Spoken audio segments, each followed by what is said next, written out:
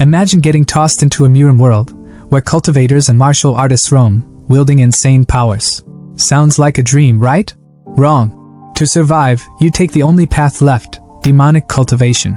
The power is unmatched, but the price? Everyone hates you. You're branded a villain, hunted by every righteous sect like you're some kind of final boss. Just when it seems like your story's about to end, fate decides to mess with you. An ancient mirror drags you into another dimension, and boom, you're smack in the middle of a zombie apocalypse. But here's the catch. Your demonic arts? They're perfect for this world. You start turning transcendent humans, basically the strongest of the strong, into unstoppable, overpowered zombies. You build an army, and when the mirror spits you back into the MURIM world, you're not the same. You're a monster now, stronger than anyone can imagine. And the best part? You can jump between worlds. The righteous sects that once hunted you, they're about to regret every damn decision they've made. It all starts in Shinhi City, where rumors are spreading like wildfire about the notorious Wuji sect, infamous for their gruesome demonic arts. Fear grips the city, but some reassure the crowd that righteous cultivators have arrived to destroy the sect. Meanwhile, a mysterious figure passing by overhears everything with some kind of secret technique. He pauses, tilts his hat and turns back. He mutters, "Looks like I can't stay here for long. I've been hunted by these bastards for over a year now. What a pity to live like this." That's Chu Xian, our protagonist. And guess what? He's an inner disciple of the Wuji sect. The sect that sends people and righteous cultivators into a frenzy. But as I mentioned, he's not even from this world. Chu Xian is an earthling who got ice-skate into the Chagzun continent with no family, no background, no cheat system, no maxed out stats, and no girl. Poor guy. But our MC isn't having it, so he took matters into his own hands, walking the dark path of demonic cultivation. Through sheer grit and ruthless determination, he clawed his way into the Wuji sect, the largest and strongest sect in Yugua.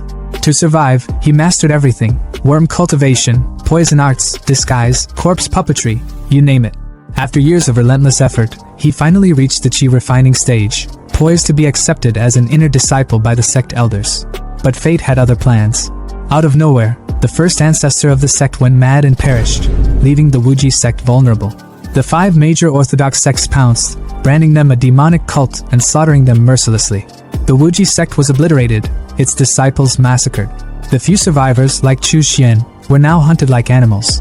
Back in the present, Chu Xian leaned against a shadowy wall, his hat falling to the ground as a wave of pain hit him. His voice was strained, trembling with desperation. The blood transformation and soul seizure art. It needs so much blood essence, feeding the worms flesh and blood. If I don't get resources soon, the backlash will kill me. But he gritted his teeth, pushing himself forward. A cold resolve filled his gaze. Today, he was going to meet someone, a surviving junior disciple, his only hope to replenish his resources. He turned back to a bar behind him and spotted a figure cloaked in blue sitting alone. The figure seemed to shift uneasily as Chu Xian approached. With a nervous smile, the junior disciple greeted him cautiously. "Brother Chu Xian, you're finally here. You don't look well. Are you alright?" Chu Xian's gaze was cold, his piercing eyes betraying no emotion as he cut straight to the point. "Have you brought the items?" The junior brother hesitated, glancing around nervously, his hands trembling slightly. "Brother, you're still practicing our sex techniques? If the orthodox sects find out, you're dead." Chu Xian's expression darkened, a sharp edge cutting through his words as he replied, his tone icy and laced with frustration. "They've already sentenced us to death. Whether I cultivate demonic arts or not, what difference does it make?" The junior disciple's hands fumbled as he handed over a bag of demon beast blood beads, their crimson glow reflecting in Chu Xian's eyes. But then, a chill ran down his spine. His instincts screamed at him, his body tensing as he discreetly activated his listening technique. The tiny snail embedded in his ear came alive, and what he heard sent a surge of cold fury through him. "Using a traitor to lure out these Wuji stragglers. It never fails. Once we capture him, strip him of his belongings and drain him dry, we'll be rich." Betrayal. Chu Xian's knuckles turned white as he clenched the beads, his calm exterior masking the storm brewing within. "Junior brother, I still need the blood spirit pills. Can you get them?" Xian's voice was calm but commanding, his cold gaze fixed on his junior brother. The younger man hesitated, shifting uncomfortably before responding. "I do have some, but they're usually for Foundation establishment cultivators." His voice trailed off as realization struck, and his eyes widened with excitement. "Could it be that you? Have you found Uncle Lu and the others?" He shot to his feet, his excitement almost tangible. But Xian's expression didn't waver. Instead, his gaze grew sharper. Don't ask questions you shouldn't. His voice was as cold as ice, leaving no room for argument. If you have the blood spirit pill, take it out quickly. The sudden chill in his tone froze the younger man in place, but anger quickly replaced the excitement in his eyes. The blood spirit pill is expensive. The junior brother snapped, his voice rising. Senior brother, you probably can't afford it, can you? But then, a sly grin crept across his face as he leaned in slightly, his voice dropping to something more calculated. If you take me to Uncle Lou, and we get protection from a foundation-building cultivator like him, I'll give it to you for free. He paused for a moment to let his words sink in before adding, I'll even throw in a middle-grade spirit stone. A middle-grade spirit stone, worth 100 low-grade spirit stones. The offer wasn't a small one, but Xian didn't flinch. His lips curved into a faint grin as his hand reached for his chin, his expression unreadable. Although the risk is high, seeing how sincere you are, he handed over his own middle-grade spirit stone with an air of calculated calm, his smirk hinting that he already had a plan brewing to get it back. Without another word, the two left the bar, the tension between them simmering under the surface. From the shadows, a group of men watched their departure with sinister smiles. Liang went with him, their leader said, his voice dripping with malice. Unexpectedly, today we've caught a big fish. His grin widened as he continued, if we capture another foundation-building cultivator, the rewards will be incredible. Not just the sex merit rewards, but even the dead's assets would be worth far more than wasting time on self-cultivation. The men chuckled darkly, their eyes gleaming with greed as they moved to set their trap. At the temple, the atmosphere grew heavier with every step down the underground tunnel. The damp air clung to their skin, and the flickering torchlight cast eerie shadows on the walls. Junior brother broke the silence, his voice tinged with both admiration and unease. Senior brother is still the most reliable. This small courtyard and the underground tunnel are truly flawless. But how much longer do we have to walk? His voice wavered slightly as he glanced around, the growing darkness gnawing at his nerves. We're almost there, Xian replied, his tone steady and emotionless. But then, he stopped abruptly, turning back to face his junior brother.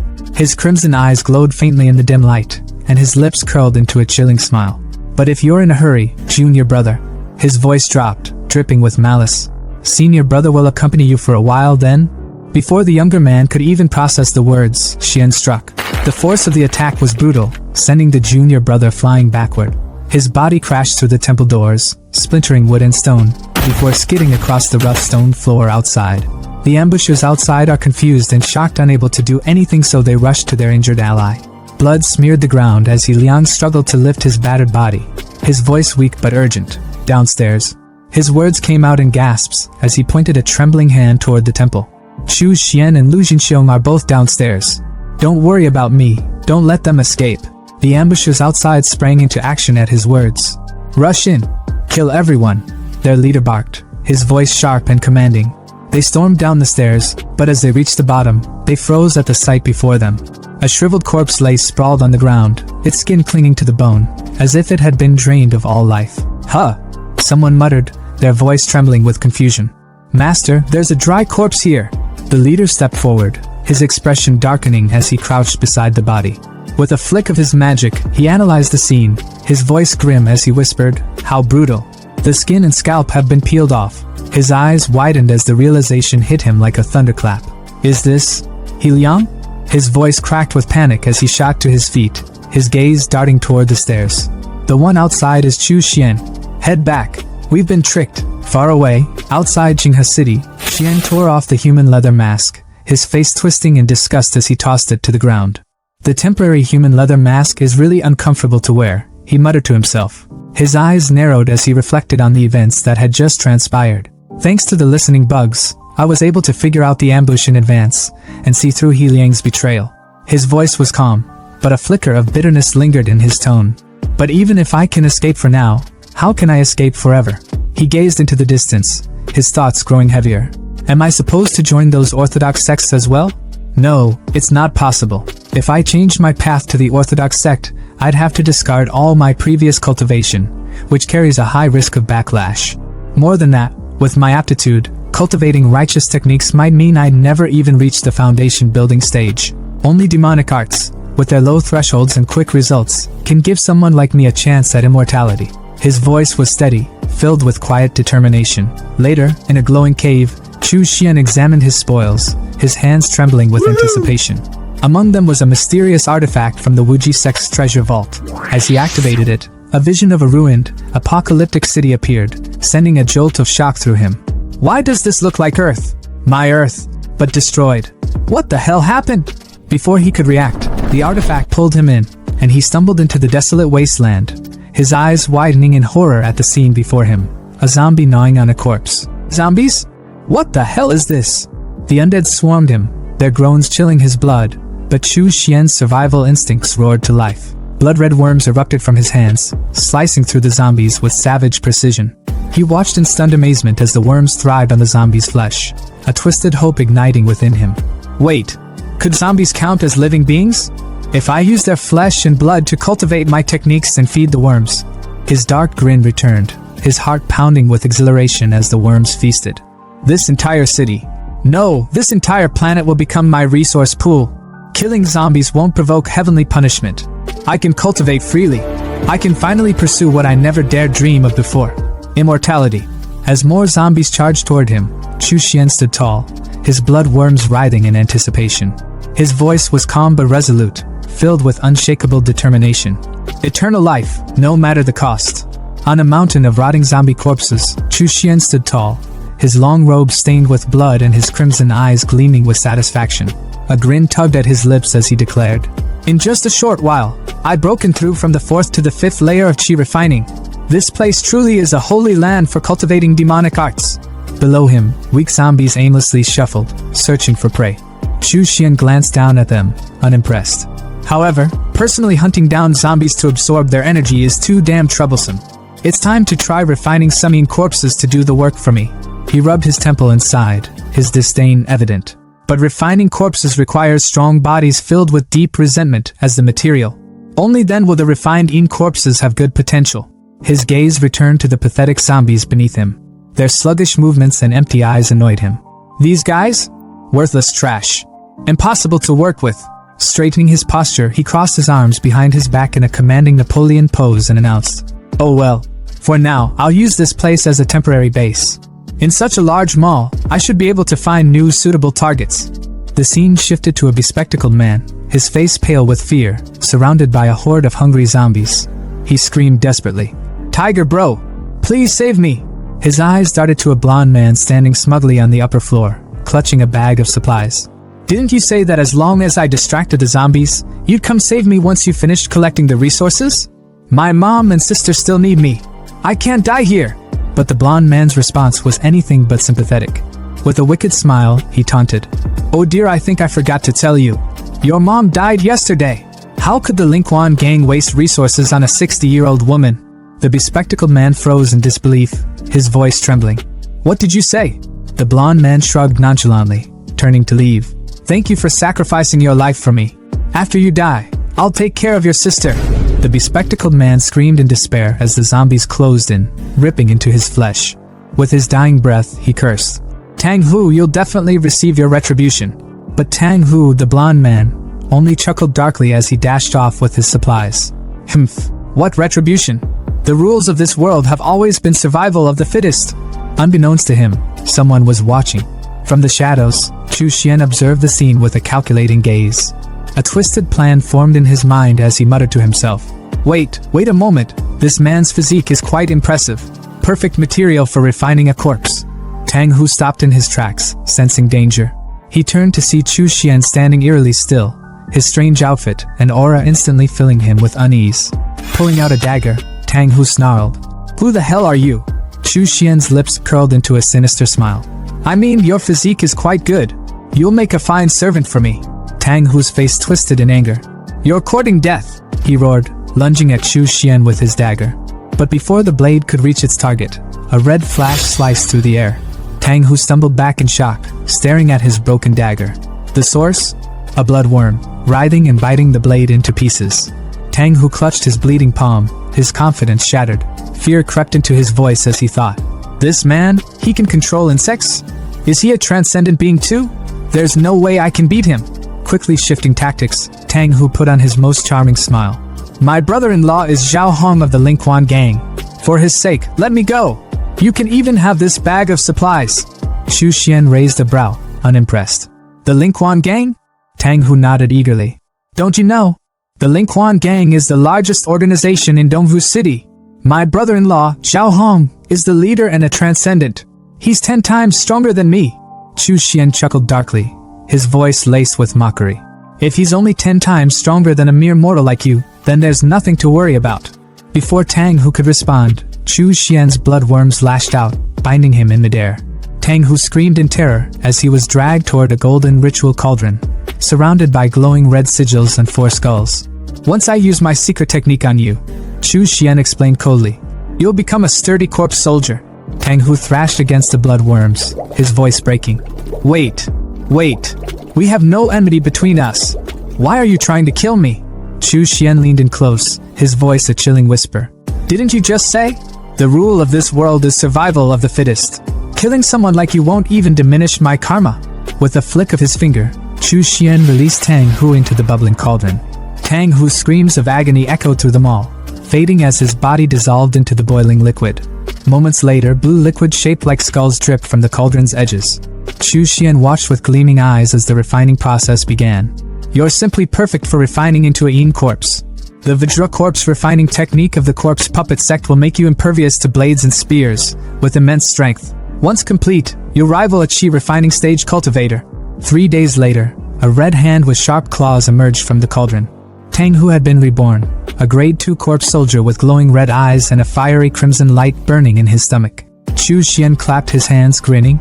I can't believe my first corpse refinement was such a success. Summoning a magical tool in the form of a red tower. Low-grade magical tool, corpse nurturing tower. Used for storing, nurturing, and appraising yin corpses, Chu Xian shouted. Appraisal! The tool analyzed the new yin corpse and returned its details. Grade 2 corpse soldier. Innate spells, bloodthirst technique, golden light incantation. Chu Xian couldn't hide his excitement. Not bad! It's not only reached grade 2, but its innate spells complement each other perfectly. This yin corpse could even rival a chi refining 4th layer cultivator. He turned to his new creation, a proud smile on his face. I'll call you Xiao Xi. Now go and collect zombie flesh for me. With a growl, Xiao Xi leapt into action, tearing through hordes of zombies with ease. In a flash, he returned with a shopping cart full of zombie corpses, presenting them like groceries. Chu Xian, casually eating ramen, patted Xiao Xi's head.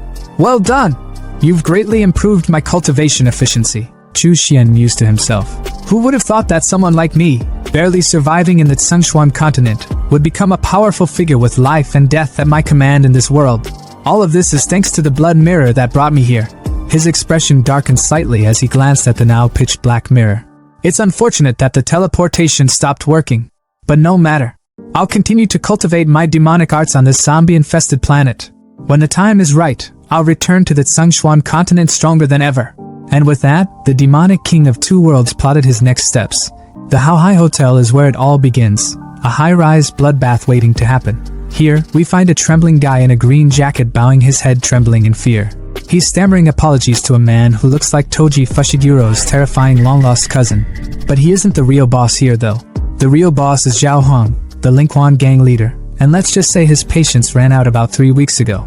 Zhao Hong, seated like an emperor with his wolf beast by his side and a girl draped on his arm, stares down the green-jacketed fool with a face so serious and a head so shiny it reflects light itself. You promised me you'd find out what happened to Tang Hu within half a month, he growls, his voice low and menacing. The guy in the green jacket, practically collapsing under the pressure, drops to his knees, begging, Boss! But Zhao Hong isn't having it. He leans forward, his tone sharp enough to cut steel. It's already been a month! The room feels like it's shrinking, the air heavy with tension. Zhao's wolf beast steps closer, teeth bared, and the green jacket guy starts babbling like his life depends on it. Because, well, it does. Boss, I've found out. Brother who went missing at Xiranfa Mall, but it's dangerous there. 2 of my men already went missing investigating it, and I think there are advanced zombies there. You can't blame me. Only you, boss, can deal with those. For a moment, it seems like Zhao Hong might spare the guy. He even pets his wolf beast, looking almost thoughtful. You're right, he says, his voice calm like the eye of a storm. It's not your fault. After all, you're not a superhuman. Relief floods the green jacket guy's face as he stammers his gratitude. Thank you, boss. Thank you, boss. But Zhao Hong's calm snaps like a twig.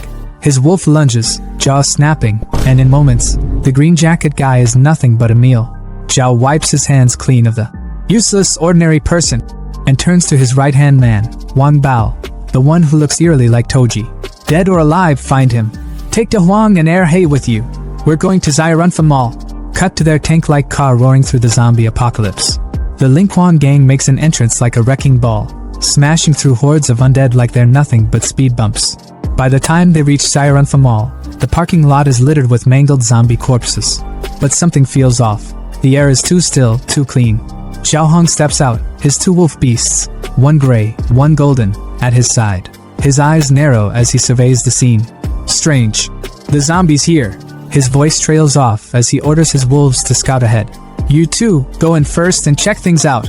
The beasts obey, their growls echoing through the eerily silent mall. As Zhao follows, a strong, unmistakable scent of blood hits him like a slap. His gaze snaps to a row of metal barrels, and his expression hardens. What the hell are these things?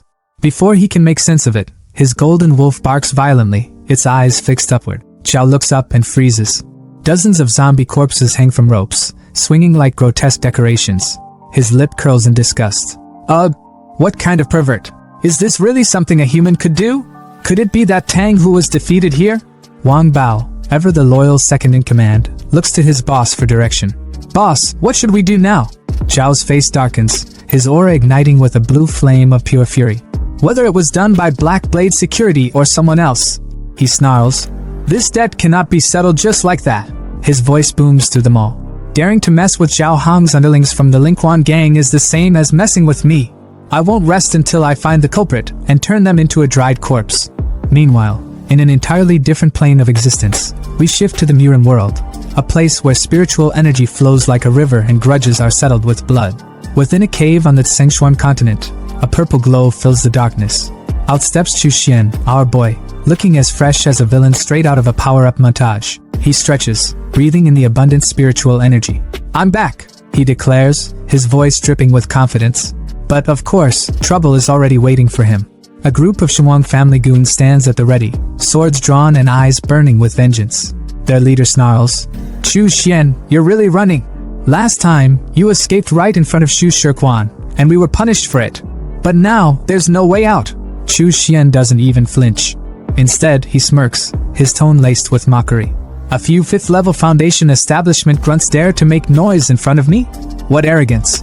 The leader's patience snaps. Attack! They roar, and the group surrounds Chu Xian, blades gleaming. Big mistake. Chu Xian's hands move in a blur, and with a sinister grin, he unleashes his upgraded blood steel threads.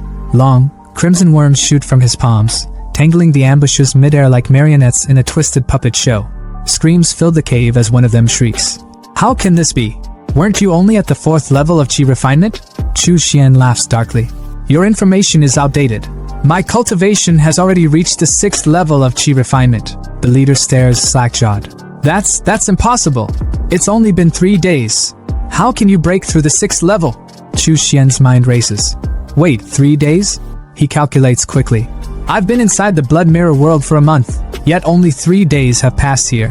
The time difference must be about 10 to 1. Out loud though, he's all business. Let me ask you, besides you few, are there any other reinforcements pursuing me? Did that Foundation establishment master of yours come as well? When his question is met with silence, he tightens his grip on the threads, splitting one poor soul into bloody chunks. Answer me, or this will all be your fate. Terrified, the remaining ambushes spill everything. We're the only ones here. There's no other reinforcements. Master thought a few of us could handle you, so he didn't come. Chu Xian's smile turns cold. Really? Then I don't need to worry. The ambushers dare to hope. You said you'd let us go. But Chu Xian interrupts, his threads slicing through them like a butcher carving meat. Blood splatters the cave walls as he licks the crimson from his hands, a satisfied smirk curling his lips. Did you actually believe that? After all, I'm the ruthless, cold-blooded demon Cultivator. Watching his blood worms devour the remains, Chu Xian reflects on his recent gains. Blood Mirror. I only had a single bloodline, and now, not only has my cultivation reached the 6th level of chi refinement, but I've also mastered the innate technique Blood Nourishment. On top of that, I have a 3rd level zombie as a trump card. He steps out of the cave, now standing on a cliff overlooking the kingdom below. His gaze sharpens. I must break through the realms even faster to extend my lifespan. The blood furnace on the zombie world provides endless resources, but I still need materials from the Tsengshuan continent. The next time the blood mirror gains energy, I'll have to restock before that. The bustling energy of Tsengshuan market was almost overwhelming, with the air thick with haggling voices and the aroma of rare herbs and exotic wares. Chu Xian strolled through the crowd, his mind preoccupied. He silently calculated his inventory, thinking about the materials he'd gathered for refining the corpse. He had the rare heavenly treasures locked down, but the most essential item? Nowhere to be found in the usual markets. He'd need to dig deeper, find the right channels. His thoughts were abruptly interrupted when his sharp eyes caught something familiar glinting under the sun at a vendor's stall. His heart skipped a beat. What the hell? That's the Wuji sex token, the withered bone. His eyes narrowed as he approached the vendor, his face a careful mask of indifference. Fellow Taoist, he said casually. How much for one of those Silong melons over there? The vendor, a rough-looking guy with a slick, gangster-like expression, glanced at him lazily. 7, no, 2 small spirit stones each. Chu Xian raised an eyebrow, incredulous. 2? What, is the melon skin made of gold, or is the flesh gold? You running a luxury market here? The vendor smirked. You think it's expensive? I think it's expensive too. But these melons? They're scavenged directly from the ruins of the Wuji sect. You won't find these anywhere else. Pick one for me, Chu Xian ordered, his tone sharp. The vendor grabbed a melon and handed it to him. Chu Xian inspected it, his expression critical. Does this ripen well? What about the seeds? The vendor looked slightly annoyed. I run a herb stand, not a melon farm. How should I know? Chu Xian's gaze darkened. I'm asking you, does it ripen well? The tension was palpable, and the vendor's demeanor shifted. He lowers his voice. If you're willing to pay top price, I've got even better quality stock in the warehouse out back. All right, Chu Xian said, his voice low but firm. Take me there. Once in front of his house, the vendor's tone became respectful. May I ask which senior brother I have the honor of speaking to?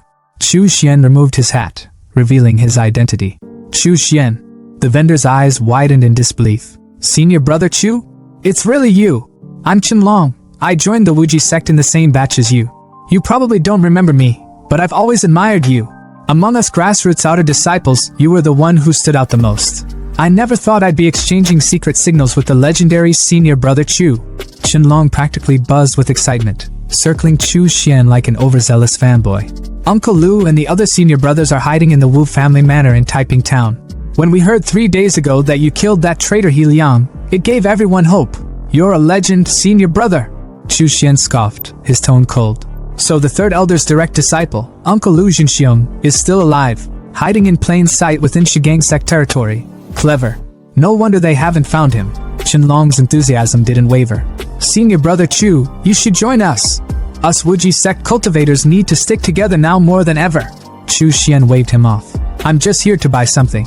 Qinlong's face fell slightly, but he composed himself. What are you looking for? I need a blood transformation grand array. The words hit the air like a hammer, and Qinlong froze, his face twisting in shock and horror. What? Chu Xian remained unfazed as he explained. The blood melting formation is a tool often used by demonic cultivators for large-scale blood sacrifices. It's infamous for its ability to refine the 10,000 souls blood pearl, used to lay a powerful foundation. There was even a demonic sect leader who once sacrificed 300,000 lives to cast a citywide blood melting formation. It's simple yet devastating, capable of mass murder even when wielded by someone in the chi refining stage. But, and here, his voice dropped chillingly, I'm not planning anything that extreme. I'd deploy it on a zombie-infested planet, no harm to the heavens, and it might even earn me some merit. Qinlong looked pale, his voice trembling. Brother Chu, the 5 major sects are cracking down hard on anything related to demonic arts. If you activate that formation, they'll come for you. Chu Xian's gaze hardened. That's not your concern.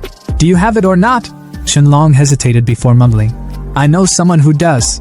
They soon arrived at a secret Wuji sect stronghold, where a towering, jacked man stood like a sentinel. Su Ming, once ranked 11th among the inner disciples, greeted them with a sneer. The blood melting formation? Yeah, I have it. But why should I sell it to you, Chu Xian? Chu Xian's eyes narrowed, his thoughts racing. Of course, it had to be Su Ming. They'd butted heads plenty in the past over resources, and it was clear Su Ming was relishing the thought of seeing him fail. But not this time. Chu Xian reached into his bag and pulled out his trump card, an entire sack of glimmering blood pearls. Qinlong and Su Ming's jaws dropped. Blood pearls? So many? How many lives were sacrificed for this? Another voice chimed in, dripping with awe. To refine this many blood pearls under the Shigang sect's watch. Junior Brother Chu's power has surpassed all of ours. It was Wei Hua, ranked 12th among the inner disciples. Su Ming's thoughts churned with frustration. Damn Chu Xian, always outshining him. Fine, he sneered. 200 blood pearls, and the formation is yours. Chu Xian gave a cold laugh. Greedy, aren't we? Wei Hua stepped in, his tone reasonable. A basic formation like this used to go for 80 blood pearls tops. Su Ming, we're all from the same sect. This is unreasonable. But Su Ming wasn't backing down. Even between brothers, accounts need to be settled clearly. I'm the only one with the blood-melting formation, and without it.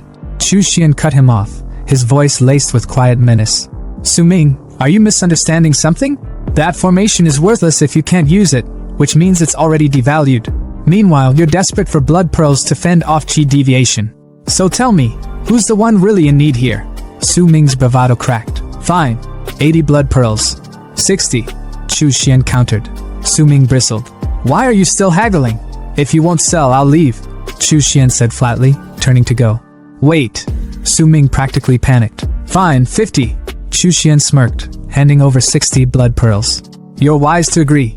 The blood-melting formation was his, and Xian wasn't about to let anyone take it. In his mind, he was already scheming. He had plenty of blood pearls left, so why not offer a little more goodwill? Chu Xian spoke up, his tone calm but firm. Senior Brother Wei Hua, if you want the remaining blood pearls, you can exchange them with me for spirit stones. The brunette's eyes lit up, clearly struggling to hide his desperation. Well, thank you, Junior Brother Chu. We're currently in dire need of blood pearls. These things are worth more than gold on the market. With a smirk and a quick dab of his hands, Xian made the deal. 30 small spirit stones for them at a premium. The brunette added, sealing the exchange. Xian's mind was racing as he pocketed his newfound resources. With these, when he returned to that godforsaken doomsday planet, he'd be able to skyrocket his cultivation. He could already taste the power. As the brunette and the melon guy, his other junior, bid him farewell, the brunette hesitated, his voice laced with concern. Junior Brother Chu, you really won't stay and join us? He's been good to us, and he's extremely powerful. Having him is better than any other candidate. Chu Xian tilted his hat down slightly, his expression unreadable. Inwardly, though, his thoughts were sharp and unyielding. Fortune and misfortune were intertwined.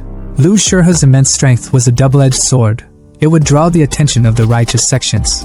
No need, he said flatly, the words carrying an air of finality. Suddenly, a commanding voice broke the tension. You stop right there! A soldier strode forward, his demeanor cold and authoritative. We are acting under the orders of the Shingang sect elders. The Wu family might be harboring survivors from the Wuji sect, so we are here to investigate. The brunette froze, his voice trembling slightly. 7th level of chi refining. Melon Guy's face paled. Even if the 4 of us join forces, we're no match. Chu Xian's expression darkened as he weighed his options. He could escape easily, but these fellow disciples? They'd be slaughtered. Should he intervene? Before he could decide, a jacked guy emerged from the shadows, his voice dripping with malice. Fellow Taoist, the one wearing the conical hat is the demonic cultivator you're after. Chu Xian. The betrayal hit like a thunderclap. The brunette clenched his teeth. Su Ming you. But the damage was done. Chu Xian slowly removed his hat, his eyes burning with anger and a tinge of regret. I'm still not ruthless enough, he muttered. Su Ming had tricked him again, and now, he had no choice. Tossing his hat aside, his true identity was revealed. Melon Guy's jaw dropped. What? The brunette's voice was a mix of fear and resolve. Senior Brother Wei, Junior Brother Chin, we've been exposed. Retreat quickly, and I will cover you. Don't hesitate, he barked. The main force will likely arrive soon. Go and inform Uncle Lu to relocate. As the two fled, the brunette called back, his voice filled with gratitude. Brother Chu, your righteousness will not be forgotten. A soldier moved to chase them, but his commander held him back. Don't bother chasing. He's the same Chu Xian who escaped from Uncle Sunshire's hands last time. His head is worth far more than those nobodies. The commander turned to face Chu Xian, a mocking smile on his lips. I didn't expect you, a demonic cultivator, to sacrifice yourself for others? Chu Xian's eyes narrowed. Demonic cultivators prioritize profit. They're not difficult to kill. Perhaps keeping them alive could bring me greater benefits in the future. Why wouldn't I take advantage of that? The commander sneered. Ha! With your lowly cultivation level, what future do you have? Drawing his blade, he lunged forward, only to be stopped in his tracks. Blood worms surged from Chu Xian's palm, snaking toward the blade and rendering it useless. The soldiers around him faltered, their confidence waning. This guy, he's stronger than expected. 2 soldiers moved to flank him from behind, but Chu Xian's magical tower emerged, its blood-red claws tearing through their defenses with ease. The commander's confidence faltered as he stared at Chu Xian, his voice trembling slightly. What kind of monster are you? Chu Xian smirked coldly. Ridiculous. As a demonic cultivator, how could I not have some trump cards up my sleeve? Now it's your turn. Let's hope your storage pouch won't disappoint me. Meanwhile, at the Wu family's separate residence, chaos was brewing. Lu Jinxiong, the elder of the Wuji sect. What? You left Chu Xian there alone? Even though we are demonic cultivators, the sect has been destroyed. Now we're all in the same boat. His stern gaze bore into the jacked guy who had betrayed Xian. Besides, Chu Xian is one of the top 10 inner disciples and should be a great help. We should be united in this. The jacked guy stammered his excuse. This disciple was also forced by the situation. If not, we all would have been wiped out. Lu Jinxiong wasn't convinced but didn't have time to argue. There's no time to say more. I sensed the aura of a Foundation establishment cultivator approaching, likely coming for me. The tension was palpable as the melon guy stepped forward. We will stay and stand with Uncle Master. But Lu Jinxiong shook his head. No, with your current cultivation level, staying will be useless. You are the hope of the Wuji sect's revival. Your safety is the priority. I will hold them off here. His voice carried the weight of finality. Hear my command, all disciples, disperse and retreat immediately. Regroup at White Mang Mountain. The disciples hesitated, their voices filled with reluctance. Yes. Suddenly, an old man appeared, standing on his flying sword with a look of cold disdain. His chi radiated with deadly intent. Lu Jinxiong, so you were hiding here? He sneered, charging his chi power into his finger. At a time like this, you're still thinking of protecting these demon spawn? Haha. Don't worry, my people have completely locked down Qinghe City. None of them will escape. Panic spread among the Wuji sect disciples as they scattered in every direction. Back at Taiping Square, the brunette, melon guy, and jacked guy stumbled upon a grisly scene. The ground was littered with the corpses of Shinli sect cultivators. The brunette's voice trembled. Those are actually the corpses of those Shinli sect cultivators. Is there anyone in Qinghe City who could have done this? Melon guy's voice wavered with hope. Could it be senior brother Chu? The jacked guy scoffed, his tone dripping with disbelief. Are you joking? Judging by the condition of the bodies, they were clearly killed in an instant. It would take at least a chi refining stage level 8 cultivator to do that. How could it have been him? The brunette pointed toward the distance. Let's not worry about that now. The enemy didn't leave but instead died here. More pursuers will likely be drawn soon. Everyone, make the most of the time we have and evacuate quickly. Near Taiping Mountain, the remnants of the Wuji sect huddled together in the dense forest, their breaths shallow, their gazes darting at every rustle of the leaves. Tension hung heavy in the air until the melon guy's voice broke the silence. Uncle Master Lu is back. His relief was palpable, but that relief turned to horror when they saw Lu Jinxiong stumble into view, his left arm bloodied and limp. Uncle Master! Someone cried out in alarm. Another disciple rushed forward, already calling for a healer, but Lu waved him off, his voice steady despite the pain. I'm fine. It's unavoidable to suffer some injuries during an escape, his face worn but his eyes sharp as ever. But you all, Qinghe City was completely surrounded by Shinli sect forces, yet you managed to escape without losing a single person. It's truly fortunate. The brunette stepped forward, bowing deeply. Thanks to the sect's protection, the disciples managed to leave without obstruction. Even the 3 Shinli sect disciples originally stationed there were killed by someone. The mention of this unexpected event made Lu raise an eyebrow. Something like this happened? Could it be a wandering expert passing by? He sat down on a fallen tree. His tone was contemplative, though his body remained tense as a disciple wrapped bandages around his injured arm. Then, his gaze sharpened. Where is Chu Xian? The brunette hesitated, guilt flickering in his eyes. This disciple doesn't know. In the rush, I didn't spot brother Chu Xian. Su Ming, the jacked guy, crossed his arms with a scoff. Chu Xian is only at the 4th level of chi refining. Facing 3 opponents, he probably got reduced to ashes. His voice was cold, uncaring. But the melon guy wasn't having it. Su Ming, this is all your fault for getting senior brother Chu killed. And you still have the nerve to speak? His fists clenched as he glared at Su Ming, who merely shrugged. Lu Jinxiong rubbed his chin thoughtfully. Chu Xian. I recall him. He's the one who's been ranked 10th in the inner sect for years. His aptitude may be ordinary, but he's very clever. He might not have met with misfortune. His sharp gaze turned to Wei Hua, the brunette. Wei Hua, once things calm down, Take some people to gather information on him. If you find him, bring him to join us. It's good to have some support. Since the sex destruction, he's been wandering alone. I can't imagine how difficult things must be for him now. Meanwhile, Chu Xian wasn't exactly struggling. In a dimly lit cavern, he sat cross-legged, grinning from ear to ear as he counted his spoils. Ha ha ha, life is really getting better and better. He chuckled, his voice echoing in the cavern. 800 low-grade spirit stones, 2 mid-grade spirit stones. Spirit gathering formation and maze formation, suitable for setting up a cave dwelling. His fingers traced the edge of a small black flag, his smile turning wicked. Surprisingly, there's even a 10,000 souls banner. This is a notorious evil sect treasure. It's extremely harmful to one's karma. This mid-grade 10,000 souls banner must have required the slaughter of countless beings and the extraction of their souls to be refined. A righteous cultivator from the Shinli sect, actually greedy for its power, secretly kept it and refined it in the dark. His gaze darkened as he held the banner up to the dim light. However, it's perfect for me to take to the zombie planet, where there are plenty of zombies for me to extract souls from. Once the 10,000 souls banner is fully refined, tens of millions of ferocious ghosts will rise like a tide, becoming a powerful trump card. With a satisfied sigh, he stood up, stretching his arms. The items I need are all gathered. The blood mirror has been fully charged too. It's time to head back. With a flick of his wrist, he summoned the magical mirror, a portal of swirling purple energy opening before him. Zombie planet, here I come!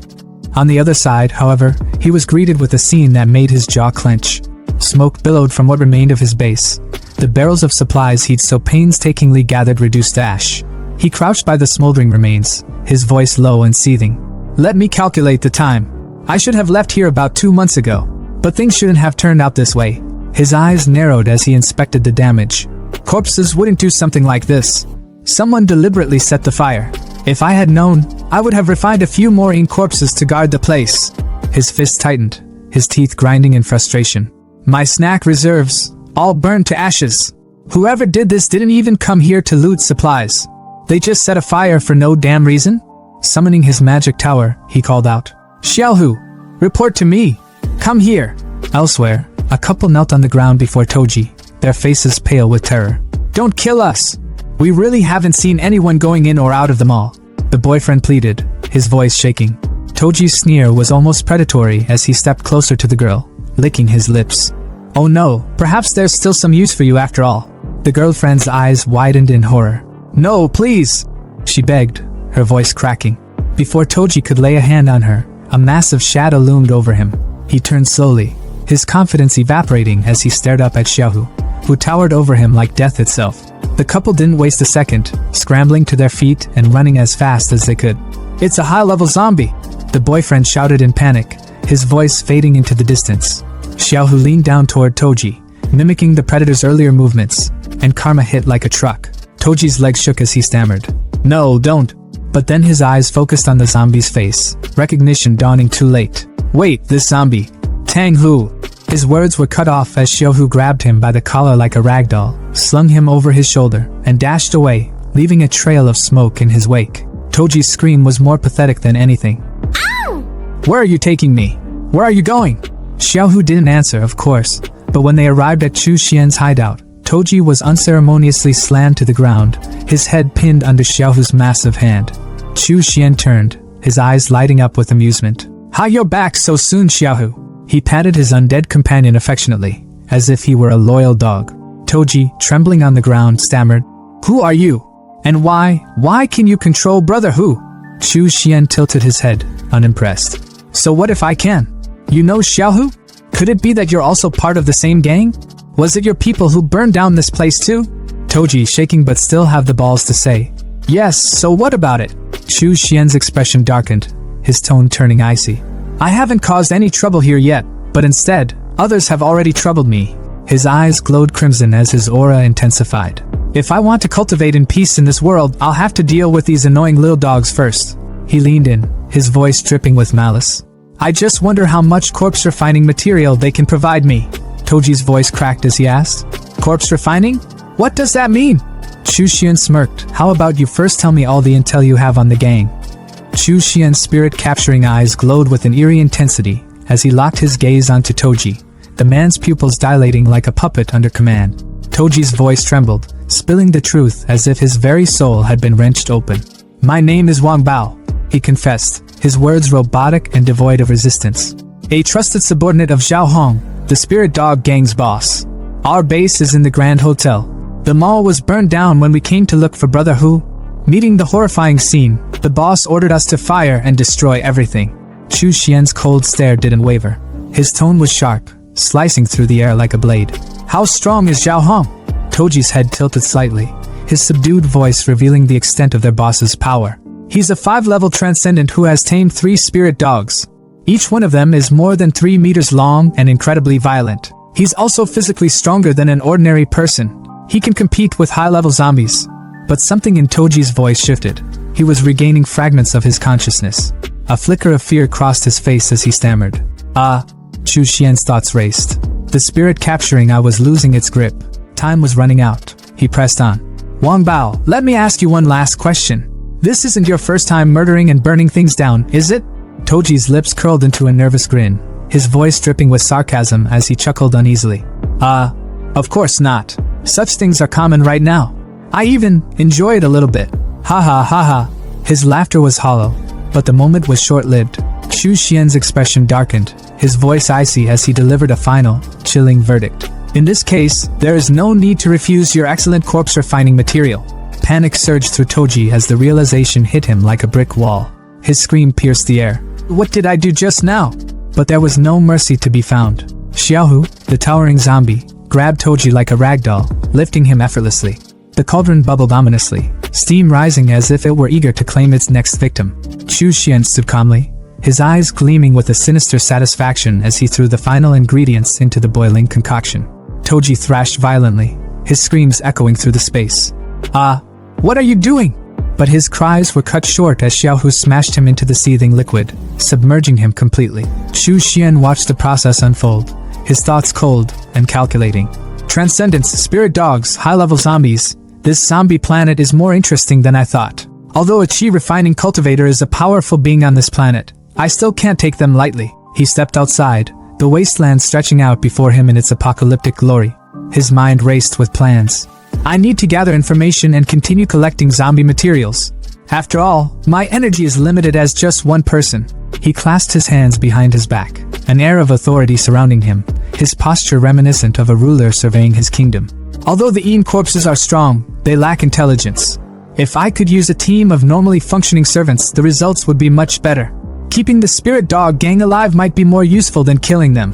Hours passed, and from the cauldron emerged a figure unrecognizable from the trembling man he had been. Toji was no more.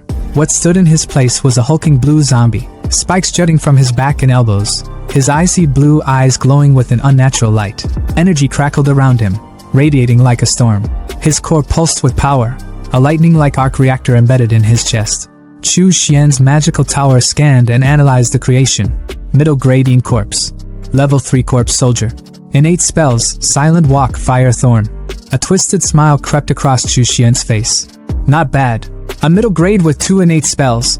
He's a good pick for an assassin. You're Xiao Bao from now on. You and Xiaohu are a perfect team.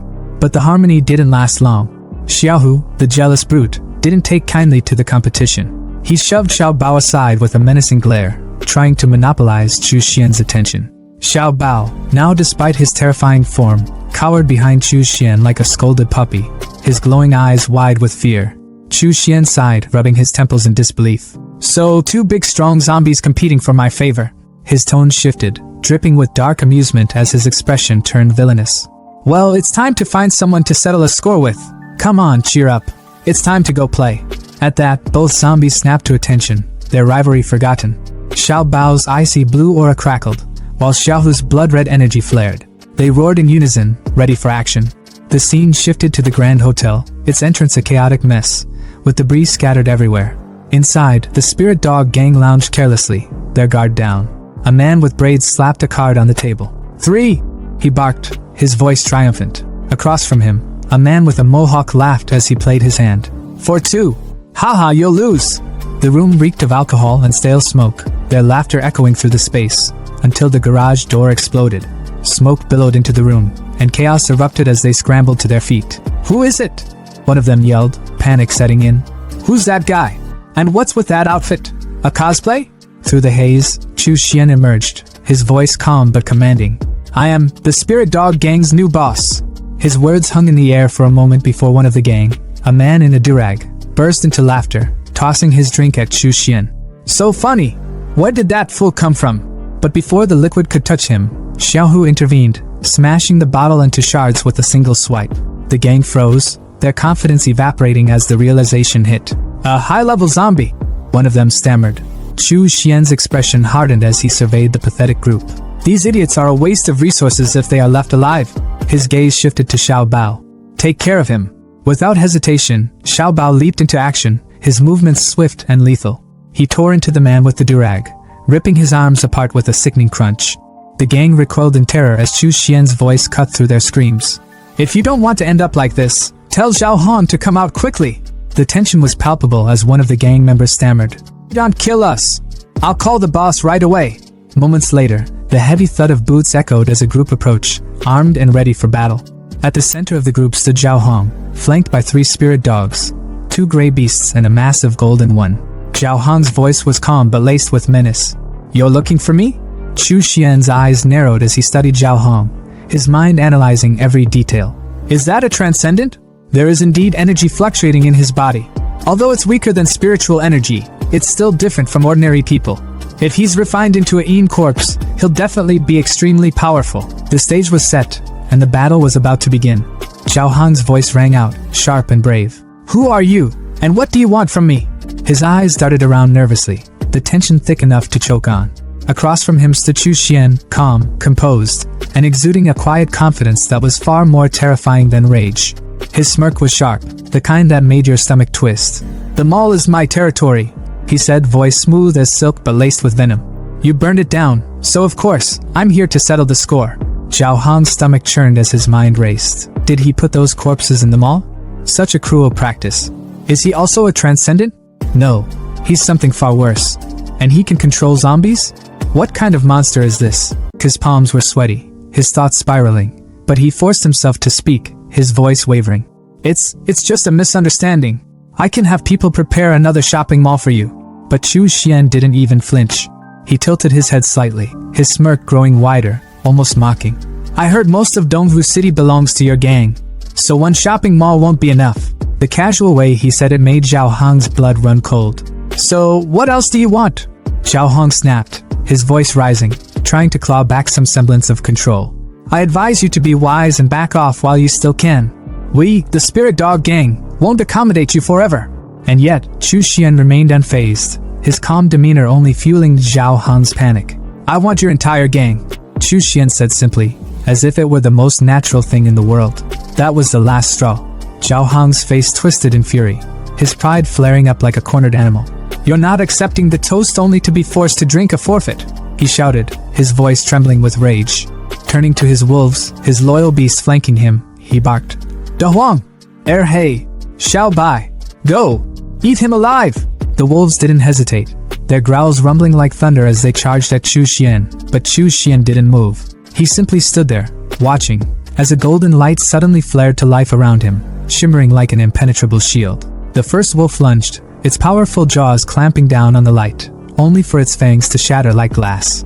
The beast yelped in pain, thrown backward by the force of the shield. Zhao Hong's eyes widened in disbelief. What the hell is that? He stammered. The golden light wasn't just luck, it was a skill. Xiao Hu, one of Chu Xian's loyal zombie servants, had activated Golden Light Incarnation, a skill that made Chu Xian untouchable.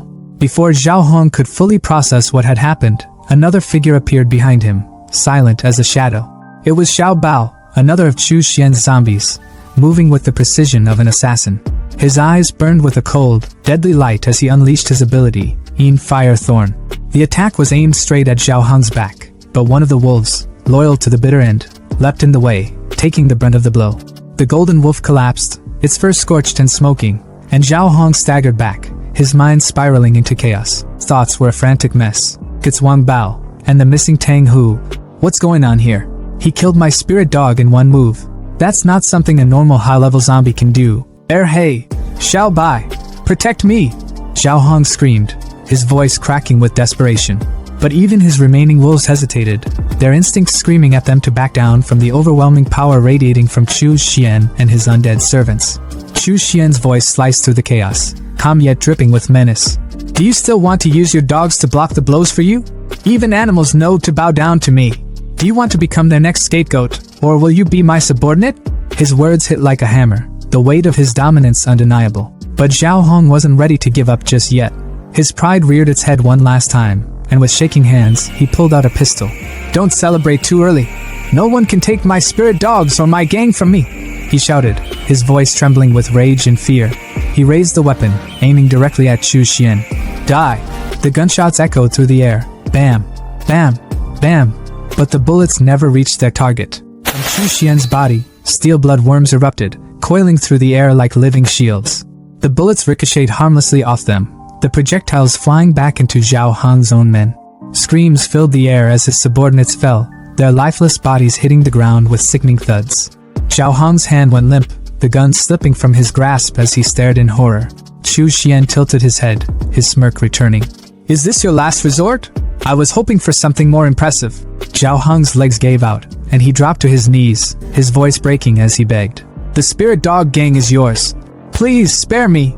Chu Xian's smirk didn't falter. He stepped closer, his eyes cold and calculating. This spirit dog gang is useful to me, so I'll take it from your hands. And I'm also going to use your body. Zhao Hong's face turned a deep shade of red, and for a moment, his fear was replaced with sheer confusion. Although I don't like men, if you're adamant I can, he stammered, his words trailing off awkwardly. Chu Xian's expression twisted in disgust. Don't get me wrong, I'm not into men either. He turned to Xiao Bao, dismissing Zhao Hong entirely. Tie him up. Then, to Xiao Hu he added, I'll leave these 2 dogs to you. The remaining gang members, trembling with fear, fell to their knees, bowing their heads in submission. Master! They cried, their voices trembling with sincerity. Chu Xian smirked again. Right. You should read the rune properly. 10 years ago, the Sea Star spirit exploded, unleashing a wave of energy that reshaped the world. Most people couldn't withstand it. Their bodies twisted and mutated, turning them into bloodthirsty monsters known as zombies. Among the survivors, a rare few gained extraordinary talents, their strength divided into 9 stages based on the number of cores in their bodies. Back in the present, Zhao Hong, now tied up and defeated, explained through gritted teeth. Donghu City, where we are now, is a small city in the Linjiang province. It belongs to the Flame Nation's centralized monarchy. There are only 2 powers here. One is the Spirit Dog Gang, and the other is the Black Security Company. Chu Xian listened carefully, his expression unreadable. That's all I know, Zhao Hong added, desperation creeping into his voice. Is there anything else you want to know? Whatever it is, I'll find it. Chu Xian waved a hand dismissively. Xiao Bao, take him to the medicinal bath. Zhao Hong's eyes widened. Medicinal bath? His protests turned into panic screams as Xiao Hu and Xiao Bao dragged him away. Big brother, didn't you say you'd spare me? Chu Xian sipped his drink, watching the chaos unfold with amusement. The medicinal bath this time is the best one I've been able to get. After soaking for a few days, his talent will come into play. He leaned back, savoring the moment. Then it's the perfect chance to set up the blood battle array for a blood sacrifice. Modern food and drinks really are better. Outside, Chu Xian soared through the air on his flying sword, drink in hand, surveying the desolate city below. His sharp eyes caught movement on a rooftop. A group of survivors was fighting for their lives. 2 men strained to hold the door against the relentless pounding of zombies, while an old man stood behind them, trembling, clutching a white case to his chest. This stage 3 core was obtained at the cost of many lives, the old man whispered, his voice heavy with resignation. We can't lose it. Just take it and leave me. The man in sunglasses shook his head, his voice firm. Mr. Jing, you're the Linjiang Province Institute of Sciences chief. Your life is more important than ours. Don't worry. I've sent a rescue signal. The Black Security Company will send someone to pick us up. The old man sighed, his shoulders sagging. Alas, the world has changed. If you want to be rescued, it will be hard. The door behind them splintered and burst open. A wave of zombies poured through, their growls deafening. The 3 survivors froze, their faces pale with despair. We're doomed. Out of nowhere, a sword shot through the air like a damn missile, slicing clean through the zombie lunging at the guy in green. But that wasn't all. This wasn't some one-and-done move, it was a massacre. The blade zipped through the horde, carving through every rotting corpse with terrifying speed and precision until the scene was eerily silent, not a single zombie left standing. Before anyone could process what just happened, a figure floated down from the sky like some ancient deity, his tone calm but commanding. It's quite lively here. said Chu Xian, as he landed gracefully in front of the stunned group. The survivors, still reeling from the chaos, scrambled to thank him, their voices trembling with gratitude. Thank you? Thank you so much for saving us, great one. But Chu Xian wasn't here for praise. His sharp gaze locked onto the white case the old man was clutching like his life depended on it. What's inside? Could it be that these zombies were after this? He asked, his voice laced with curiosity and authority. The old man froze, stammering as if he'd just been caught hiding a state secret. The two men flanking him immediately raised their guard, their expressions hardening. It's a level 3 psionic core, the old man finally sputtered. Originating from a level 3 zombie bear. That caught Chu Xian's attention. His eyes narrowed as he stepped closer. Oh? Let me see.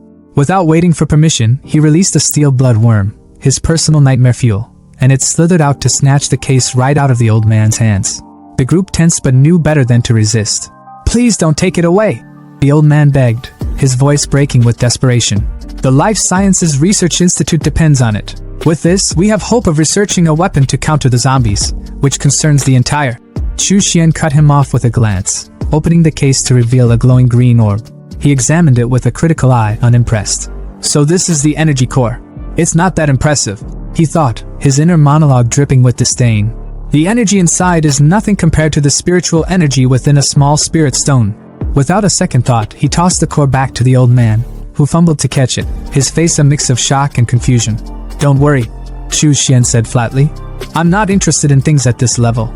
The old man could barely process what he just heard. A level 3 psionic core. Insignificant? Who the hell was this guy?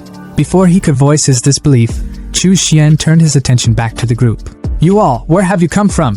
He asked, his tone sharp. One of the men, sporting shades that screamed, Badass wannabe, stepped forward. We're from Linjiang Province, Linjiang Army.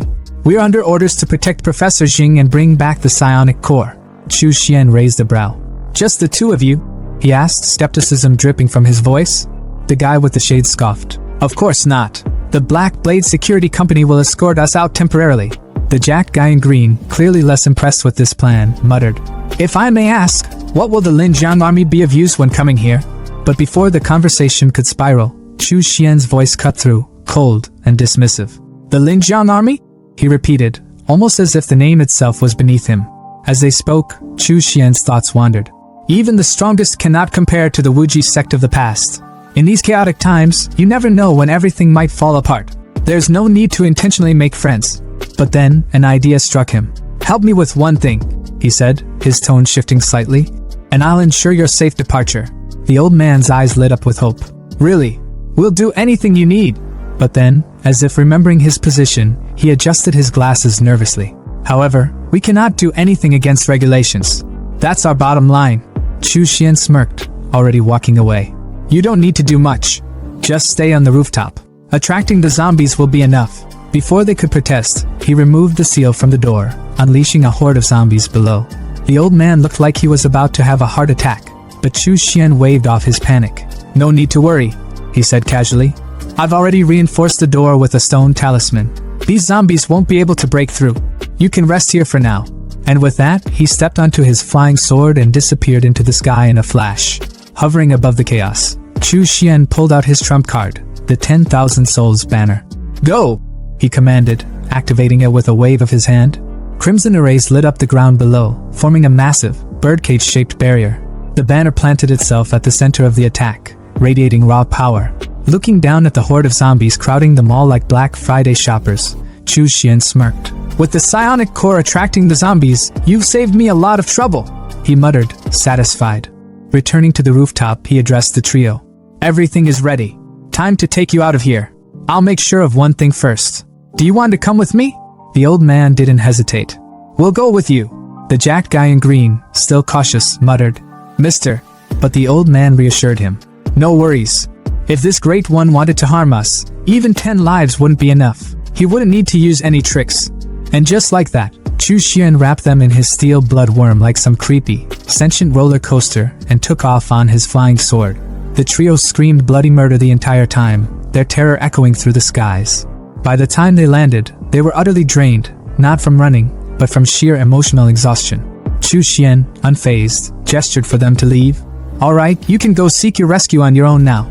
I won't be accompanying you. The old man tried to stop him, bowing deeply. Thank you, Great One, for your immense kindness. May I ask your name, Great One? Chu Xian, ever the dramatic, turned slightly, striking a pose fit for a painting. Chu Xian, he said simply before flying off into the distance. As the trio watched him disappear, the old man muttered, This is definitely beyond the capabilities of a regular Transcendence innate talent. Hurry back. We must report this to General Yi immediately. Meanwhile, Chu Xian hovered over the center of his spell range, a sly grin on his face. With a flick of his finger, he commanded, Blood Transformation Array, go! Red beams of light shot out like lasers, draining the blood of every zombie within the range of his spell. The blood coalesced into spheres, which floated up to Chu Xian like offerings to a god. Ha! The Blood Transformation Array lives up to its reputation. He laughed, exhilarated. These blood orbs, they're enough for me to cultivate to the 9th level of chi refining. But then, something unexpected happened. A golden glow appeared above him, and golden flowers began falling from the sky. Chu Xian froze, his eyes widening in shock. Huh! Golden flowers of merit? Golden flowers falling from the sky. Isn't this a rare phenomenon only triggered by someone with immense merit? Could it be because I exterminated those zombies? He paused, his mind racing. Throughout history, demonic cultivators have always been burdened by the karma of their killings. If they didn't bring down heavenly lightning and fire, they were already lucky. But to trigger the phenomenon of golden flowers of merit, he smirked, a dangerous glint in his eyes. No wonder those righteous cultivators keep clamoring about eradicating evil demons.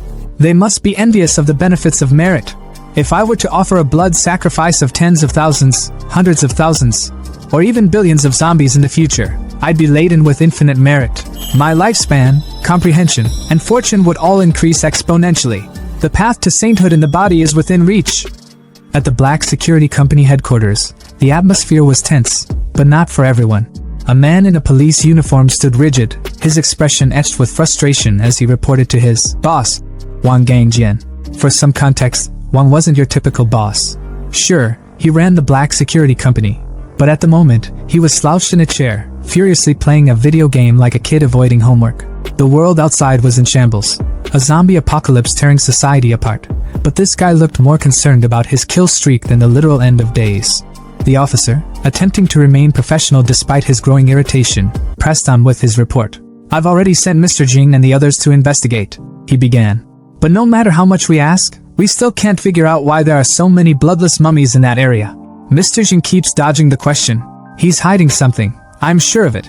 Wang, who looked like he was in his 40s but had the energy of a teenager cracking Mountain Dew cans at 3 a.m., didn't even glance away from the screen. It's near the Spirit Dog Gang's headquarters, he said casually, still mashing buttons on his Nintendo. Go ask Xiao Hong about it. The officer blinked, incredulous. Me? Xiao Hong's a transcendent. He wouldn't even give me the time of day. Finally, Wang paused his game, rolling his eyes as if the apocalypse was an inconvenience to his gaming session. Ha! The Black Security Company is backed by the Linjiang Army. What's a stray dog like Xiao Hong gonna do? Bark at us? With the army reinforcements on the way, Donghu will be ours anyway. Who cares what he thinks? His confidence was palpable, even if his priorities were completely out of whack. Meanwhile, across the city, the Spirit Dog Gang's hideout was undergoing a transformation. The gang, now under Chu Xian's control, was a picture of loyalty, or so they thought. The scene was unexpectedly wholesome. A hot pot feast was in full swing, with steaming dishes of meat and vegetables laid out like a family dinner. A man with a mohawk haircut beamed as he announced, "Boss, dinner's ready!" Chu Xian, the new leader, picked up his chopsticks and surveyed the spread with calm satisfaction. But beneath his composed exterior, his thoughts were as cold and calculated as ever. These people still have their uses, he mused silently. Eating corpses lack the precision for tasks like this. As long as they remain useful, I'll keep them alive. There's no need to kill unnecessarily when there's merit in keeping them around. With a disarming smile, he addressed his men. Well done. Sit down and eat. The gang members, visibly moved, teared up at his kindness. The new boss is so approachable, one of them sniffled. He's nothing like that murderous Xiao Hong. 10,000 times better. For a moment, the scene looked almost idyllic, like a group of misfits bonding over a shared meal. But the reality was far darker. One of the meatballs rolled off the table, cracking open as it hit the ground to reveal a writhing green worm. Unbeknownst to the gang, the hot pot wasn't just food, it was a trap. Chu Xian's demonic arts had infused the meal with parasites designed to control their minds and bodies. As he watched his men eat, Oblivious to the worms now inside them, his smile turned sinister. The living may not be as loyal as the dead, he thought. But once they've ingested my poison, there's no escape from my control. Later that night, after the family dinner was over, Chu Xian retreated to his secret chamber. Standing before a massive cauldron of boiling red liquid, he smirked with anticipation. After soaking for so long, he muttered, "You'd better not disappoint me." With a flick of his finger, he commanded, "Come out." The surface of the liquid rippled violently before a hulking zombie emerged, its grotesque form dripping with power. This wasn't your run-of-the-mill undead. Its head was crowned with thorn-like spikes, its body encased in armor that looked both organic and impenetrable. One arm was a jagged claw fused with bone, while the other was a spike stinger that pulsed with venomous energy. Chu Xian's eyes lit up with pride. "This corpse's arm, an innate magic weapon!" he exclaimed. But his joy was short-lived. The zombie, instead of bowing in submission, let out a guttural roar and lunged at its creator, brimming with aggression. Chu Xian's expression darkened. "Oh? A traitor?" His voice was icy, each word laced with menace, his aura exploding with oppressive energy. His crimson eyes glowed as he sneered. "Not knowing how high the sky is or how deep the ground goes, you dare defy me?" The zombie faltered under his overwhelming presence, its ferocity replaced by trembling fear. Slowly, it dropped to its knees, bowing its head in submission. Chu Xian smirked, victorious. "That's better," he muttered, patting the zombie's head like a loyal pet. Using his magical tower, he analyzed his creation. High grade, level 7 corpse soldier. Innate spells, golden light, divine blade spell, corpse roar art, the tower reported. Chu Xian's pride swelled. "You didn't disappoint me after all," he said. "Your new name is Xiaolong." Calling over two other zombies, Xiao Hu and Xiao Bao, he issued his orders. "Take Xiaolong with you. Teach him the rules, what he can and can't do. Make sure he knows his place." The two roared in agreement, leading their new ally away. Elsewhere, near the Grand Hotel, a soldier from the Black Security Company stood atop a tank, surveying the eerie stillness with binoculars. The silence was unnerving. "Something's wrong," he muttered. "Why is it so quiet?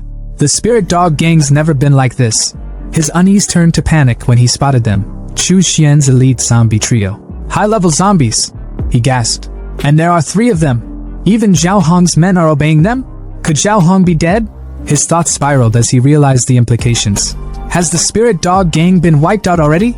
His panic turned to sheer terror when Xiaolong's eyes locked onto him. The zombie's killing intent was suffocating. "Damn it," he stammered. "It saw me. I'm dead." But before Xiaolong could pounce, Xiao Hu stepped in, recalling Chu Xian's orders. In his mind, he replayed the master's command. "You're my men. The murders you commit will count as my own and affect my reputation. Don't kill anyone without my permission." Xiaolong reluctantly backed off, his chance for a first kill slipping away. The soldier, seizing the opportunity, scrambled into his tank and sped off, heart pounding. Once he was a safe distance away, he glanced back in disbelief. "It stopped chasing me?" he murmured, still shaken. Back at his lair, Chu Xian was in deep meditation, surrounded by glowing orbs of energy. As he absorbed their power, the orbs shattered, releasing waves of chi energy into his body. His eyes glowed red as he clenched his fists, exhilarated. "Chi refinement, 7th stage," he declared. "With my current power, I'm invincible below the foundation building stage." His mind raced with plans.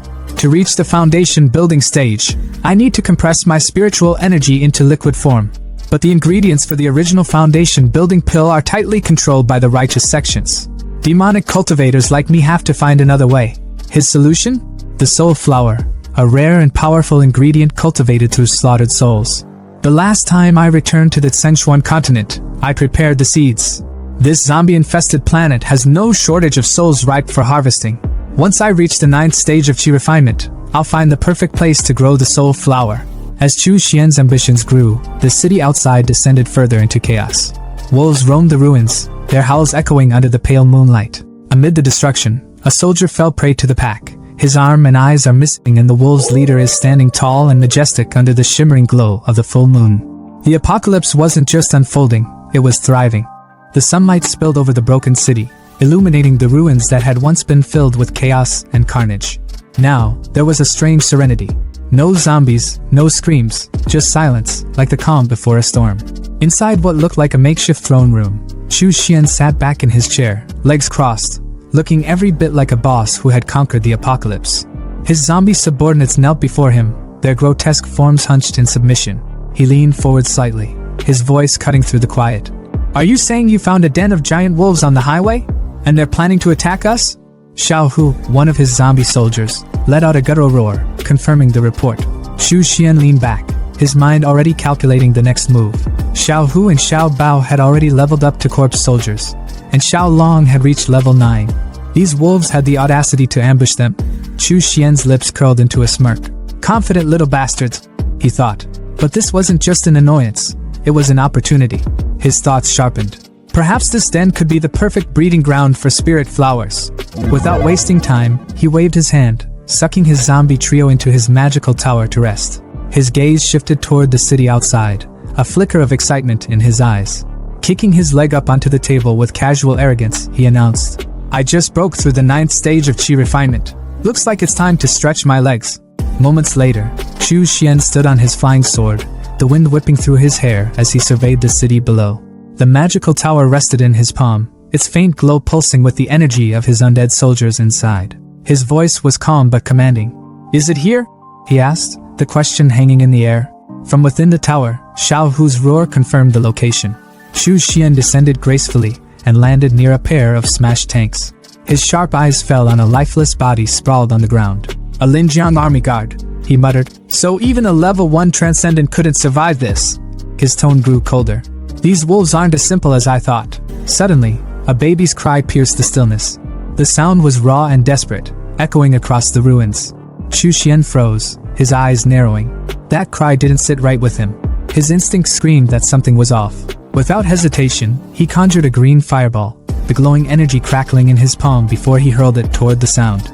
The explosion lit up the area, a wave of destruction rippling outward.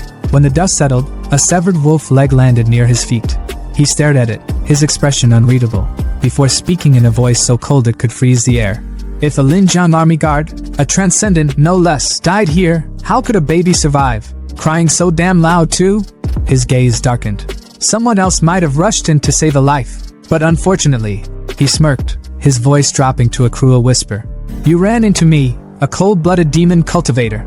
As if on cue, a deep, guttural howling erupted around him. The ground trembled as the wolves emerged, their glowing crimson eyes locked on Xu Xian with unrelenting hatred, their snarls filling the air as they prepared to attack. But Xu Xian stood unfazed, his expression almost bored.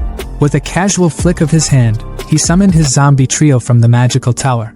The undead soldiers materialized, their grotesque forms radiating malice as they roared in unison. The wolves hesitated for a moment, their bloodlust clashing with the overwhelming aura of the zombies. Then, the pack parted, making way for their leader. A massive wolf stepped forward, its blue fur shimmering like frost under the sunlight. A black horn jutted from its head, and its claws scraped against the ground, sharp enough to carve through steel. Xu Xian's eyes narrowed as he studied the creature.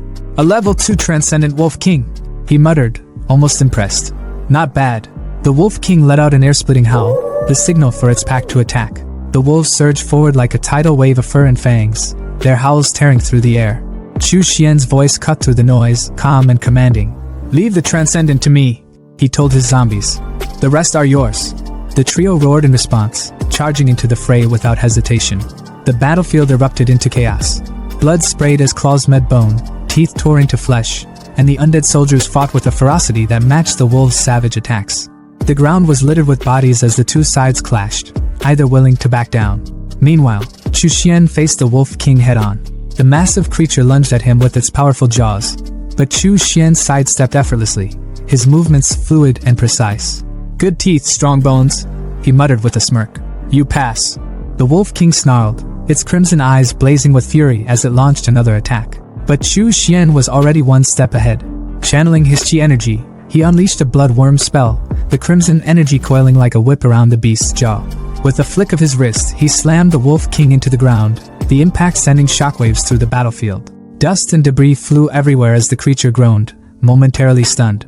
Xu Xian walked toward it, his expression cold and calculating.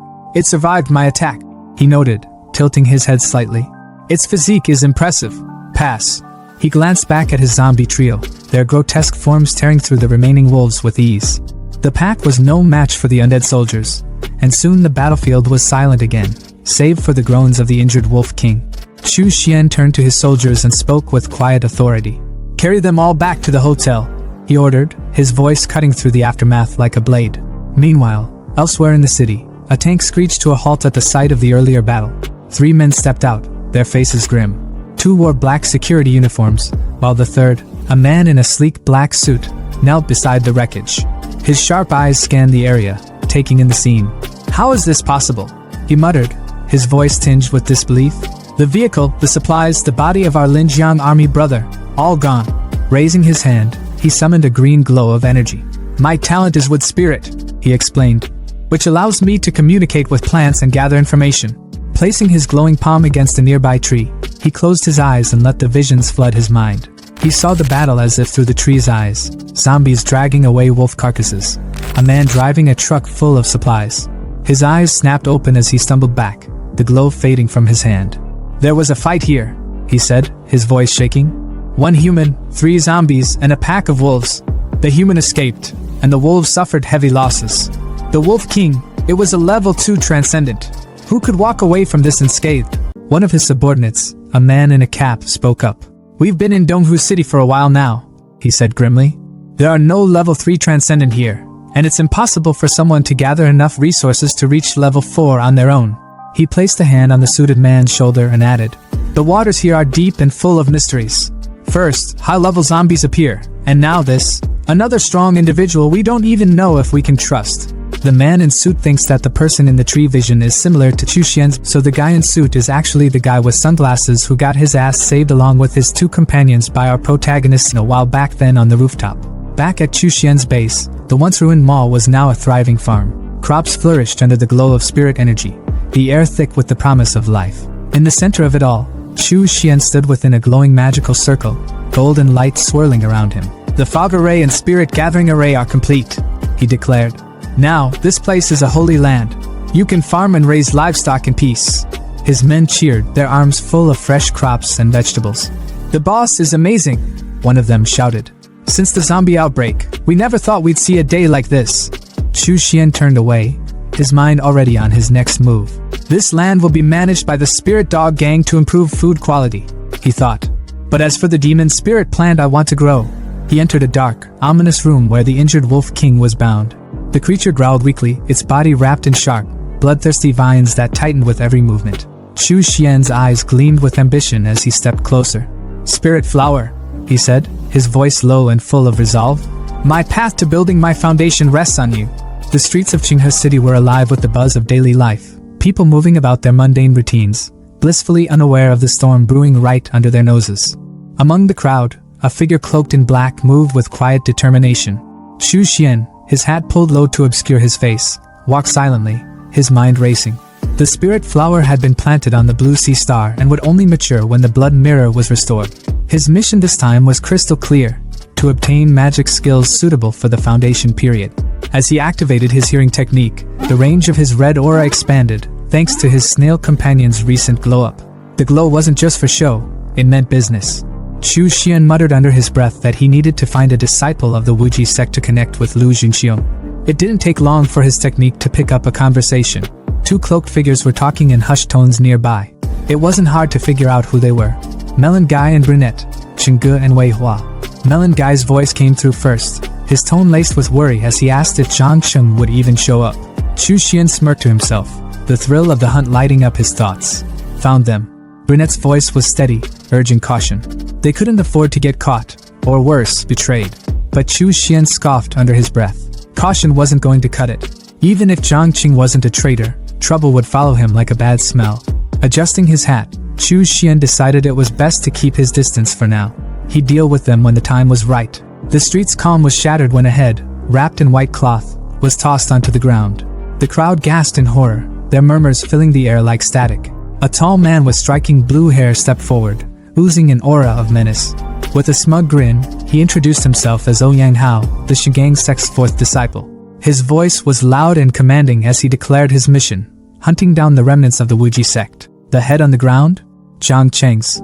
The crowd recoiled as Ouyang gloated, his tone making it clear he wasn't just here to hunt, he was here to make a statement. When one brave, or foolish, soul in the crowd dared to question his actions, Ouyang silenced him in the blink of an eye, slicing the man's hands clean off. His expression was cold, his voice even colder. "Ignorant and stupid," he sneered. "I'll spare your life, this time." As Ouyang's sharp eyes swept over the crowd, they locked onto Melon Guy and Brunette. His twisted grin widened, and his voice dripped with malice.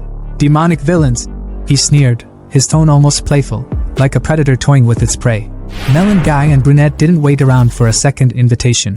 They bolted, weaving through the panicked crowd as fast as their legs could carry them. Ouyang wasted no time, launching a blue beam of energy in their direction. The blast tore through the street, nearly hitting innocent bystanders. The crowd erupted in whispers, their fear palpable. "Ouyang Hao is too overbearing," one muttered. Another hissed for them to keep their voices down. Ouyang was no ordinary disciple. He was a genius of the Shingang sect, already at the 9th stage of Qi refinement. His reputation for cruelty was legendary, and he was a rising star destined for greatness. Chu Xian, still concealed among the crowd, listened to the whispers with a smirk. A genius disciple? More like a fat sheep ready for slaughter. His eyes flicked to the severed head on the ground, and an idea began to form. The chase intensified as Ouyang closed in on Melon Guy and Brunette. The red and purple lights of their aura streaked through the air as Ouyang's blue energy bore down on them. With a flick of his hand, Ouyang unleashed his spiritual sword finger technique. The sheer force of it sent waves of panic through the duo. They thought it was all over, until a crimson shield suddenly appeared, blocking the attack. High above, Ouyang hovered on his flying sword, his eyes narrowing as he glared at the figure who had intervened. The man stood tall, his presence commanding. "Have you forgotten me so quickly?" he asked, his voice steady and cold. "I am Zhang Qing. I've returned to claim your eyes." Melon Guy froze. "Zhang Qing? But how?" It didn't make sense. Ouyang wasn't buying it either. His voice dripped with scorn as he drew his second sword. "You're playing tricks," he growled. With his attention diverted, Brunette and Melon Guy took the opportunity to escape, disappearing into the chaos. Ouyang's focus snapped back to the imposter. "Demonic cultivators always have tricks," he sneered. "You let my prey escape. If you don't satisfy me, I'll make your life worse than death." But Chu Xian, now disguised as Zhang Qing, wasn't fazed. His crimson eyes glowed ominously as he laughed. "You've got it all wrong. You're the prey here." The tension snapped like a drawn bowstring as Chu Xian's zombie trio emerged, charging toward Ouyang with unrelenting force. But Ouyang moved like a storm, cutting through them with ease. His sword aura was relentless, indestructible, or so he thought. When he finally reached Chu Xian, ready to deliver the killing blow, his blade was stopped midair by something unexpected. A steel blood worm coiled around the blade like a living chain, its metallic body impervious to the sharp edge. Ouyang's eyes widened in disbelief. The worm had evolved. Chu Xian wasted no time, activating his blood-binding skill. The worm wrapped itself around Ouyang's body, tightening like a vice. But Ouyang wasn't done. "Interesting," he said, his grin returning. With a burst of golden energy, he activated a Shingang sect secret skill. "Release!" The energy shattered Chu Xian's binding, and Ouyang's aura flared brighter than ever. With his chi energy gathered at his fingertips, he prepared to unleash his ultimate move. "Your little tricks end here," he spat. Chu Xian's grin widened. "Is this your trump card? Looks impressive. I've been waiting for a decent opponent." Ouyang charged, his voice echoing as he screamed the name of his killer technique. "Shigang Absolute Sword Finger!" The air crackled with raw energy as he closed in on Chu Xian. But in a flash of smoke and chaos, everything changed. Ouyang froze mid-attack, his finger piercing nothing but air. Behind him stood Chu Xian, his zombie Xiaolong by his side. Ouyang's chest, however, was no longer whole. A gaping hole had been drilled through him by Xiaolong's devastating fist. This kinda reminded me of a scene from One Piece. Blood poured from the wound as Ouyang dropped to his knees. His voice trembled, weak and broken. "How is this possible? Who are you?" Chu Xian removed his Zhangqing disguise with a flourish, his cold voice cutting through the air. "The sex genius is just that." Back at the Wuji sex hideout, Melon Guy and Brunette reported their escape to Master Lu. "It must have been Chu Xian!" Melon Guy exclaimed, his voice filled with awe. "Senior brother Chu saved us twice." But Master Lu wasn't impressed. His voice was sharp as he barked his orders. "This kind of disciple must not be allowed to cause trouble. Where did you meet Ouyang Hao? Take me to rescue him now." A voice cut through the tension like a knife. "No need." Chu Xian stepped into the room, holding Ouyang Hao's severed head like a trophy. His voice was calm, almost casual. "Wuji Sexji Refinement Disciple Chu Xian greets Uncle Lu." Melon Guy's voice bursts with uncontainable excitement, practically shaking the air around him as he yells, "Senior brother Chu? You're alive? That's freaking amazing." His joy is so raw it's almost infectious. But the brunette standing next to him isn't as animated. His gaze locks onto the severed head dangling from Chu Xian's hand.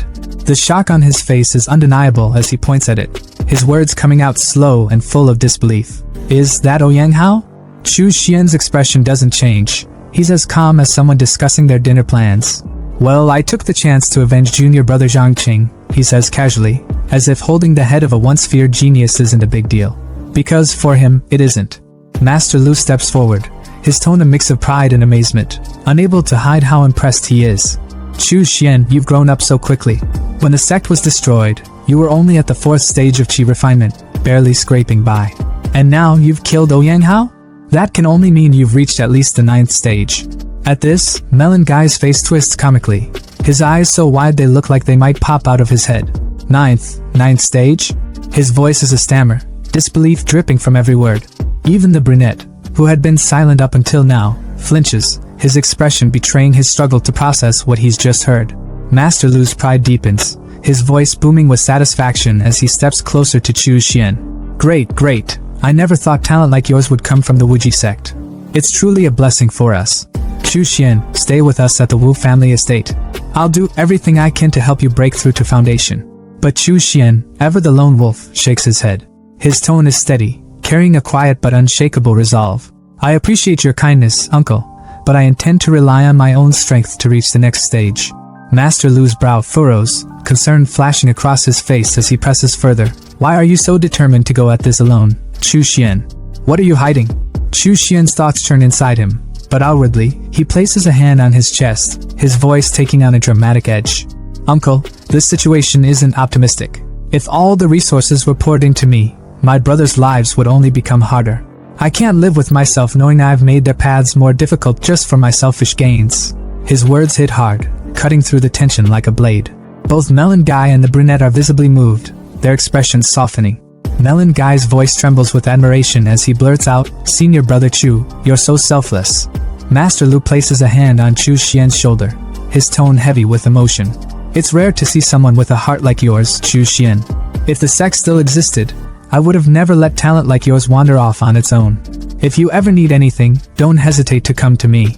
Chu Xian hesitates for a moment, his tone careful but direct as he asks, Uncle, I was wondering about the blood refining scripture. How much does it cost? Without hesitation, Lu raises 5 fingers, his voice calm. 500 blood beads, and I'll give you a copy. Chu Xian's mind races for a moment, a flicker of surprise crossing his face. In the past, even 1,000 sect contribution points wouldn't have been enough to exchange for something like this. Uncle Lu really is giving me a good deal. Outwardly though, he sighs, fumbling with his pouch as he blurts out, Thank you for your kindness, uncle, but I only have 300 blood beads, plus the spirit stones I got from Ouyang Hao. Lu chuckles, brushing off the difference with a wave of his hand. Don't worry about it. They're resources meant for disciples anyway. If they don't need it, I can just give it to you for free. Chu Xian freezes for a moment, stunned by Lu's generosity. His earlier wariness dissolves, replaced by a newfound respect. This disciple is truly grateful, he mutters, his voice soft but sincere. Lu hands him the blue book, the coveted blood refining scripture, his tone fatherly and full of warmth. Take care of yourself out there, Chu Xian. Don't push yourself too hard. If trouble comes your way, come find me at the Wu family estate. Chu Xian bows deeply, his voice carrying the weight of his gratitude as he replies, Yes, uncle. As he leaves, his brothers and Lu's voices echo behind him, their farewells tinged with both pride and sadness. Chu Xian, however, is lost in thought as he walks away. The Wuji sect may have been a demonic sect, but someone as kind and good-hearted as Lu Jinxiong exists here. This world, that Sengshuan continent, is there even a place where good people can thrive? His thoughts linger, heavy with contemplation, until the scene shifts to the Wuji sect training grounds.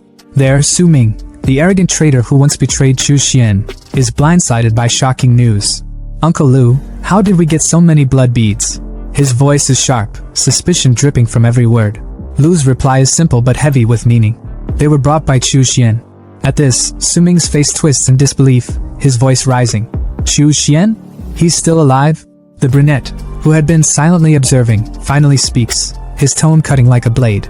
Not only is he alive, but he's reached the 9th stage of Qi refinement and killed Ouyang Hao. Su Ming freezes like a statue, his thoughts a chaotic mess. Did Chu Xian really kill those guards at Taiping? But how the hell did his power grow so fast? The brunette smirks, his words sharp and mocking as he addresses Su Ming. If you think so little of senior brother Chu, then you won't want his share of the blood beads, right? Melon guy, never one to miss a chance to tease, jumps in with a grin. If you don't want them, we'll happily take them. Su Ming panics, his desperation spilling over as he stammers. I want them. I want them. His hands reach out greedily, clutching at the air as if afraid the beads will vanish. But deep inside, jealousy burns like fire. Damn it, Chu Xian must have found something extraordinary. How else could he grow so strong so quickly? What the hell is he hiding? Back at the Grand Hotel, Chu Xian's hideout. The atmosphere is anything but calm. A shimmering purple energy leaks from a small golden mirror, rousing one of the wolves guarding his room. The mirror, the very artifact that summoned Chu Xian to this apocalyptic world, hums with power as Chu Xian steps through. His wolves rush to greet him, their tails wagging with unrestrained excitement. He pets them briefly before heading inside, where two of his men greet him with relieved smiles. Boss, you're finally back. It's been 2 months, but everything is fine. The garden core were harvested without a hitch. Chu Xian smiles, his voice calm and approving. With Xiao Hu and the others patrolling with the spirit dogs, plus the arrays, it looks like no one dared approach the Grand Hotel. But his focus quickly shifts as he opens a nearby door. His thoughts are sharp and focused. The most important thing now is the spirit flower. Purple energy spills out through the gap, and as he steps inside, his eyes widen at the sight. The room is overrun with spiky purple vines, their flowers blooming in abundance. There are so many of them. These spirit flowers are enough for me to refine 3 foundation blood pills, he exclaims, his excitement barely contained. But his expression darkens as his gaze falls on the unconscious Wolf King, its body wrapped tightly in vines. He crouches down, his voice low and cold. You've lasted this long thanks to your strong body. But now that everything is ready, your time is up. With a swift motion, he disconnects the main vine, ending the Wolf King's life without hesitation. The room fills with the ingredients he's carefully cultivated for his next plan. The path of cultivation, it's all about resources. Talent alone isn't enough, he muses. Sitting before an ancient furnace, Chu Xian begins the refining process.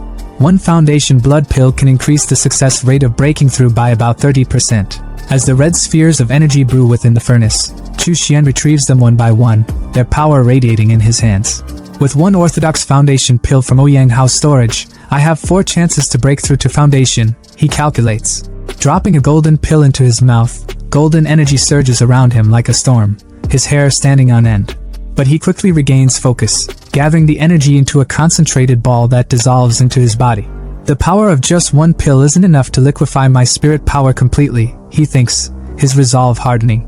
Foundation blood pill, work for me. He swallows another pill, the air around him becoming thick with chi energy. The yin-yang symbol projects behind him as his glowing eyes focus with intensity. Then, in a flash, his consciousness shifts. Chu Xian finds himself in a vast, dark blue space, like the depths of an ocean. Confusion flickers across his face as he mutters, "This is..." Before he can make sense of it, a thunderous voice cuts through the void, filled with rage and hate. "Chu Xian, you cruel, demonic cultivator." A massive wolf silhouette emerges from the shadows, its presence oppressive and suffocating. "I will never let you break through foundation." The wolf lunges toward him, its jaws wide enough to swallow him whole. But Chu Xian remains calm, his thoughts sharp and clear. No, this is a hard demon illusion. The creature let out a deafening roar, its immense aura crushing the air around it, but Chu Xian didn't even flinch. His gaze was sharp, unbothered, as he raised a single finger. From its tip, a glowing red spiritual energy began to swirl, crackling with raw power. Without hesitation, Chu Xian unleashed his energy bullets at the monstrous wolf in front of him, his voice cutting through the chaos like a blade. "Get lost!" he shouted, his tone dripping with venom. But even as he attacked, his mind was racing, sharp and analytical, piecing together the situation like a puzzle. He thought bitterly, although the foundation-building blood pill mimics the effects of a genuine foundation-building pill, it's nothing more than a counterfeit, a desperate crutch for demon cultivators. Its medicine is tainted, filled with the resentment of living souls, and that poison seeps into the heart, creating this heart demon illusion. The wolf's form twisted, its dark aura growing denser, its piercing red eyes slicing through the watery barrier between the two. It lunged forward, relentless, its energy like a tide that couldn't be stopped. Chu Xian grimaced. The hard demon energy was like an infection that couldn't be destroyed. Every attack only seemed to feed its strength, making it grow fiercer. His aura bullets slammed into the beast over and over, but the damn thing just kept regenerating, like some cruel cosmic joke. The wolf let out a guttural snarl, its voice deep and mocking as it taunted him. "Stop wasting your energy, Chu Xian!" It growled, its body swelling, growing until it loomed over him like a mountain, a colossal figure that made him look like an ant. "You're nothing but mediocre. No talent, no family, no background. You couldn't even pass the threshold of a proper sect like the Shili sect. You're a nobody, a pathetic fool who doesn't even deserve to dream of breaking through the foundation building stage. Just give up. Cultivation will only lead you to misery." Chu Xian's eyes burned with defiance. His fists clenched so tightly his knuckles went white. "Discuss the Tao? Fine then. So you want to talk about the Tao?" He spat back, his voice cutting through the wolf's tirade. The beast's voice rumbled like thunder. "The sage is merciless, treating people as livestock. The righteous sects monopolize resources, locking the weak in chains and reinforcing class divides. Following the so-called righteous path leads nowhere. It's a road to insignificance." Chu Xian's lips curled into a smirk, his eyes fierce as he pointed a finger at the creature. "And yet, the path of demon cultivation is no better," he fired back. "You seize the essence of heaven and earth, drain the vitality from all things, and call it power? How could such an unorthodox path lead to true success?" The wolf's massive claw, crackling with blue lightning, came crashing down toward him, but Chu Xian didn't even blink. He stood tall, arms outstretched, his voice rising above the chaos. "If the heavens won't give it to me, I'll carve my own path. I'll dominate, even if it means wading through rivers of corpses. I now possess the blood mirror destiny and the resources of an entire planet. I, Chu Xian, will defy the heavens themselves and rewrite my fate." The wolf hesitated for a fraction of a second, but it was enough. Its massive form began to crack, its skin rotting away in an instant, leaving behind only a pile of shattered bones. As the remains fell into the waters below, something new emerged, a pair of delicate hands, pale and almost glowing. From the bones rose a stunning woman with feline ears, her body barely wrapped in a thin, silk-like cloth that left little to the imagination.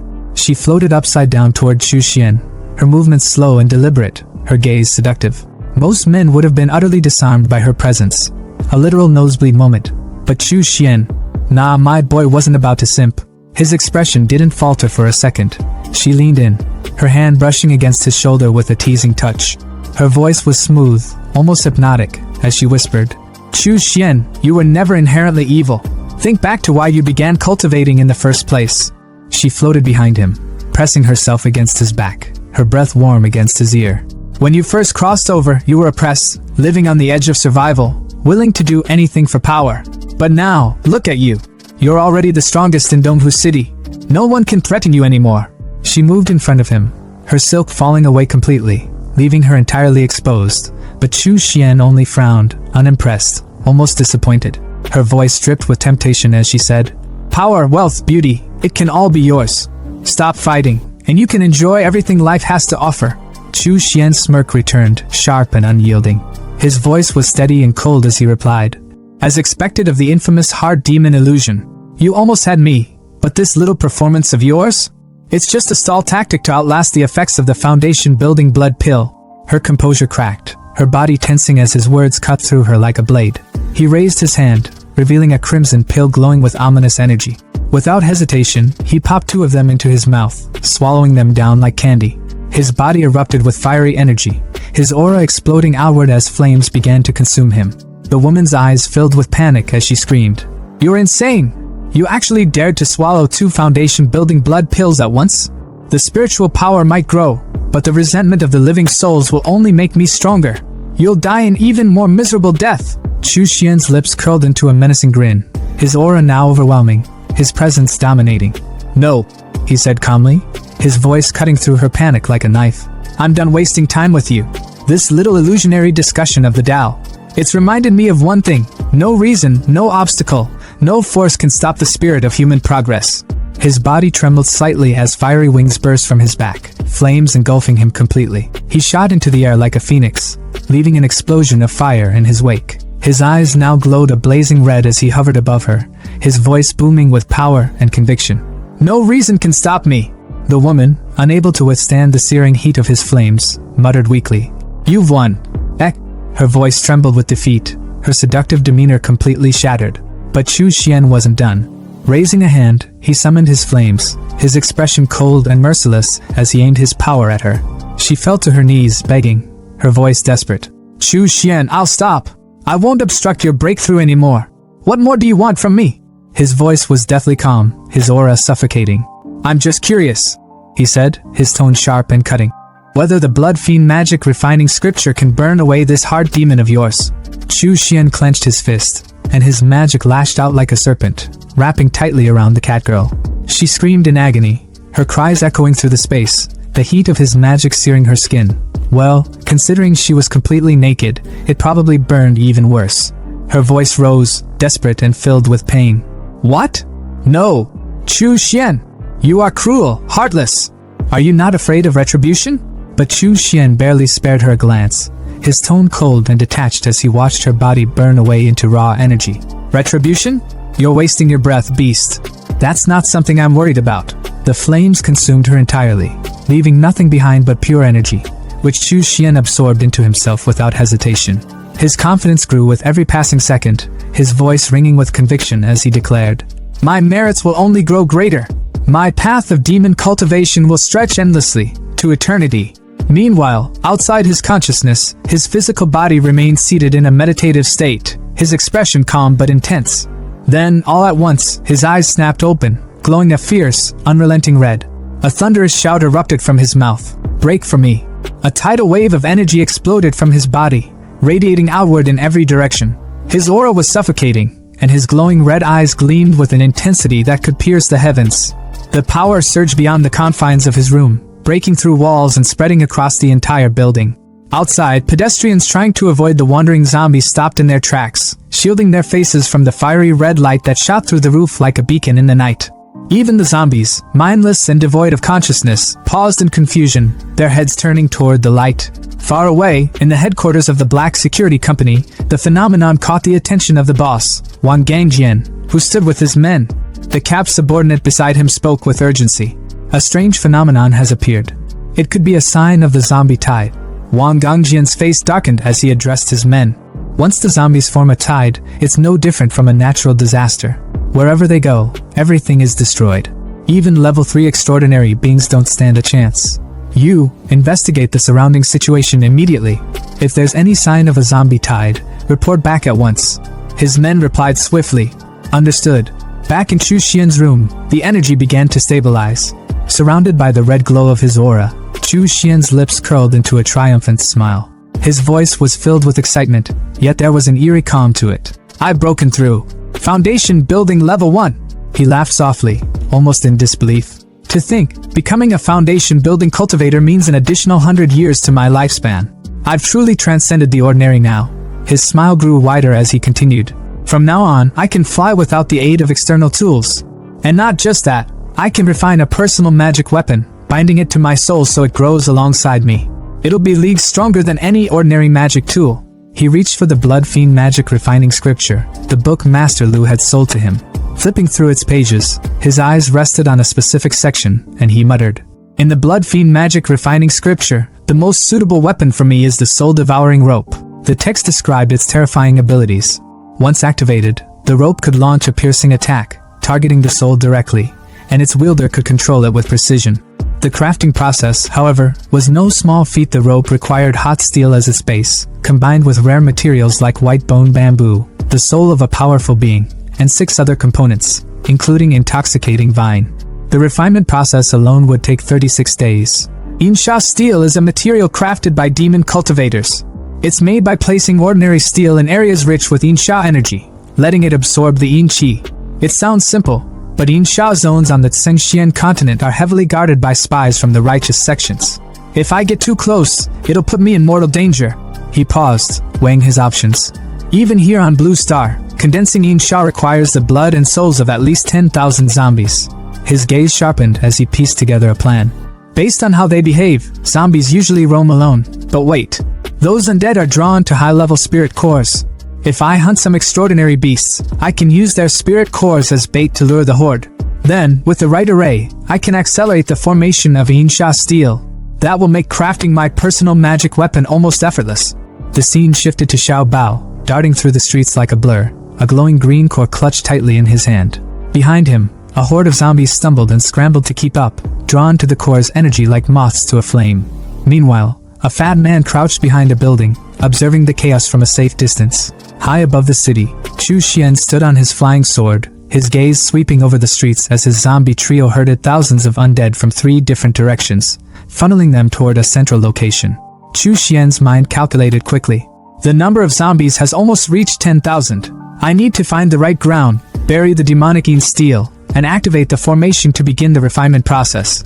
As Chu Xian scanned the area, his eyes caught sight of the fat man sprinting away from the scene, his movements frantic. Chu Xian frowned. Who's that guy? He'd better not mess this up. I don't want to lose merit because of some random bystander. The fat man rushed toward the black security company, gasping for air as he reached his comrades. 5 high-level zombies. It's a sign of a zombie tide, he stuttered. I also found a bunch of first-level spirit beast skeletons outside. The zombies must have eaten them. The capped man's face tensed as he processed the information. If the zombies provoke the spirit beasts into gathering, Dongwu City will be wiped out completely. Suddenly, a scream pierced the air. The capped man turned to see one of his comrades being dragged into the shadows, a giant spider sinking its fangs into his neck. The poor man's pleas for help were drowned out by the sound of the spider's venomous enzymes corroding his body. Within seconds, he was nothing but spider food. The fat man, thinking he was the main character of this story, stepped forward, pulling out what appeared to be a magical spear. But instead of a traditional weapon, he used his own unique ability, fat manipulation. His body shimmered as he shaped his excess fat into a spear, hurling it at the spider with surprising speed, like a thunderbolt made of pure grease. The spear impaled the beast, but it was too late to save their comrade, whose body had already been reduced to a liquefied mess. The capped man observed the scene grimly.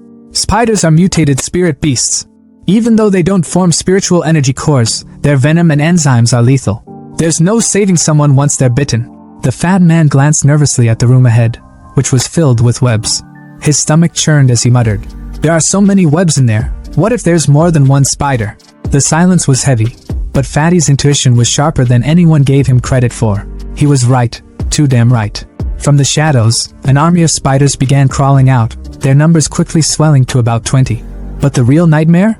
Behind them loomed a massive spider with 6 glinting, soulless eyes, a grotesque predator that screamed, "Boss fight." The guy in the cap froze for a moment before blurting out, "Shit, this is an actual spider's nest." Fatty, true to his survival instincts, turned on his heels and yelled, "Run for your lives!" But before they could make it far, the giant spider's web shot out, snaring Fatty and his friend mid-run. They dangled upside down like bait, Fatty screaming his lungs out, "Help me! Somebody save me!" The guy in the cap's face twisted in panic as he recognized the monster. A 3rd-level spider mother? Are you kidding me? He pulled out his dagger in desperation, slashing at the sticky, glistening web with everything he had, but it was like trying to cut steel with a butter knife. Damn it! Damn it! I can't cut through this! It's over! We're done for! Despair choked the air as the spider closed in, its fangs glinting with venom. Just when it seemed like the end, a burst of red energy sliced through the web like it was paper, freeing the trapped duo in an instant. The guy in the cap stared in disbelief, his mind racing. There's no way. That web is the strongest material spun by a 3rd-level spider mother. I gave it everything I had and couldn't even scratch it. Who the hell just cut through it with one blow? Before he could process, all eyes turned upward. There, riding on a flying sword, was none other than Chu Xian, his figure exuding power and calm arrogance. He never used the sword for battle, preferring his bloodworm as his weapon of choice. But now he was floating like some mythical figure straight out of a legend. The guy in the cap and Fatty could only stammer, A sword immortal? Even the spider army froze, their predatory instincts kicking in, sensing the overwhelming danger. But Chu Xian, unfazed, looked down on them with sharp eyes, his mind already calculating. What luck, he thought to himself. The spiritual energy core of a 3rd-level spirit beast is so much more potent than those of the lower levels. This is going to be fun. He smirked coldly, his voice cutting through the tension as he taunted the spider mother. How hilarious! A puny little insect like you dares to challenge me. Without waiting for a response, he summoned his magical tower, and with a commanding voice, called out, "Come forth!" Descending from the sky like harbingers of doom, Chu Xian's zombie trio landed with an earth-shaking impact. What followed was nothing short of a massacre. The zombies tore through the spider army with inhuman strength and terrifying efficiency. Each swing of their fists, and every burst of power was a sick montage of destruction that left even the guy in the cap slack-jawed. He can control zombies? he muttered, his voice trembling. Fatty, on the verge of fainting, pointed shakily. Wait, those zombies, weren't they the ones leading the zombie tide earlier? Does that mean the tide was caused by a human? The spider mother, realizing the dire situation, shot a web directly at Chu Xian, desperate to turn the tide. But Chu Xian simply raised a hand, purple energy crackling at his fingertips. Hellfire explosion! He roared, unleashing a fiery blast of purple flames that incinerated the web midair. The flames devoured the silk as if it were nothing, leaving nothing but ash. The spider mother screeched in fear and turned to flee. But Chu Xian's laughter echoed like a sinister thunderclap. Run? You think you can escape from me? The flames intensified, consuming the spider mother as she writhed in agony, her screams fading into silence. The zombie trio stood motionless, watching the carnage with eerie detachment, as did the two black security members, frozen in awe and terror. When the flames died down, the spider mother's corpse lay charred, her body yielding 3 glowing green energy cores and a glimmering silk thread. Chu Xian retrieved the loot effortlessly with his magic, inspecting the silk with fascination. Tempered by hellfire, and it's become even stronger? What a surprise. This will be perfect material for the soul-killing rope. Handing the energy cores to his zombie trio, he ordered. Use these to attract more zombies.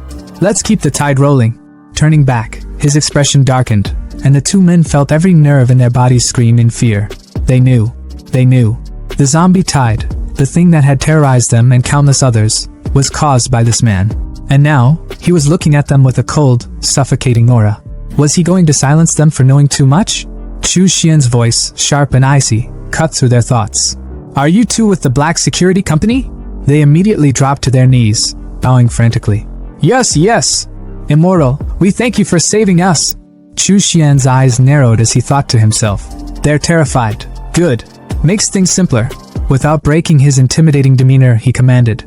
Leave this place immediately. Go back to your people and tell them this. No one is to come within a kilometer of this area. If anyone dares to disobey. He didn't finish, but the unspoken threat was enough. The guy in the cap scrambled to his feet, screaming. Understood. We won't disturb you ever again. They bolted like their lives depended on it, which, to be fair, they probably did. Chu Xian watched them disappear before pulling a flag from his inventory. Surveying the eerie, demonic aura that lingered in the spider's nest, he smirked. This place reeks of dark energy. Wang Gangjang slammed his hand on the table so hard, it probably left a dent. His voice boomed through the room, absolutely drowning out any other noise. Flying with a sword? Controlling zombies? Freaking mastering fire? And even slicing through the threads of a level 3 spider mother? Are you seriously telling me there's someone this insane running around Dongwu City? His mind raced as the reports from his men replayed vividly in his head, like a bad movie he couldn't turn off. He remembered the scene of 3 zombies absolutely decimating a wolf pack. Wait, zombies. His eyes narrowed, connecting the dots. Controlling zombies. Wasn't there that incident on the highway? The one where a whole pack of wolves got wiped out by some transcendent who could control the undead? His voice trailed off, but his suspicion only grew heavier. Capped guy, leaning back like he had 0 cares in the world, chimed in with his usual nonchalant tone. Right. Could it be the same dude? Fatty, on the other hand, nearly leapt out of his chair, his voice cracking with disbelief. So you're telling me we've got a level 3, no, maybe even level 4 transcendent just casually hanging out in Dongwu City? Wang Gangjang rubbed his chin, his eyes narrowing as he shut them tightly, deep in thought. This wasn't just some random transcendent flexing their power for fun. This guy's strong, no doubt about it. But provoking a zombie tide? That's not just some reckless move. What's their endgame? His voice dropped, heavy with the weight of his realization. If things go south, the survivors of Dongwu City are screwed. Utterly and completely. Fatty, bless his naive heart, jumped to defend Chu Xian, his voice loud and unwavering, though maybe a little too hopeful. No way. No one's insane enough to destroy a city over a disagreement.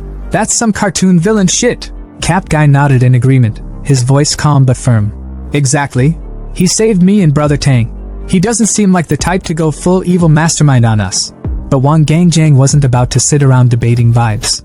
The man stood tall, his energy shifting as his tone turned sharp and unyielding. Enough. I'm going there myself to figure out his intentions. Cap Guy immediately shot up, panic lacing his voice. Brother, that's way too dangerous. But Wang Gangjang waved him off without hesitation, shaking his head like a man who had already made peace with his decision. Dangerous? There are hundreds of lives at Black Blade Security riding on this. As their leader, I don't get the luxury of playing it safe. His aura shifted dramatically, a golden light radiating from his body like he just powered up in a video game. Stay here. I'll try to negotiate with him, convince him to lead the zombie tide away from the city. But if I fail, his voice grew heavier, the weight of his responsibility pressing down on everyone in the room. You all evacuate Donghu City.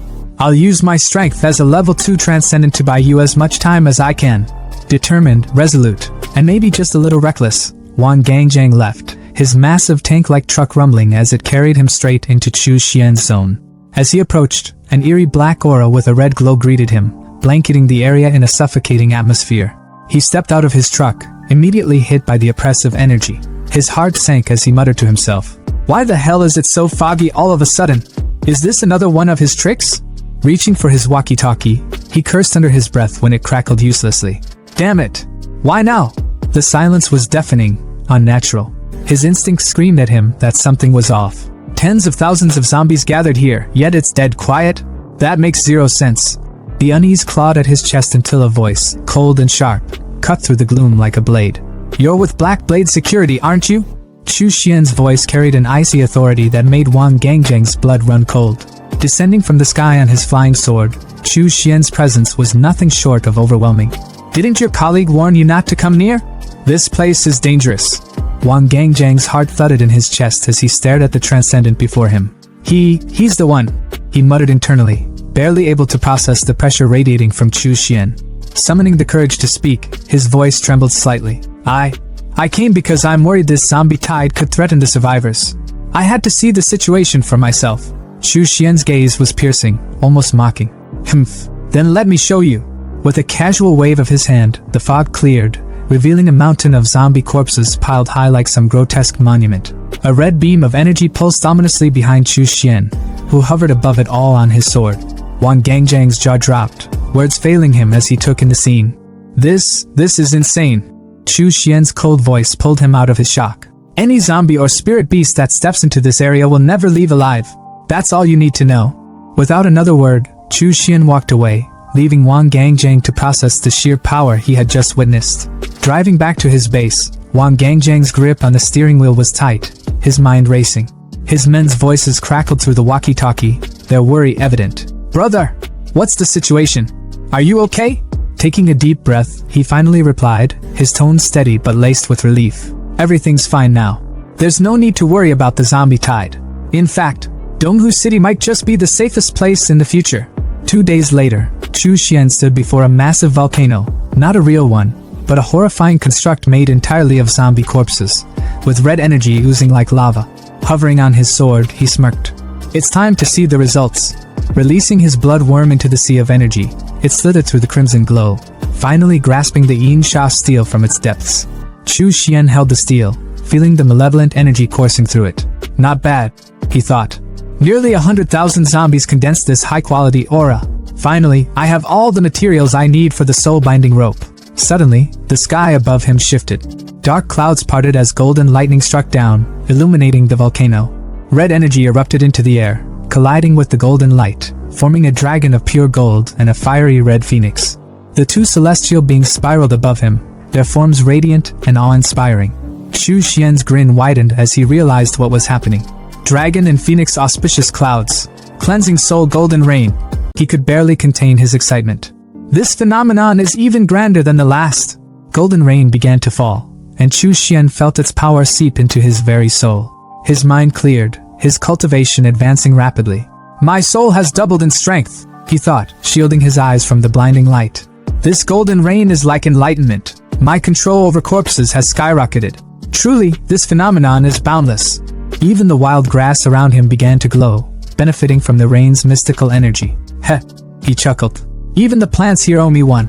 Maybe some unique spiritual life will emerge in the future. 3 months later, Chu Xian's base was thriving. His men worked the fields, a stark contrast to the apocalyptic chaos outside. In his room, Chu Xian sat cross-legged, a whip lying in front of him on a glowing magic circle. His eyes gleamed with satisfaction as he picked it up. Finally refined, he muttered, wrapping it around his hand. Testing it with a casual flick, the whip exploded against the wall, sending his underlings outside into a panic. What the hell was that? One of them shouted, his voice cracking. Chu Xian smirked, binding the rope to his soul. As expected, It's like an extension of my will. Its potential is unmatched. Opening his blood-refining scripture, he began planning his next steps. The Blood Fiend Refining Demon scripture is divided into 9 layers, each tied to the levels of foundation establishment. Each level unlocks a new spell, and with yin energy, their effects increase exponentially. For most, this amplification was meaningless. But for Chu Xian, with his endless supply of yin energy, it was a game-changer. Gathering the malevolent energy into vials, he felt the power surge through him. Smirking, he thought, I'll use this yin energy to push my cultivation to the next level. Let's see how far I can go. In the heart of Longjiang City, the capital of Linjiang Province, the tension was almost tangible in the grand meeting hall. General Yi, the embodiment of authority and control, stood at the head of the room. His voice boomed as he ordered his commanders to take their seats, the weight of his words instantly silencing the chatter. Without any preamble, he laid out the dire reason for this emergency assembly. A colossal underwater creature had surfaced, wreaking havoc in Longjiang. This wasn't just another sea monster story to laugh off over drinks. This thing was a leviathan, over 30 meters long, with the power to drag entire ships to their doom. One of his officers, stepping forward, pointed to a projection of the beast's handiwork, a sunken cargo ship, twisted and broken like a child's discarded toy. The grim reality hit harder when the officer confirmed that all 30 crew members aboard had perished. The room buzzed with murmurs of disbelief and fear. One commander declared that the creature was no ordinary beast. It had to be at least level 3, a threat that was far beyond what they usually faced. Another grimly admitted that, given their current military strength, taking it down would be anything but easy. But they couldn't just sit idly by while this monstrosity terrorized Longjiang. General Yi slammed his fist down, his voice cutting through the tension like a blade. Their mission wasn't to kill the creature, not yet, but to drive it away, to make it fear the Linjiang army's might. The hall echoed with their unified cry as every commander stood and saluted, ready to carry out their orders. An older man, his voice cautious but filled with purpose, stepped forward. He suggested reaching out to a cultivator he knew of in Donghu City, someone with the power to take on such a beast. General Yi, however, dismissed the idea with a calm arrogance. He acknowledged that extraordinary individuals existed across the empire, but no single man, no matter how powerful, could surpass the might of his 100,000-strong army. Besides, this cultivator was elusive, a shadow that came and went without a trace. Where could they even begin to find him? The idea was left to hang in the air, unanswered, as General Yi moved on to more immediate concerns. Meanwhile, in the MURIM world, Chu Xian sat in a quiet cafe, the picturesque balcony offering a stark contrast to the tension in Longjiang. The waiter approached, handing him a steaming cup of tea. Chu Xian, playing the role of a curious traveling merchant, casually asked about the tea house's name change. The waiter hesitated, his nervousness palpable as he explained that the Wu family, the former owners, had been accused of sheltering remnants of the Wuji sect. Their property had been seized by the Shingang sect in a swift and ruthless move. Chu Xian, though outwardly calm, felt a pang of inevitability. He had seen this coming. The Wu family had drawn too much attention, and trouble had finally caught up with them. He wondered how the remaining members, those who had hidden within the family, were faring now. Leaning into his carefully crafted role, Chu Xian feigned shock, his voice tinged with just the right amount of fear. He asked if the so-called demon cultivators had been captured, pretending to be worried about his own safety. The waiter eagerly reassured him, explaining that the Shingang sect had teamed up with Qilong Temple to hunt down the remnants of the Wuji sect, driving them into the southern cloud mist mountains. The city, he said, was safe now. Chu Xian let out a theatrical sigh of relief, thanking the waiter before sipping his tea. But his mind was already racing. Among the Wu family's hidden members, only Uncle Lu was a Foundation establishment cultivator. The rest wouldn't stand a chance against their pursuers. This was an opportunity he couldn't pass up. His life-bound artifact, the soul shackling cord, required the soul of a Foundation establishment cultivator to unlock its full potential. The zombies of Blue Star were no longer enough. This was his chance to take what he needed. The misty peaks of Cloud Mist Mountain loomed ahead, shrouded in an eerie stillness. Chu Xian moved silently, his senses sharp. Suddenly, a voice rang out, commanding him to stop. Emerging from the fog were 4 men, their uniforms marking them as disciples of the Shingang sect. Chu Xian's face twisted into a mask of fear, but inside, he was smirking. This was exactly what he had hoped for. One of them was a Foundation establishment 3rd stage cultivator, while the other 3 were mere Qi refinement cultivators. A perfect haul. He feigned nervousness, scratching his head as he explained that he was just a rogue cultivator hunting monsters for spirit stones. But the disciples weren't buying it. They accused him of being a demon cultivator, their leader sneering as he admitted the truth. It didn't matter whether Chu Xian was guilty or not. His head was worth sect contributions, and that was all they cared about. They attacked in unison, their fists crackling with electric energy, but Chu Xian was already one step ahead. Their strikes passed right through his body as if he were a ghost. Before they could process what had happened, Chu Xian's afterimage dissolved, and the real him appeared above them, his whip drawn and glowing with deadly intent. In a split second, his whip lashed out, decapitating all 4 men in one swift motion. Their lifeless bodies hit the ground as Chu Xian calmly collected their souls, sealing them into his pouch with his soul-seizing technique. He examined his prize, noting that the Chi refinement souls would strengthen his 10,000 soul banner. But the Foundation establishment soul required special care. He needed a quiet place to refine it properly. Without a second glance at the fallen disciples, he disappeared into the mist, already planning his next move. In the dim, cold silence of a cave, Chu Xian meticulously tightened his grip on the whip in his hands, its surface glowing with an ominous red light. Yet, as the glow flickered and died, his face twisted in frustration. Another failure. Covering his face with his hand, he muttered to himself, his voice laced with disappointment. Failed again. Months of effort, battles, and bloodshed, and still, the soul-shackling cord refused to be refined. His tone turned bitter as he addressed the empty air, as if venting to some invisible presence. A month of slaughter, 4 Foundation establishment cultivators, over a dozen Chi refinement cultivators, and yet none of their souls have been strong enough for this damn whip. He secured the whip to his side with a resigned sigh. Looks like I'll need to hunt someone stronger. Someone whose soul isn't as weak and pathetic as theirs. Just as his thoughts began to spiral, a noise from outside the cave snapped him back to reality. The clashing of weapons and shouts echoed closer. His eyes narrowed. Fighting? Out here? Without hesitation, he strode toward the source of the commotion. Outside, chaos unfolded. An old man in white robes, his face contorted with rage, was chasing after another man drenched in blood, Lu Jinxiong. The old man's voice boomed, each word dripping with murderous intent. Lu Jinxiong, you killed my brother Zhao and 2 other Foundation establishment cultivators from the Shingang sect. Stop running and accept your death. Lu, visibly weakened and coughing up blood, spun around, his defiance undimmed despite his injuries. If you're going to kill me, just do it. Don't waste your breath accusing me of things I didn't do. His words were brave, but his body betrayed his limits. The old man sneered. This is the end for you. Severely injured, out of pills, and still standing? Impressive. But let's be honest, you're out of time. Before the old man could land the killing blow, a flash of red streaked through the air like lightning, a whip. The sheer speed and force of it caught the old man off guard, and though he managed to raise a magical shield in time, it shattered like glass. The whip didn't stop there. It sliced across his wrinkled face, leaving a gash that made him stumble.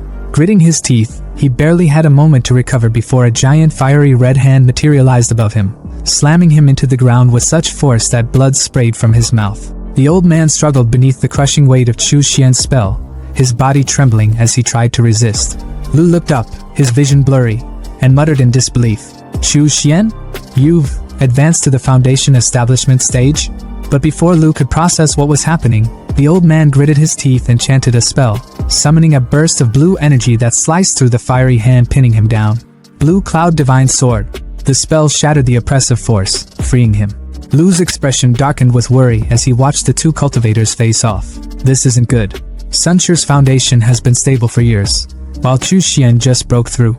This could turn ugly fast. Sunshire, the old man, glared at Chu Xian with a mix of anger and fear. I should have killed you back then. Letting you escape was my mistake. I never imagined you'd break through so quickly. But no matter.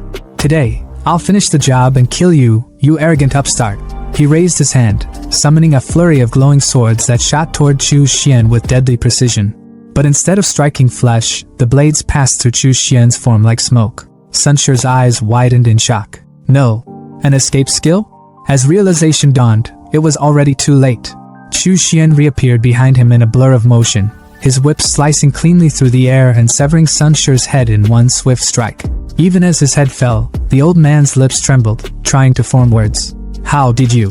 Chu Xian wasted no time. He extracted the old man's soul, examining it with cold detachment, condensed and strong. Much better than the trash I've been collecting. Maybe this one will finally work for the soul-shackling cord, turning his attention to the stunned Lu.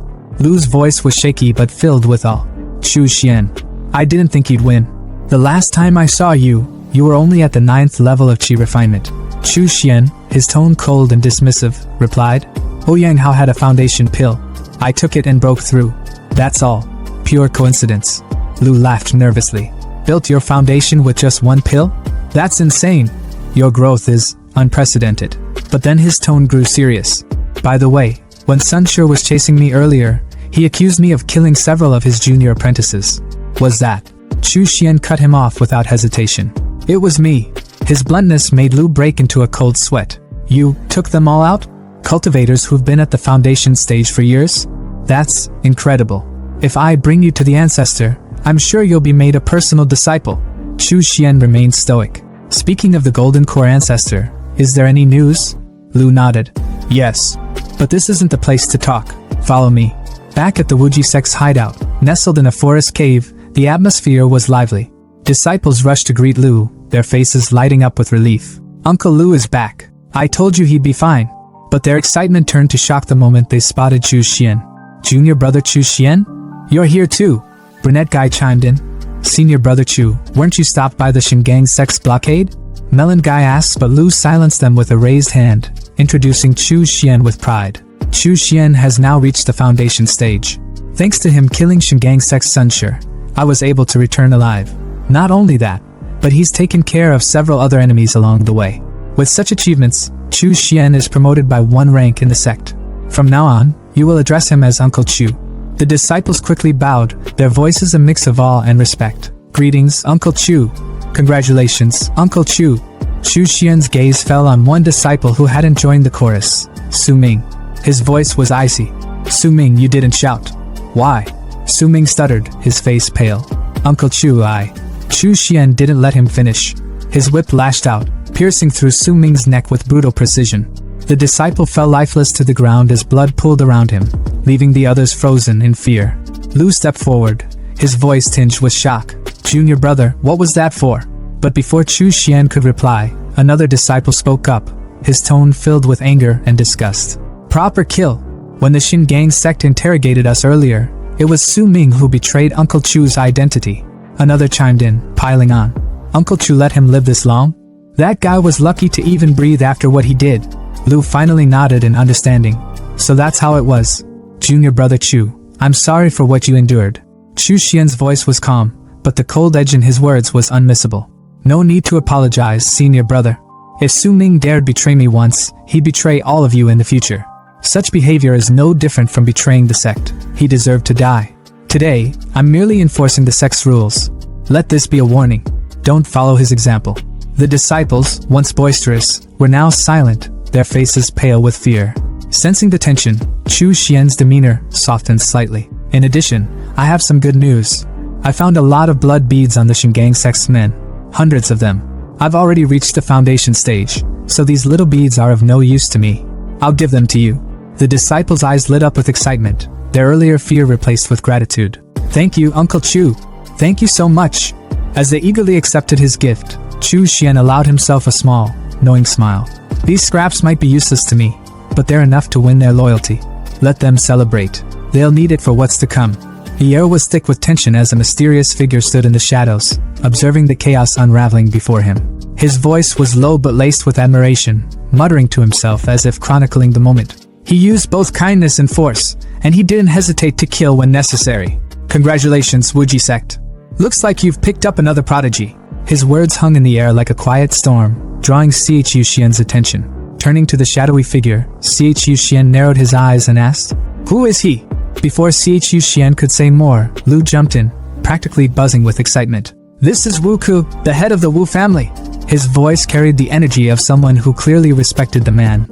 He risked his life gathering intel on the ancestor and got hurt pretty badly in the process. He's been recovering here since. Chu Xian, his expression softening into gratitude, nodded respectfully toward Wu Ku. Thank you for your help. Wu Ku, ever composed, returned the gesture with a slight bow, his palms pressed together. No need to mention it, he said coolly, though his thoughts revealed a sharper edge. This young man is extraordinary. Making him my enemy in the future would be unwise. Chu Xian, however, was all business. Fellow Taoist Wu, is there any news about the sect's ancestor? Wu Ku didn't waste time. The Golden Core ancestor, Wan Wuying, is also your senior brother Lu's master. He's been captured by the Shingang sect and is currently imprisoned in Yinwu village, to the north of the Yinwu mountains. Si Chuxian's brows furrowed in disbelief. Imprisoned? They left someone alive? His tone was sharp, almost disbelieving. Lu's face twisted in anger as he gritted his teeth. The Shigang sect, those fucking hypocrites. All they care about is sword chi, and the best way to temper it is through battling evil spirits. Wuka's voice cut through Lu's anger, his own fury bubbling to the surface. That's not all. The leader of the Shigang sect is using the special physique of our ancestor to extract his blood repeatedly. He's feeding it to an evil spirit to strengthen his sword chi, hoping to break through to the nascent soul stage in one go. The revelation hit Si Chuxian like a bolt of lightning. Outrageous! He roared, his voice echoing with fury. But deep inside, his thoughts were colder, almost sardonic. Ha, somehow that fits their idea of righteousness. Lu, unable to hold back, exploded. Right now, Yunwu Palace is only guarded by 4 Foundation cultivators. The leader only shows up once a month to draw blood. If we avoid him, there's nothing to worry about. Junior brother Chu, let's join forces to rescue Master. Si Chuxian rubbed his chin thoughtfully, his calculating nature kicking in. But there's only the 3 of us at the Foundation stage, against 4 of them. Not to mention the defensive array around the palace. The odds of success are not great. Lu, refusing to back down, pointed out another potential ally. We have one more. She's the disciple of the first ancestor, and is at the 3rd level of the Foundation stage. Si Chuxian's mind immediately connected the dots. She's the one with the best aptitude among all Foundation disciples. If anyone has a shot at reaching the Golden Core stage, it's her, senior sister Li Xianwei. Lu continued, his determination unwavering. I've already contacted her. She left worldly affairs behind, but for the sake of rescuing the ancestor, she's willing to come back. The only condition is that Ancestor Wan accepts her as his eldest disciple. Lu dropped to his knees, bowing his head deeply to Si Chuxian. Please, Junior Brother Chu. With you, we have the numbers. After this, I'll personally ask Master to accept you as his disciple. Si Chuxian quickly moved to pull him up, his voice steady but firm. Senior brother, get up. If I ever hope to reach the Golden Core stage, I'll need skills only the Ancestor can teach. Don't worry, I'm willing to go through hellfire and back for this. The plan began to take shape, and soon they stood at the edge of Yunwu Manor, the wind whipping around them. On a cliff overlooking the city below stood a lone woman. Her presence was magnetic, her aura commanding. Lu bowed deeply. Greetings, senior sister Li. Li Xuanyue's gaze swept over Si Chuxian, her eyes lingering for a moment as a faint blush crept onto her cheeks. Impressive, she said, her voice calm but tinged with admiration. Reaching the Foundation establishment stage under such conditions is no small feat. Without another word, she tossed a mirror to Si Chuxian. The skies over Yunwu Manor are protected by a formation that suppresses demonic cultivators. This treasure, the formation-breaking mirror, can locate the flags of the formation. Since you've just reached the Foundation stage and lack strength, focus on breaking the formation from the perimeter. Si Chuxian caught the mirror, his mind already working. Just as I hoped. With others leading the charge, I can act as I see fit. Out loud, he said. As you wish, senior sister. Li Xianwei turned, her voice sharp as she outlined the plan. Inside the manor are 4 Foundation cultivators. The strongest is at the 3rd level, the weakest has just broken through. I'll handle 2 of them. The other 2 are yours. If there are no objections, let's move. The group nodded in unison. Understood. The battle erupted in a flash of chaos. A massive explosion lit up the sky, a golden mushroom cloud rising high above. The shockwave shook the ground as a voice screamed. Who dares intrude on the forbidden grounds of the Divine Sword sect? Another voice shot back, dripping with mockery. Your dad, that's who? Watching the chaos unfold through the mirror Li Xianwei had given him, Si Chuxian's eyes glinted with resolve. It's time. Summoning his magical tower, he called forth his trio of zombie minions. Xiao Bao, Xiao Long, Xiao Hu, go! As his undead warriors charged into the fray, Si Chuxian thought to himself, the situation's too chaotic to waste my own spiritual energy. Best to outsource the dirty work. Meanwhile, amidst the battle, Lu shouted to Li Xianwei. Senior sister, the formation's suppression is gone. She smiled faintly, a small blush betraying her thoughts. Good. Junior brother Chu works faster than I expected. Her demeanor shifted instantly as she lunged forward, piercing one of the Divine Sword sect cultivators through the chest like a skewer. The man's companion, panicked and drenched in fear, screamed, Master Wei Kong! The formation's down! If you don't act now, we're all dead! From deep within the temple, a golden light flared. A sword burst forth, cutting through the air with terrifying speed. A voice, cold and commanding, followed. Foolish! I was waiting for the perfect moment to strike, and you ruined it! The sword shot toward Li Xianwei, but she dodged at the last second, the weapon returning to its owner like a boomerang. From the shadows emerged a monk, his golden aura radiating power. Li Xianwei, he said, his tone sharp. Benefactorly, we meet again. Xie Qiuxian, watching from a distance, muttered to himself. Hui Kong, the battle monk from the Golden Dragon Temple. A genius on par with senior sisterly herself. They've clashed before, and he's got more wins than losses. Li Xuanyue's aura flared, a mix of purple and pink energy swirling around her as she shouted at the monk. Hui Kong, your Golden Dragon Temple claims to be compassionate, yet here you are, colluding with the Divine Sword sect, imprisoning cultivators, and feeding their blood to ghosts. Hui Kong's golden aura burned brighter as he retorted, his voice steady but sharp. Nonsense! This monk is here to slay vengeful spirits. I know nothing of imprisoning cultivators or blood-feeding ghosts. But you, demonic scum of the Wuji sect, have delivered yourselves to death's door. The monk's cold sneer twisted into something far more dangerous as he hurled his pearl bracelet towards Sisterly, Lu, and Wu Ke, his voice booming with a sinister edge. Allow me to send you all to your graves. The bracelet tore through the air like a blade. In a flash, Wu Ke's hand was severed clean off, blood spraying as he cried out in pain. The bracelet hurtled toward Lu next, but his magical cloak flared to life, deflecting the attack just in time. Sisterly, however, moved with an almost ethereal grace, vanishing momentarily before reappearing a few paces away. Her skill, Shadow Step, saving her from what had been a near-death strike. Barely catching her breath, Sisterly's thoughts were racing. This damned Hui Kong. He intentionally let us burn through our spiritual energy. Now he's making his move to clean up what's left of us. Her eyes darted to the horizon. Reinforcements from the Divine Sword sect and the Golden Dragon Temple would arrive soon if they didn't wrap this up. Her grip tightened on her weapon, and she summoned her life-bound artifact, a black flag that seemed to crawl with an ominous wind. Leaping into the air, she screamed, "Out of my way!" With a burst of power, she unleashed the black wind banner, its smoky tendrils swirling like a violent storm around her. But Hui Kong didn't flinch. His muscles bulged as his aura erupted in golden fury, his body glowing like a super scion ascending to a higher form. Running? Did you ask this monk for permission? His voice thundered as he launched himself at Sisterly, his sheer speed blurring his figure. Before she could counter, his strike landed with devastating precision. Her flag splintered in her hand, its shards scattering like broken glass. Her body hit the ground hard, rolling as smoke and debris exploded around her. Her robes were torn, her weapon destroyed, and her energy drained, but her spirit remained unbroken. Hui Kong stalked toward her with a smug grin, his voice dripping with mockery. Benefactorly, prepare to die. Struggling to lift herself, Sisterly glared up at him, her voice ragged but defiant. Suppressing evil mark, you've actually mastered this technique? No wonder you dare face 3 of us alone. So, this was your trump card. Her words were bitter, her mind racing as she realized the monk's terrifying advantage. Hui Kong raised his sword high, its edge gleaming with murderous intent. His red, devilish eyes glowed as he prepared to end her. But just as he brought the blade down, his body froze, his instincts screaming danger. Something was coming, fast. Summoning his golden bow artifact with a flick of his hand, he prepared to block the oncoming attack. But it was futile. A devastating strike pierced straight through the bowl, shattering it like brittle wood. The whip that had torn through his defense crackled with dark energy, and its owner stepped forward from the shadows. Chu Xian?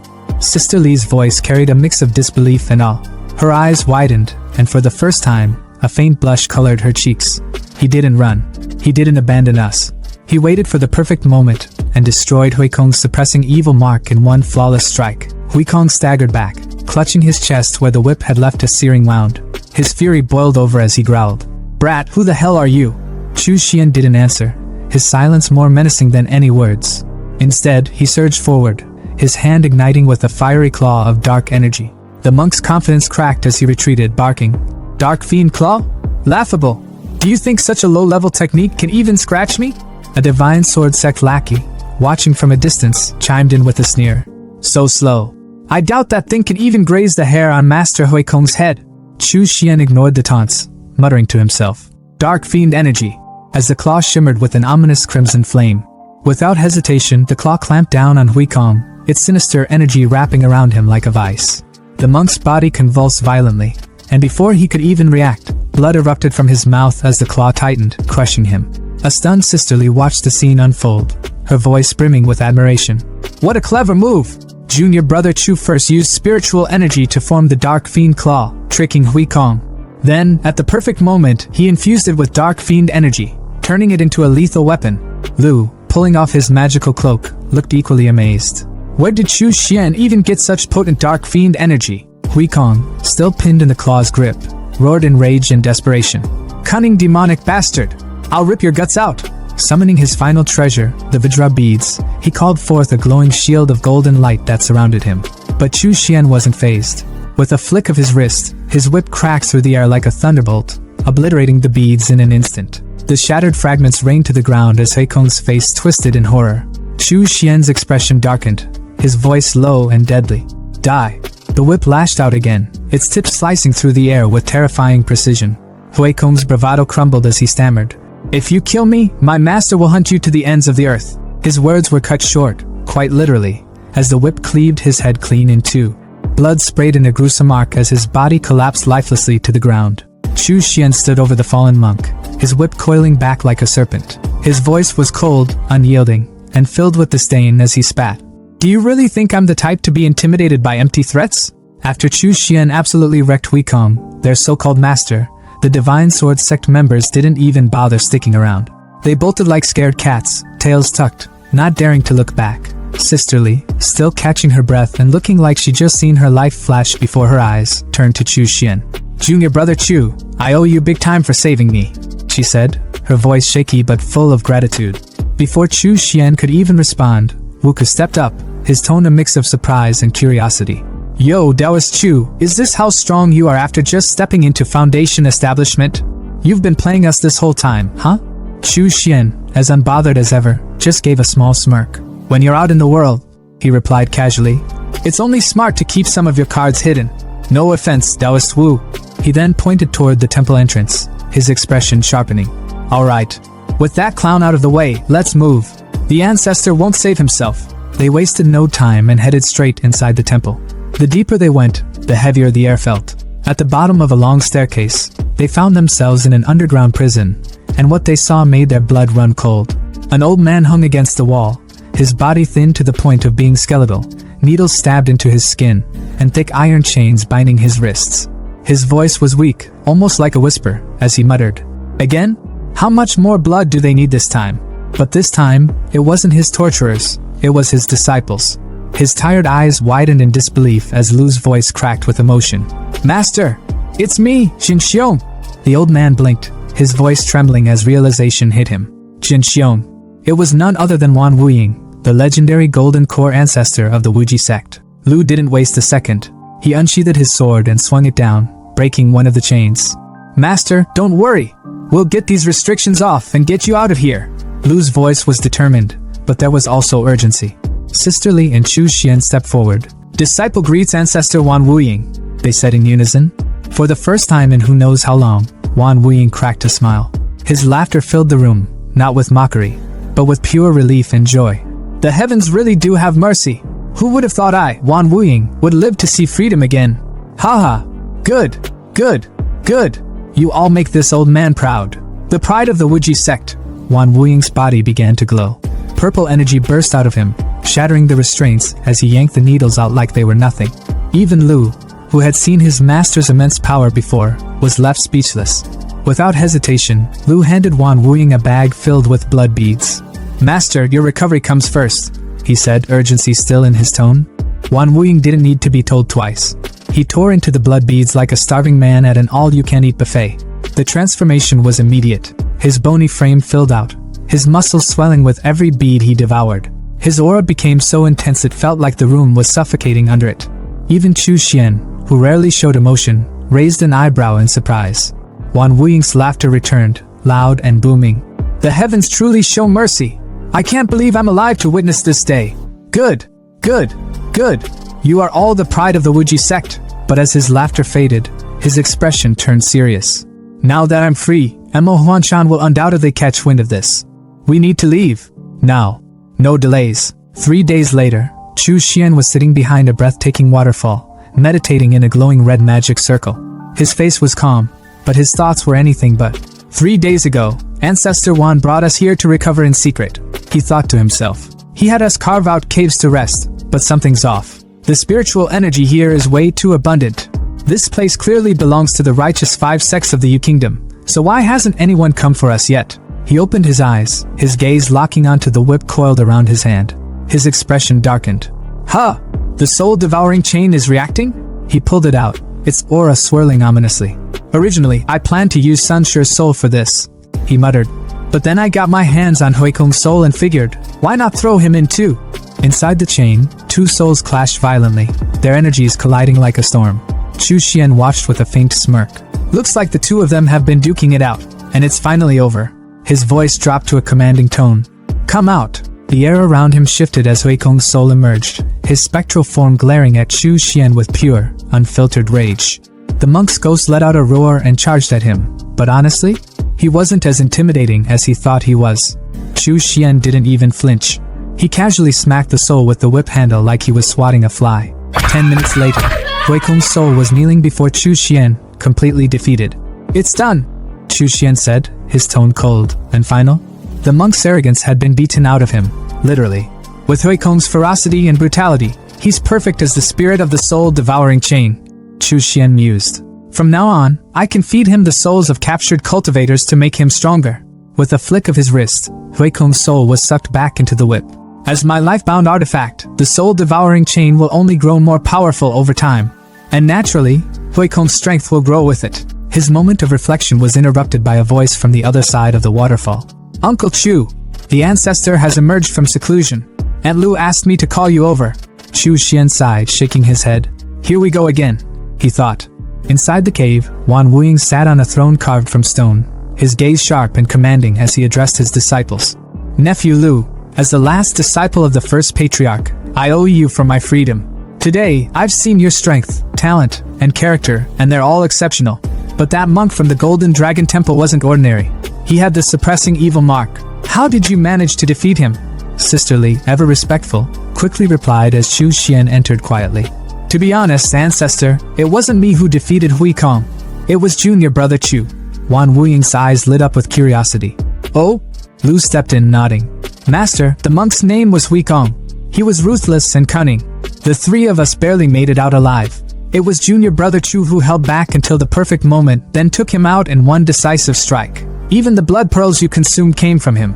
Chu Xian stepped forward with confidence, bowing deeply as he spoke with an air of respect that could have inspired a whole motivational speech. Disciple Chu Xian of the Wuji sect greets the ancestor. His tone was crisp, sharp, and full of expectation. But the ancestor? Yeah, he hit him with the most soul-crushing line possible. Eyes half closed, voice calm but dismissive, he muttered. Chu Xian? Never heard of you. Bro, the disappointment was palpable. Chu Xian's face held it together, but inside? Pure devastation. You could practically hear his pride cracking like glass. Lu, being the MVP big bro he is, quickly stepped in to save the moment. Master, he began, voice smooth like he practiced this in the mirror. Back when the sect fell, junior brother Chu was still in the chi refinement stage. He's grown a lot since then. The ancestor raised an eyebrow, stroking his beard like some wise old sage in a drama. When the sect fell, you must have been at least chi refinement level 8 or 9, Chu Xian. And yet, he paused, his gaze cutting like a knife.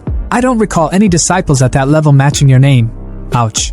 That was a second blow to the ego. But Chu Xian wasn't about to let himself collapse. With a calm smile that screamed, I've got this. He clasped his hands and responded humbly. At that time, I was only at chi refinement level 4. After the sect's destruction, something clicked. Like I unlocked cheat codes or something. And I advanced rapidly. With a bit of luck and, well, a lot of blood pearls, I recently reached the foundation establishment stage. The ancestor froze for a moment, his brain buffering. In his head, he was basically screaming. Hold up. In just 1 year, this kid went from chi refinement level 4 to foundation establishment. His thoughts spiraled. Talent like this is insane. No, this is golden core potential, easy. I need to lock him in before someone else snags him. With a decision made, the ancestor raised a hand, his fingers glowing with swirling purple energy as he pointed directly at Chu Xian. Chu Xian, he said, his voice booming with authority. Would you like to become my disciple? Chu Xian's brain was doing backflips. This was it. The jackpot. The dream. Perfect, he thought, barely containing his excitement. Future cultivation techniques? Secured. He dropped to the floor, bowing so low you'd think he was worshipping the ground. Ancestor, he said, voice dripping with humility. I humbly accept. The ancestor, Wu Ying, descended from his throne like a king granting an audience. His steps were slow and deliberate, his face lit with rare satisfaction. When he reached Chu Xian, he extended a hand and gently pulled him up from the bow. Good, good, Wu Ying said, stroking his beard with a smile that could rival a proud dad at graduation. Having a disciple like you brings me great joy. Then, Wu Ying turned his attention to the rest of the squad. Xian Yu Wu Ke, he said, his tone now all business. Now that I'm the only golden core cultivator left in the Wuji sect, would you both also like to become my disciples? The room shifted as the trio lit incense sticks, the ceremonial vibes hitting hard. Together, Li Xianyu and Wu Ke spoke up, voices steady and full of respect. Disciple Li Xianyu greets master. Disciple Wu Ke greets master. Wu Ying gave a slow nod, his sharp gaze scanning the group like he was sizing up his new team. His fingers found their way to his beard again as he mused. Xianer, he said, calling out Chu Xian. Your talent is unmatched. But Xian Yu, Wu Ke, and Jin Xiong have experience that you lack. From now on, Li Xianyu will be your senior sister, Lu Jin Xiong your second senior brother, and Wu Ke your third senior brother. Chu Xian bowed his head respectfully, his tone solid as he replied. Understood. But while the words were calm, his senior sister, Li Xianyu, was not as zen. She glanced at him, her face neutral but her thoughts a storm of insecurity. So that's how it is, she thought bitterly. In the ancestor's eyes, Chu Xian's worth already surpasses mine. Otherwise, why would he offer him discipleship first? Before the tension could thicken, Lu Jinxiong stepped in with a practical question. Master, what are your plans now? Wu Ying's expression turned sharp, his tone reflective as he asked. Who's taken over the 3 states of the Wuji sect? Li Xianyu stepped forward, her voice steady as she laid down the facts. Tongzhou was taken by the Divine Sword sect. Xianzhou was split between the Golden Dragon Temple and the Miaoying Temple. As for the fertile northern region of Wuzhou, that's under Yuling Mountain now. And the barren southern region of Wuzhou, where we are currently, has been claimed by the Tianyin sect. Lu rubbed his chin thoughtfully, his tone laced with just a hint of amusement. So the Tianyin sect drew the short straw, huh? Losing 2 golden core cultivators during the attack on the Wuji sect only to get stuck with literal scraps. That's rough. Chu Xian stayed quiet, his face a mask of calm, but his thoughts were buzzing. This division of spoils is a mess. There's no way resentment isn't brewing. It's only a matter of time before someone starts throwing punches over this. Lu suddenly straightened, his voice sharper now. Master, are you saying our target is... Wu Ying's expression didn't change, his tone steady and calculated. Exactly. The Tianyin sect is the perfect choice to approach right now. And as if on cue, shadows stirred outside the waterfall, figures emerging from the mist like some dramatic reveal. Wu Ying's eyes glinted knowingly, his voice dropping to a calm murmur. And it just so happens, the people I've been waiting for have arrived. The roar of the waterfall was deafening, the mist rising like a ghostly veil as the sun glinted off the crashing water. And then, cutting through the chaos, stepped a man, middle-aged, rough around the edges, and with a massive green snake draped around his neck like it was some kind of avant-garde scarf. His voice boomed, sharp and accusing as he called out to the golden core ancestor, Wu Ying. Old Ghost Wan, you've got guts, hanging around Tianyin sect territory like it's a public park. Aren't you even a little worried we might rat you out? But Wu Ying? Nah, he wasn't fazed. The man just scoffed, his tone dripping with that. I'm 10 steps ahead. Energy. Rat me out? Please. With Wuji sect's cultivation techniques and 50 trained cultivators in the bag, don't even act like you're not tempted to make a deal. And let's be real, if you didn't want me here, your golden core flunkies would have jumped me by now. Meanwhile, off to the side, Sisterly leaned in toward Lu, her voice low and secretive. That guy? That's Xiao Wei, a golden core big shot. He's got ties to my master and despises Shingang sect's antics. He's not one to play nice, though. Zhao's smirk widened as he turned his attention back to Wu Ying, his tone a mix of amusement and warning. Typical old Ghost Wan, ruthless and sharp as ever. Sure, we're short on people, and yeah, we're not about to let this opportunity slip. But publicly accepting demonic cultivators? That's just asking for the entire cultivation world to come for our necks. And let's not forget, this patch of land in the southern Mist province? It's a freaking nightmare, hot, humid, crawling with venomous beasts, and eerie as hell. It's basically the middle of nowhere. Zhao paused dramatically, his gaze now fixed on the Wuji sect disciples. After a lot of back and forth, the sects made a decision. Your Yin Cavern branch will merge with the Tianyin sect. We'll hook you up with cultivation resources, but forget about returning to the main sect. Instead, you'll set up shop within a 3,000-mile radius and turn this wasteland into something usable for us. Congrats on your new digs. Wu Ying let out a laugh that could have shaken the waterfall itself. Finally!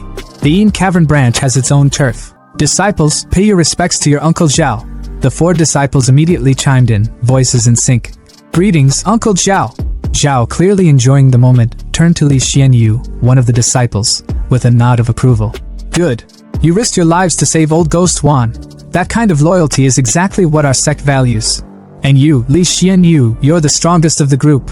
I heard you even took down Huikong from the Golden Dragon Temple. Forget the losses in the past. What matters is who's left standing at the end. Wu Ying, never one to miss a chance to throw shade, grinned smugly. Haha, old Zhao, looks like your legendary foresight failed you this time. Then, turning to Chu Xian, Wu Ying called out, Schwanner, come here. But Chu Xian's face immediately fell at the nickname, like a kid embarrassed by his parents in front of his friends. Zhao's eyes narrowed in confusion. Wait, who's this? A Foundation Establishment disciple? Why haven't I heard of him? Wu Ying's grin widened as he stroked his beard, clearly enjoying the moment. Of course you haven't heard of him. When Wuji's sect collapsed, he was just a scrub at the 4th level of Qi refinement. But let me fill you in. He's the one who took down Huikong, and he's the one who busted me out of Yinwu Manor. Impressive, huh? Zhao's jaw practically unhinged, his shock written all over his face. Wait. He went from Qi refinement to Foundation Establishment in just a few years. Old Wan, you've hit the jackpot with this one. He grabbed Chu Xian by the shoulder, his excitement radiating. Chu Xian, on the other hand, looked like a shy kid being introduced to a long-lost uncle. Jackpot? Nah, he's Tianin Sect's gain now. And as his uncle, I guess I owe him a gift. With a dramatic sigh, Zhao pulled out a glowing golden crystal and handed it over. Here, take this blood parasite serum. It's rare and perfect for refining parasites. Don't say I never gave you anything.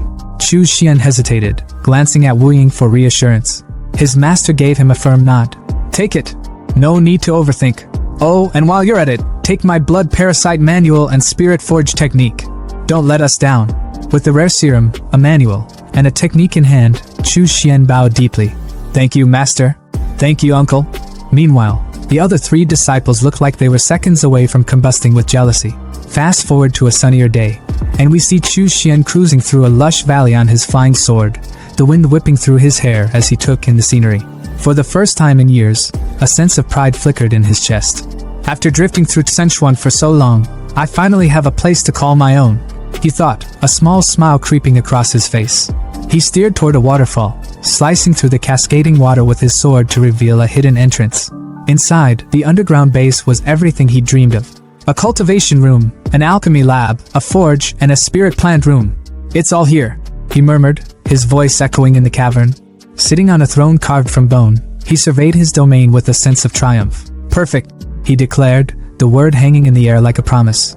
He summoned his blood worms, holding up the glowing serum Zhao had gifted him. The worms writhed in excitement, practically begging for it. You want this? He teased, smirking at their eagerness. But before indulging them, he flipped open the blood parasite manual. According to the text, his blood steel silkworms might be descended from the legendary golden blood mother parasite. If they consumed the blood, it could awaken their ancestral powers, making them exponentially stronger. But there was a catch. The blood might just as easily belong to lesser descendants like flying mantis or mountain steelworm. The gamble was huge, but Chu Xian knew one thing for sure. This was just the start of something far bigger.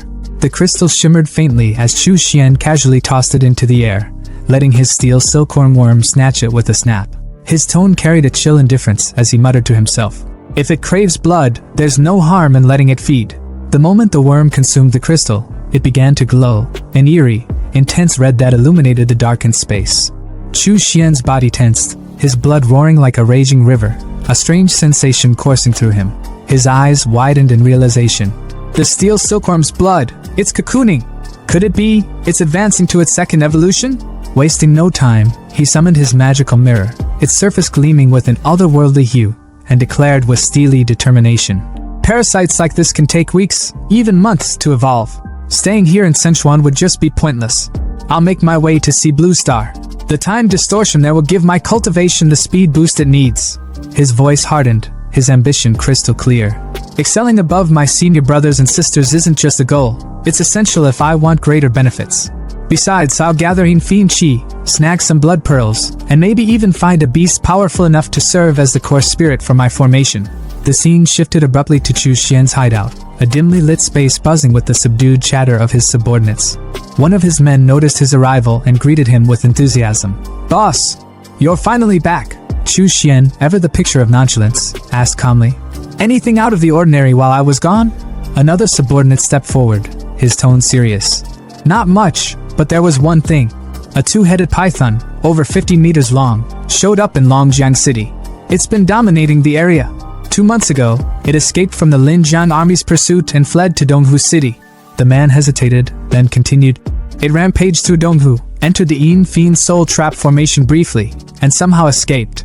The Linjiang armies deployed over 100 soldiers to Donghu's waters, hunting it down." Chu Xian's eyes sharpened at the mention of the python. Without wasting a second, he grabbed his flying sword and soared into the sky. As the wind rushed past him, his mind raced. "Ordinary beasts that enter my Yin Fiend Soul Trap get absorbed as nourishment. But this python, it survived?" A smirk crept across his face, one that promised nothing good for the python. "If its soul has unique properties, it might just be perfect as a core spirit for my formation." Meanwhile, in Donghu City, the Linjiang army had set up a base near the river. At the center of the chaos stood Lin Xiao, the commanding officer, her military uniform pristine despite the tension in the air. Her tone was sharp as she addressed her team. "This is the last choke point before the lower Longjiang. It's inevitable the python will pass through here. We must intercept it, or it'll escape for good." Beside her were two other commanders, the bald and burly Xiongxing and Li Taimu, whose imposing figure could rival a villain from a dystopian drama. Lin Xiao turned to Wang Gangjian, the black security company boss, and asked, "Donghu is your territory. Got any suggestions?" Gangjian hesitated before offering his advice. "Commanders, I recommend visiting the Cultivator staying at Heodal Hotel. With his help, capturing, or even killing, the python would be a breeze." Lin Xiao's gaze hardened, her tone icy. "Let's not bring this up again. General Yi already said he's just a flashy individual with some tricks. Or are you questioning General Ye's judgment?" Gang Jian could only sigh in defeat. Suddenly, someone shouted, pointing toward the water. "Something's moving underwater." 2 trucks, equipped with chains and nets, revved their engines. Xiongxing barked out an order. "Deploy the net!" The chains shot into the water, and moments later, the massive two-headed python was dragged into view, thrashing violently. Li Taimu, ever the tactician, commanded, "Fire!" A barrage of bullets rained down on the beast, and its agonized roars echoed through the river. As the chaos subsided, Chu Xian arrived at the scene, observing from above. His initial excitement dimmed as he thought, "It's already dead? How disappointing. Guess I'll head back." But just as Lin Xiao began to boast about their victory, the python struck. With terrifying speed, it lunged out of the water, its jaws wide open. Lin Xiao, still lost in her own delusions, hadn't even realized her fate. She confidently ordered Gang Jian, "Prepare a team to retrieve the corpse," only to be swallowed whole in an instant. Her untimely demise left everyone frozen in terror. Gang Jian's expression twisted in shock and fear. Chu Xian, sensing the commotion, turned back, his eyes narrowing as he pieced it together. The python pretended to be dead, he thought. It waited for the commanders to drop their guard before striking. Such cunning, even if I extract its soul, it'll retain this shrewdness. As an enemy, it'd be a nightmare. A sly grin spread across his face, his eyes gleaming with delight. But as my servant, it'll guard my domain perfectly. Taimu's cry pierced through the noise as he witnessed his comrade, Commander Lin Xiao, being crushed between the jaws of the monstrous two-headed python. His voice cracked with anguish. "Qiao, Xiao Er, I'll end you, you damn beast!" Rage consumed him as he unleashed his spiritual talent, twin fireballs igniting in his hands like miniature suns. With a roar, he hurled the blazing orbs at the serpent, the flames illuminating his fury. The fireballs collided with the python's scaly skin, briefly engulfing it in fire, but the creature's resilience was terrifying. The bald commander, Xiongxing, barked orders at the top of his lungs, his voice cutting through the pandemonium. "All transcendents, listen up! Everyone, charge! We take that monster down, no matter the cost!" Soldiers steeled themselves for battle, each preparing their unique abilities. The commander's thoughts raced as he assessed the dire situation. Losing a second-tier transcendent was already a devastating blow. They couldn't afford another loss. Boats, like armored beasts, surged forward across the churning waters toward the python, their engines roaring in unison with the soldiers' battle cries. Xiongxing's body swelled as his spiritual talent activated, shredding his shirt to reveal a physique that looked forged from iron itself. With an iron pipe in hand, he leapt fearlessly onto the python, stabbing the weapon into its thick hide. The beast's guttural scream echoed through the battlefield as Xiong clung on, relentless in his assault. Meanwhile, Chu Xian stood at a distance, his sharp gaze dissecting the scene. He wasn't one to jump into action without understanding the bigger picture. His mind churned with clarity, observing the beast's tactical approach. This python knows it's vulnerable on land.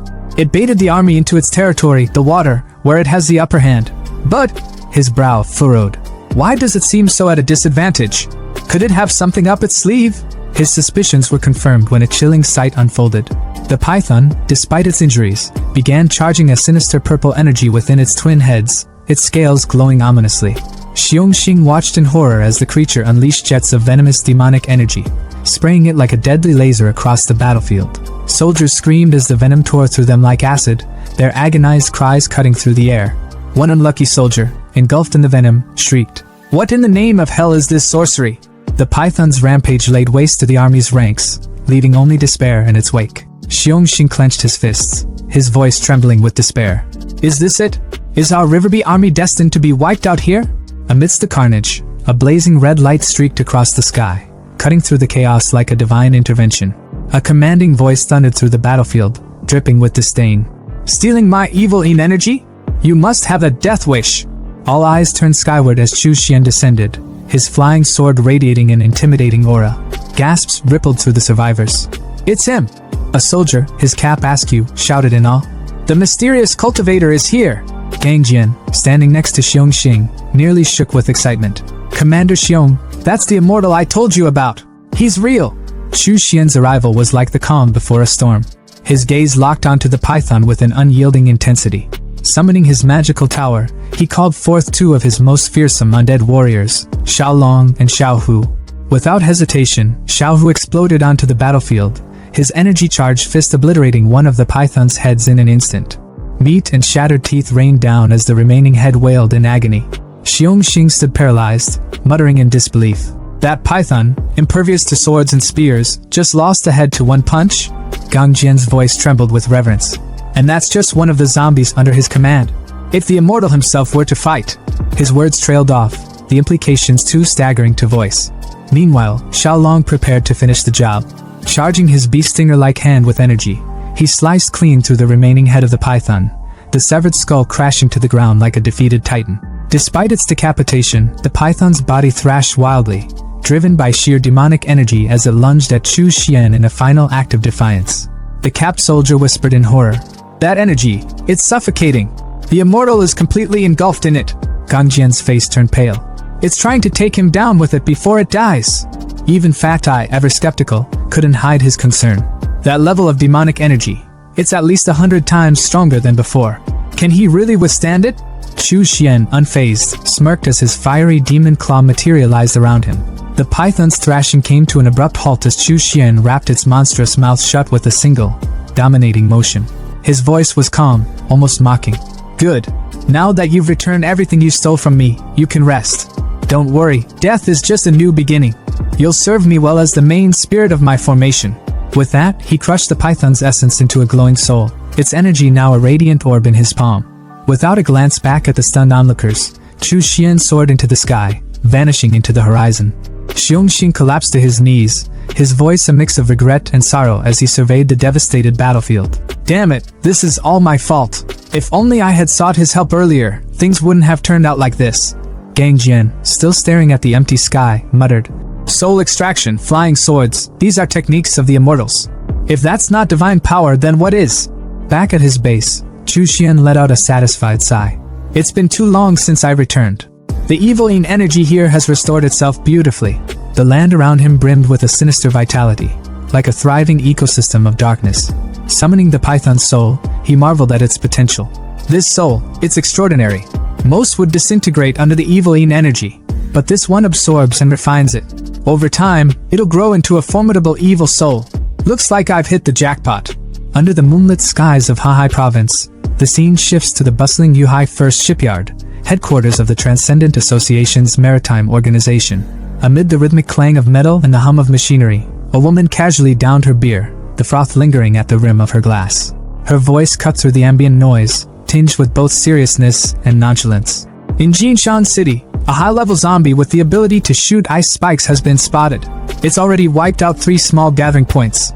We're looking at a second-tier beast here, with a horde of over 1,000 regular zombies and 20 first-tier ones under its command. Nearby, a man with striking blue hair and glowing, electric blue eyes leaned forward, his gaze sharp and calculating. Ding Ping is the closest to the area, he instructed coolly. Send him a message. He'll lead the team to clear out the horde. The woman nodded, her usual laid-back demeanor giving way to quick compliance. Yes, she replied crisply. Her curiosity soon took over though, and she couldn't resist probing further. Looking at the man, she asked with a sly grin. Since you awakened your transcendent talent to strengthen your mind, every major decision for this organization has been entrusted to you. You've never made a single mistake. Tell me, Xiaoyang, how does it feel to be infallible? Ignoring her attempt to needle him, she pulled out a leather-bound book, flipping it open to reveal fresh intelligence reports. Here's the latest intel from Linjiang province, she announced with a slight edge of intrigue. The 2-headed python we once encountered? Dead. It was taken down in Donghu City. Xiaoyang, unfazed at first, turned his attention to the horizon, his glowing eyes reflecting the shimmering sea under the night sky. His voice remained steady, but there was a trace of skepticism. That python wasn't just some oversized snake. It was clever, cunning. Its spiritual abilities made it a nightmare to take down. Even with the combined might of Xiongxing, Lin Xiao, and Li Taimu, I calculated only a 72% chance of them temporarily subduing it. If 2 of them fell in battle, even that slim chance would vanish. The woman smirked, stepping closer, her tone dripping with playful mockery. Well, Xiaoyang, it seems even you can be wrong sometimes, she teased, holding the open book just under his nose. Her grin widened as she watched his expression shift from calm detachment to outright shock. His glowing blue eyes scanned the page, the words leaping out at him like a slap to the face. Sword flight? He muttered, his voice laced with disbelief. Soul extraction? Immortal techniques? The air around him seemed to still as his mind raced to process this new information.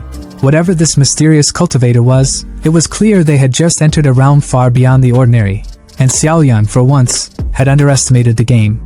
He analyzed the so-called immortal they were pursuing, concluding there was a little over a 50% chance he was a level 4 transcendent, and a smaller, but still concerning, chance he was level 5. If this man could control zombies, Liang reasoned, there was an even stronger likelihood that his abilities were connected to the brain. To him, this wasn't just speculation, it was a clinical fact. Yu, standing nearby with a bottle of liquor in hand, couldn't hide her surprise.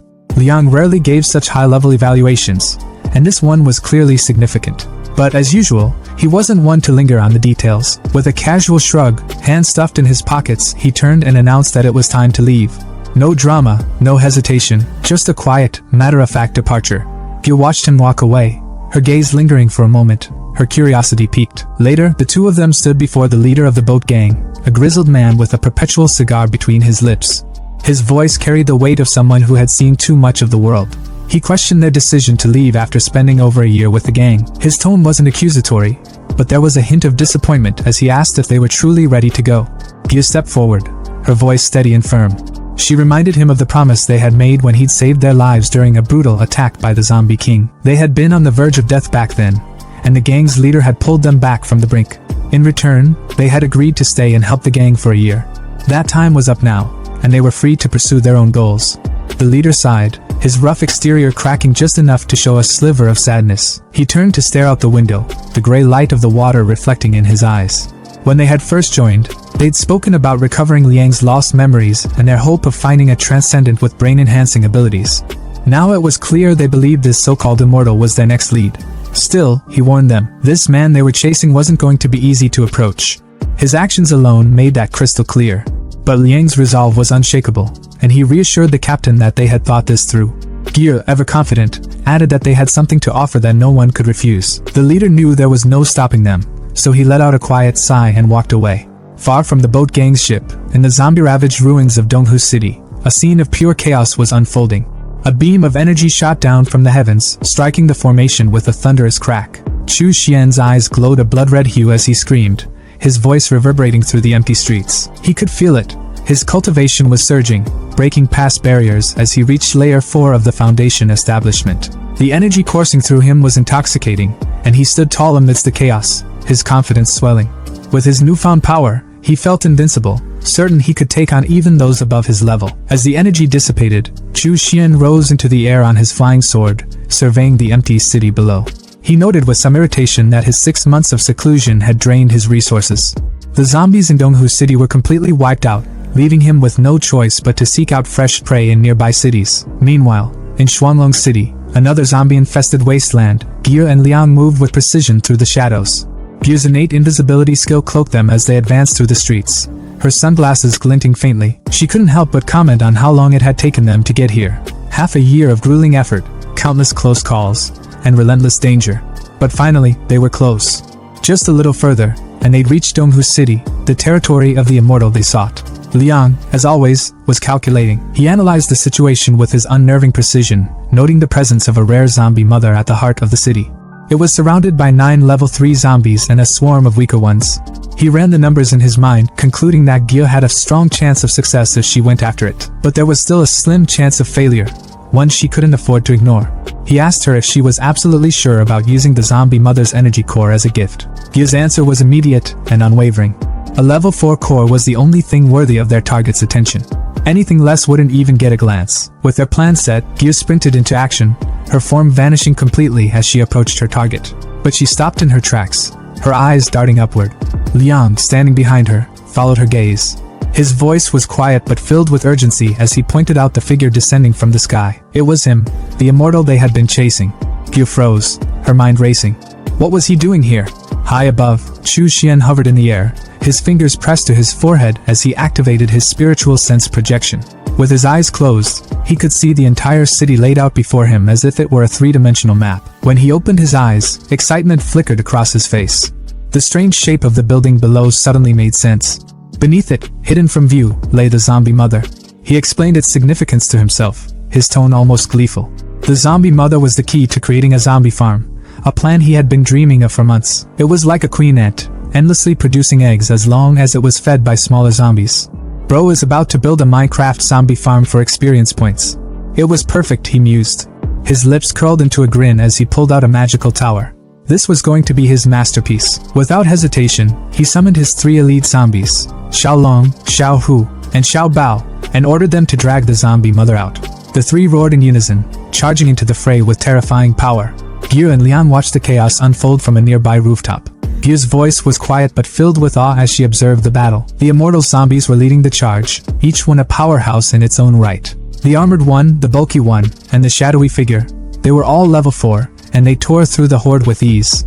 Liang's sharp eyes narrowed as he watched the immortal command his forces with ease. Her voice broke the silence among the watchers, inquisitive and tinged with skepticism. She turned to Liang, whose calculating mind was already at work. Do you think those 3 can handle it if the zombie mother goes all out? Liang didn't answer immediately. His piercing gaze remained fixed on the scene below, his mind churning through probabilities like a cold, unfeeling machine. Finally, he spoke. He estimated there was a slim chance, 35% to be exact, that the trio could take the zombie mother down. But it wouldn't be without cost. Losses were inevitable if they pressed on. Before Ge could respond, an eerie roar ripped through the air, vibrating through their bones. The source was unmistakable. The zombie mother, this monstrous, grotesque spawner, loomed over a cluster of eggs like some twisted queen overseeing her brood. Her roar was like a war cry, and as if on command, the eggs began to hatch. What emerged weren't ordinary zombies. They were small, nimble, and viciously fast. They lunged at Xiao Bao, who braced himself, ready for a brawl. But instead of attacking conventionally, the newborn zombies detonated like living grenades. The resulting explosion was massive, sending shockwaves through the battlefield. As the dust settled, Xiao Bao emerged, injured and visibly struggling. Both knees buckled under his weight as he let out a guttural roar of pain. His massive frame, usually so unshakable, now seemed fragile under the onslaught. Chu Xian, observing from a safe vantage point, let a smirk curl at the corner of his lips. This was unexpected. Xiao Bao, an 8th-tier zombie soldier, brought to his knees by the self-destruction of such small fry. Intriguing. It seemed the creatures on Blue Star Planet had their own unique quirks, and Chu Xian couldn't help but find it fascinating. Meanwhile, the battle raged on between Xiaolong, Xiaohu, and the other zombies. The chaos was relentless, but Liang's mind was elsewhere. He could feel it, the tremors beneath the ground. The zombie mother wasn't just playing defense anymore. She was coming. And if those 3 didn't retreat soon, the stealth-focused one, Xiaohu, had a 70% chance of taking severe damage. Liang's calm voice broke the tension as he answered Gyu's earlier question. The immortal would intervene, no doubt about it. Liang's estimation was clear. Taking down the zombie mother would drain significant energy from the immortal, leaving him vulnerable. Gyu's sly grin widened at the thought. Perfect. Once the immortal was exhausted, they could swoop in, lend a helping hand, and get on his good side. Two birds, one stone. Suddenly, a violent quake shook the battlefield, sending rubble tumbling and startling the zombie trio. The ground beneath them cracked ominously, but while panic might have been the natural response, Chu Xian's reaction was anything but. His smirk turned into a full-blown grin, the kind that spelled trouble. It had been far too long since he got his hands dirty, and this seemed like the perfect opportunity to test out his latest technique. With an authoritative wave of his hand, he commanded the trio to retreat. They hesitated for a moment before obeying, sensing the gravity of his tone. Chu Xian's voice rang out as he summoned the formation. Foundation Establishment Low-Grade Formation Ceiling Array. The air seemed to hum with energy as glowing, intricate red flags materialized around him. The tension hit a peak as a massive, clawed hand erupted from the ground. The zombie mother herself emerged, her presence suffocating. She was a grotesque monstrosity, her decayed form radiating rage and power as her babies swarmed around her. But Chu Xian wasn't fazed. Not one bit. Instead, his voice was calm, almost mocking, as he called upon his next skill, blood-refining corpse fire. In an instant, violet flames erupted around the zombie mother and her brood, consuming them in a terrifying inferno. The flames licked hungrily at their forms, burning with an intensity that seemed almost alive. The zombie mother let out a bone-chilling roar of agony, shaking the ground as she lunged at Chu Xian in a desperate attempt to silence him. But the barrier he had erected stopped her dead in her tracks. Her claws scraped violently against the invisible wall, but it didn't budge. Chu Xian's voice cut through the chaos, sharp and cold. Struggling was pointless, he informed her. The flames weren't ordinary. They were born from refining the corpses of living beings. The more corpses there were, the fiercer the fire burned. And with a battlefield littered with bodies, the flames were only growing stronger. The zombie mother roared again, but it was clear. Her reign of terror was nearing its end. From the rooftop, Gyu's eyes nearly popped out of her skull as she watched the chaos unfold below. Flames, actual roaring flames, erupted around Chu Xian, licking at the air with an unnatural purple glow. Her mind struggled to process what she was seeing. Since when did he have elemental powers? Wasn't his ability supposed to be enhancement-based? Beside her, Liang was equally stunned but far more analytical about it. His sharp gaze swept over the scene, dissecting every detail. The fire wasn't just for show. It was melting steel, warping even the reinforced metal structures beneath it. That meant one thing. These flames were burning at temperatures of at least 1,500 degrees Celsius. And then there was the bigger question gnawing at him. How was Chu Xian capable of this? Dual talents were an extreme rarity, something he had only ever heard of in the elite circles of the Yanhan dynasty's imperial capital. Yet, here was Chu Xian, displaying power that defied conventional understanding. The realization settled in Liang's chest like a weight. This man was far more dangerous than they had ever imagined. In fact, he didn't need their help at all. Below, the zombie mother writhed in agony, its monstrous form consumed by the searing purple flames. Its tortured screams clawed at the air. But just when it seemed like the fire would reduce it to cinders, Chu Xian did something unexpected. With a single, fluid motion, he pulled the flames back into his palm, extinguishing them as if they had never existed. The massive zombie mother, now weakened and utterly helpless, slumped to the ground. Without hesitation, his trio of undead subordinates moved in, swiftly binding the creature in thick ropes. There was no need for words. Chu Xian's orders were absolute. Moments later, he took off into the night, soaring through the sky on his flying sword, the massive zombie mother in tow. Watching him disappear into the distance, Gil let out a frustrated sigh. Their carefully laid plans had gone up in smoke. They had lost their prize. But before she could even voice her concerns, Liang had already moved on. There was always another target, another opportunity. According to the boat gang's intelligence, an even stronger zombie mother lurked in Fengyang City, northern Hahai province.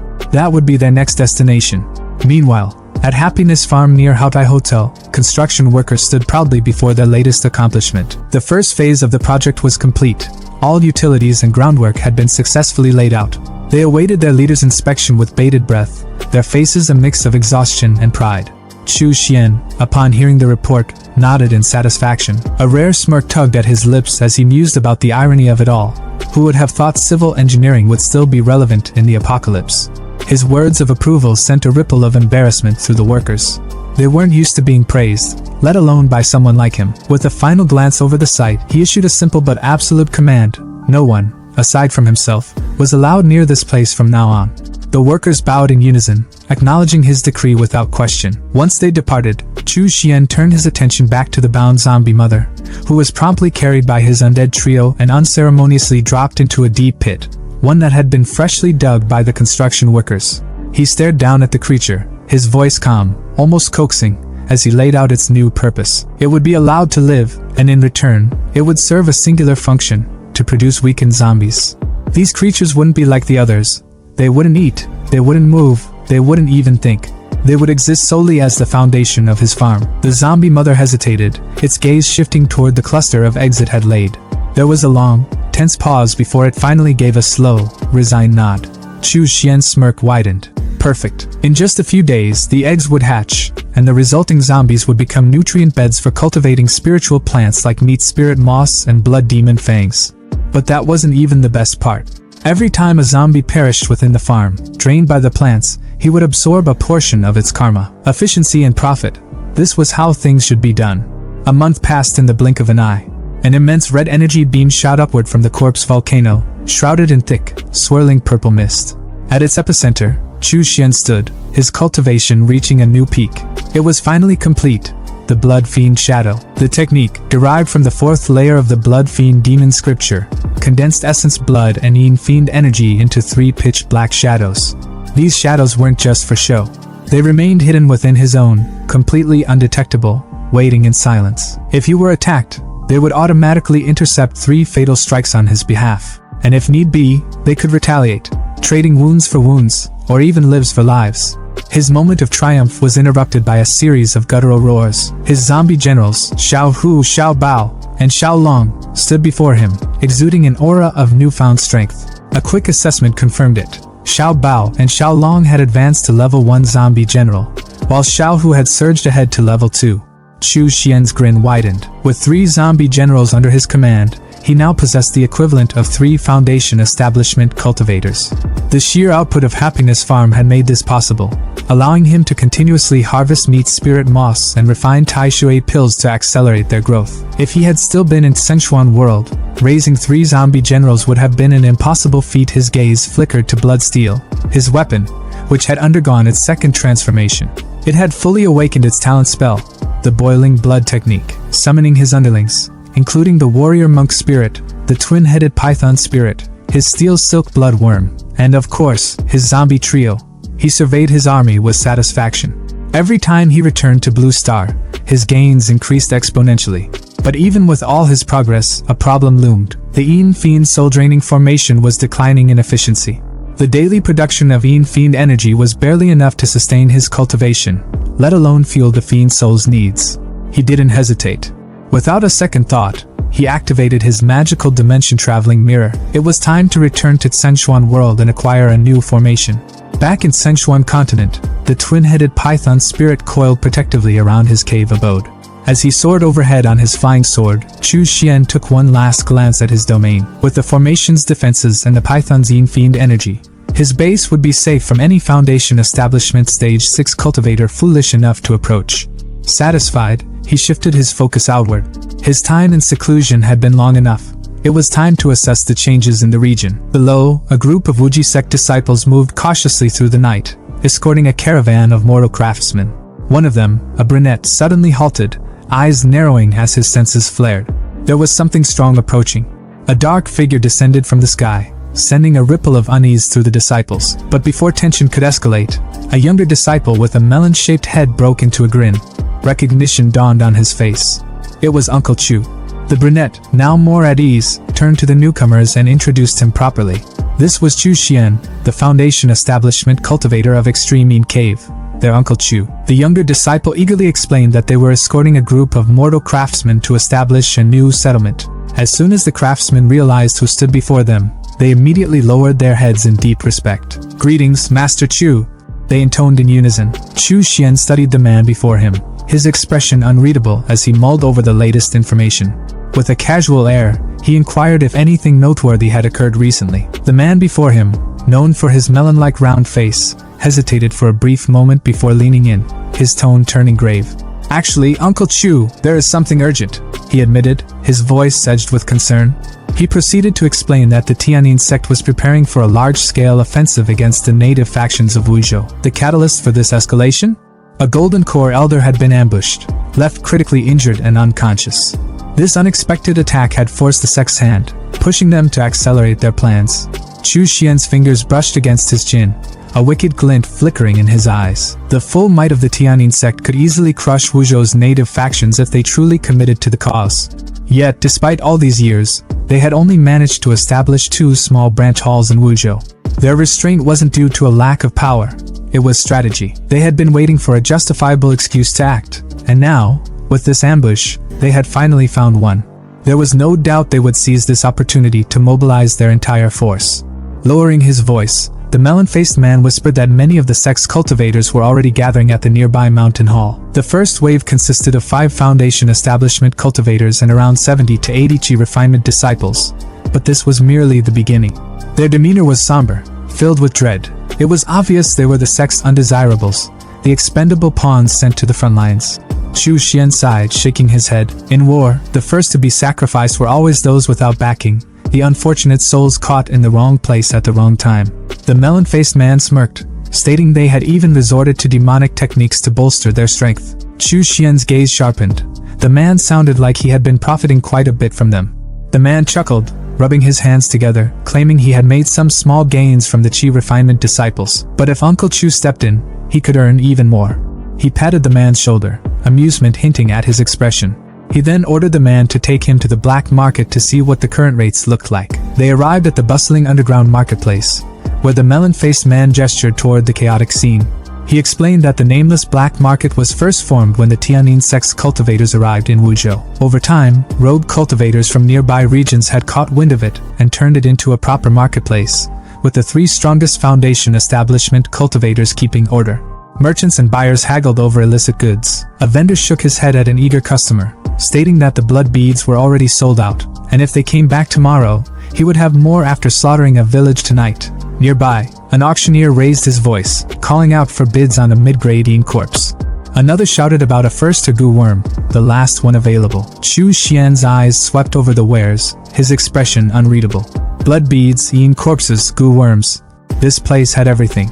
It was clear that these cultivators would go to any lengths to strengthen themselves. Without hesitation, he activated his disguise technique, assuming the identity of He Liang, the traitor he had disposed of at the beginning of his journey. Glancing around, he felt unimpressed. Most of the items here were low-grade, nothing worth his attention. The melon-faced man leaned in again, his voice hushed, mentioning he had a few long-term customers who had bought plenty of beast blood beads from him. Chu Xian tossed him a bag without blinking, instructing him to sell these for him and promising a 10% commission. The man caught the bag and peeked inside, nearly dropping it in shock. His jaw slackened at the sight of large blood beads, Fiend ore-infused artifacts, low-grade and mid-grade spiritual weapons, rejuvenation pills, and recovery elixirs. His mind reeled at the astronomical amount of spirit stones a 10% commission on these treasures would yield. However, with so many valuables, greed would naturally follow. His whispered concerns were a little too loud, drawing sharpened gazes from those around them. Chu Xian, unfazed, summoned a towering, corpse-like entity from his magical tower, ordering it to accompany the melon-faced man and kill anyone who dared to make a move on him. A murmur rippled through the crowd, with one cultivator paling at the sight of the corpse general, realizing it meant its master was a high-level Foundation Establishment cultivator. The melon-faced man, now reassured, straightened his back, promising to handle everything. Meanwhile, Chu Xian's gaze turned toward a tea house, where Brother Chen had mentioned the market overseers resided. Approaching the entrance, he was stopped by a guard who declared, "No unauthorized entry." Chu Xian's response was simple. He released a fraction of his aura. The guard's face drained of color, and he collapsed to the ground, stammering his apologies, begging for forgiveness. Chu Xian coolly accepted the apology, but chillingly added that if he truly wanted to punish him, the guard would not be alive to apologize. The guard shuddered, promising to call for the 3 Foundation Establishment cultivators immediately. He informed Chu Xian that only one was present, and led him to a private room on the 3rd floor. Shortly after, as Chu Xian sipped tea and gazed out the window, his business partner arrived. "Apologies for the wait, Taoist friend." The man greeted him politely. "I am Old Han. May I know your name? Chu Xian replied smoothly. He Liang. Old Han nodded. And what exactly are you looking for? Chu Xian studied the man. He, too, was using a disguise technique. Interesting. Without hesitation, he got to the point. Do you have the Yin Fiend Soul Refining Formation, the Tainted Blood Fiend Nurturing Formation, or the Soul Rebirth Blood Fiend Formation? Old Han's expression faltered for the briefest moment. His wariness spiked as he discreetly pulled out an artifact. Taoist friend, those are top-tier demonic formations. The 5 righteous sects are doing everything they can to eradicate them. They're nearly impossible to find. But how about this one instead? Chu Xian took the offered scripture and examined it. Fiend Nurturing Formation? He scoffed. This is only mid-grade foundation establishment level. I don't need it. Old Han sighed. The ones you're asking for are long gone. Even the remnants of the Wuji sect probably don't have them anymore. He paused before sliding another item across the table. This Fiend Nurturing Formation is still quite decent. I'll even throw in a formation manual as a bonus. He leaned forward slightly, his eyes glinting. If you have talent in formations, you might be able to combine this with other formations to meet your requirements. Chu Xian flipped open the scripture and skimmed through its contents, his sharp eyes scanning the intricate diagrams and notes. He gave a small nod of approval. It'll do, he murmured, closing the pages with a decisive snap. Without hesitation, he glanced up at Old Han. Name your price. Old Han's lips curled into a knowing smile, but before he could respond, Chu Xian spoke again. Can I pay with large blood beads? The merchant's eyebrows lifted in surprise as Chu Xian casually retrieved a bead and rolled it between his fingers before tossing it over. Old Han caught it effortlessly and held it up to the light, his face shifting from intrigue to barely contained excitement. If they're all this quality, I'll offer you a higher price. 50 small spirit stones per bead. He tapped the scripture on the table. This Fiend Nurturing Formation, plus the illustrated guide to demonic formations, would normally cost around 500 small spirit stones. Just give me 10 large blood beads, and we'll call it even. Chu Xian didn't hesitate. He tossed the beads over, watching as Old Han greedily scooped them up. Internally, he noted how the value of large blood beads had only been increasing since the fall of the Wuji sect. A scarce resource always became more precious over time. Deal. Old Han's voice was filled with satisfaction as he carefully stored the beads. If you have more business in the future, come to me first. He leaned forward slightly, his eyes gleaming. I also have plenty of other goods, Yin corpses, goo worms, blood arts, evil pills, demonic talismans. If you're looking for something special, I might be able to procure it. Chu Xian gave a thoughtful hum. Do you have second-tier goo worms? Old Han's expression shifted. Now that's rare, he admitted, rubbing his chin. But I happen to know someone who breeds a lot of them, including second-tier ones. He leaned back, folding his arms. However, he's not here right now. When he arrives, I'll contact you immediately. Chu Xian didn't waste time. He reached into his robes, retrieving 4 more large blood beads and a jade slip. Fine. Here's your finder's fee and a parent-child sound transmission jade. He placed them on the table. When he arrives, just crush the jade, and I'll know. Old Han's grin widened. Haha, I like doing business with generous people like you, he said, clearly pleased with the transaction. As Chu Xian rose to leave, the guard at the entrance gave him a respectful nod. Have a safe journey, senior. From the upper floor of the tea house, Old Han quietly watched Chu Xian's departing figure. His eyes narrowed slightly as he observed the man's steady, controlled spiritual energy. Even with the disguise technique, there wasn't a single flaw in his demeanor. And the way he had casually produced 10 large blood beads as if they were nothing. He had to have more hidden away. But where was he getting them from? For a fleeting moment, greed flickered in Old Han's heart. However, he quickly dismissed the thought. Forget it, he muttered to himself. His strength is unknown. Best not to act recklessly. Who knows what kind of trump cards he has? He exhaled, shaking his head. As long as there's profit, that's all that matters. Meanwhile, Chu Xian, fully aware that Old Han had chosen the smart path by not digging into his origins, the scene shifted to the Haotai Hotel.